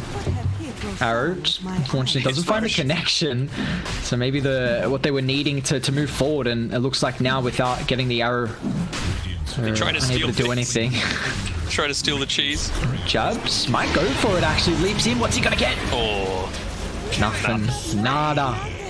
Still pay the price. Bumkiss? Bupkiss. What's that one? Means nothing. Nothing? Does it? Bumkiss? What's the origin of Bumkiss? Why haven't I heard this? I don't know. Because you're a Zoomer. Zoomer, that's true. Just a little youngin'. Alright, what do we got? 19,000 net worth lead. They got the Aegis now, which is on the Queen of Pain, holding the cheese as well. And also with the Quickening Charm, it looks like Tim's actually wanted the Nether Shell instead. Yeah, it's understandable. Hey, Quap's holding on to the Paladin's Sword, which, I mean, it's obviously not using it in the backpack. I would think that maybe it's worth giving it over to the Alchemist for this. Like, yeah, you got the Spirit Vessel, but even just the passive healing is buffed up from it, so I'm not one to question Gabby. I guess we'll see how they're going to be able to try and hold this one now. He's even got the AC completed as well for the Alchemist, so that's going to be coming out pretty shortly. They give him the cheese in the backpack, and we're just going to see them kind of work. I mean, damage, with all the attack slows, but now once they've worn off, Gabby just shreds through that tier 3 tower. They do infest up Master so is trying to find the opening, but I mean, they've already been able to double back, and they can now hold their higher ground if they really want to from TNC. Although they do have bot and mid all shoved in, and no one's cut this mid wave just yet. Yeah, I don't think they need it back just yet. They're happy to take away the Ancients for now, so Fnatic don't really have anywhere to run. They can just go to the other lands if they want to and fix them up. Yep, and that's exactly what Gabby does. Fnatic, they're hunting though. Does Masteras want to jump straight on top of KP? Raw sets up for the arrow. So get 1 kill, down for 70. They're hunting for more. Unfortunately, they will not be able to find anything else. And top shoved in. It's going to have to force them to go back and deal with that, where it looks like Tim's is actually already kind of setting up to constantly keep this lane shoved out. Although they will cut the wave on Jab, so they get a kill. It's going to give them some time to be able to deal with the creepy Equilibrium. I was about to say, how often do you see a Battle Fury backpacked at 32 minutes? But he actually just went and sold it, because, who needs a Battle Fury? He's so farmed. It's actually, I mean, it's just Alchemist things, but you always see like him 6-slotted at this stage, and you always got to keep in mind how fat he is. I'm still impressed on Lifestealer though. Like, he's got 303 last hits, doing a relatively good job considering you don't have this steroid like the Elk. And they've got some good chain stuns. We've seen a couple of times now that Beastmaster is able to get the Blink Roar onto someone. The Alchemist isn't holding on to the Aegis, so if they're able to focus in onto him and take him out, especially now, he doesn't have buyback, so that could be the big difference maker that they need. He's got an incredible amount of raw HP, but it's not like they have this Omni Knight like last game to be able to dispel off that arrow. Now Master off, blink away. Tim still has the follow-up thanks to the Force Staff, and now we're continuing to chase for more. They get the stun, Jabs. He's got a lot of health with the Infest, but they don't even care about the Mirana. They want a better target, which is Masteros. Gems on the deck as well. So they're going to be able to TP out everyone else, but unfortunately they do end up losing the gem. Would have been nice, but just didn't have the rest of the team with him. Try and make anything happen. What are they going for next? So Ashiva's Guard, so more stuff that's going to impact on the healing of this Alchemist, although I don't think you're winning any super long team fights. I think it's all about the pick-off potential. Gabby's just this full brute at the moment. He's getting closer and closer towards that level 25 as well. And we see even the Queen of Pain's actually a little bit higher at the moment. Hit that 24 already. Shiva's completed. They got the Aegis for another 55 seconds here, so let's see what TNC are going to be able to utilize with it. I mean, they get all the outer towers at the moment and continuing just to try and control the map, find the net worth lead. Smokes though on Fnatic, which is a little unfortunate. They're not going to be able to try and make a play happen. Although you can say that it's a little bit of a blessing in disguise. All of TNC just waiting on this high ground to demolish anyone that came forward. Raven just picks up this Abyssal Blade as well, so they're going to try and Moonlight with this here. They can jump, but I mean, just the high ground positioning with the ward, it's going to be so difficult. Raven's going to try and frontline. They got the vision actually. Masteros with the initiation. Can they protect out the Alchemist? They're going to try and move forward, but he gets the ultimate now. They're going to try and look to turn to massive Sonic Wave. But where's the forward move with the protection of the BKB? It's just going to try and disengage, but they've already lost 2. And Fnatic, they might be in trouble of losing more as well. Moon gets inside, infested up as the lifestealer as well, but 2 of the heroes, they don't have buyback. So, I mean, that base, it's going to be in trouble as Armo. He just blinks forward, but the Aegis just ticks out. Lincoln's going to get popped now with the Echo Stomp. Nicely done. Locks in 2. Do they even care about their heroes though? They just want some space to deal with the objectives. Gonna have to try and mount some form of defense here as a full set of racks now claim mid, and they're gonna end up heading to top as well. I mean, the Beastmaster down for an extra, you know, with the 15 seconds at the moment, they really don't have an easy way to initiate. So TNC, they come and just claim 2 full sets of racks, and you know, we brought up the potential if they were able to burst down the Alchemist. Unfortunately, that initiation just wasn't top notch from Fnatic to enable that. Yeah, I mean, they got a decent pick off through use of the Hawk there onto the high ground, but yeah, at the end of the day, you just... No. If it's not a core... Forward, they find the Moronic here and just shoving out the damage. Jabs will fall, and they just kind of double back. Elk's now picked up an Aghanim as well, so we'll see who he wants to give that one over to, but they're not done. They're going to walk back inside the base. Radiant, they don't have, I mean, they only got a buyback on the Ogre Magi at the moment, so how are they really going to be able to hold out this high ground? They're going to wait till Chemical Rage and then blink forward potentially with the Beastmaster, but they don't have the follow-up stun lock with the arrow, which they were really requiring. KP's got the Ags now, so perfect thing to try and deal with the lifestealer. Just kite him out for the duration. Masteros, there we go. Blink forward, they get the roll. Abyssal Blade as well, but Force Up's going to provide the distance. Elk, got to be careful. Toss further away, but now with the Echo Stomp burst with a combination. TNC, they double back, baiting out Gabby. It just costs them everything as they'll call it quits. TNC take it 2-0, and this is a big series to take down as well. The good old El Clasico in the Southeast Asia region, just 2-0ing Fnatic, which is a big series victory to start them off in the group stages. Yeah, I mean, TNC looked super impressive. I think they were, again, kind of similar to the previous series that we saw with the Magnus being picked up. It was just not enough pressure being put onto a lineup that is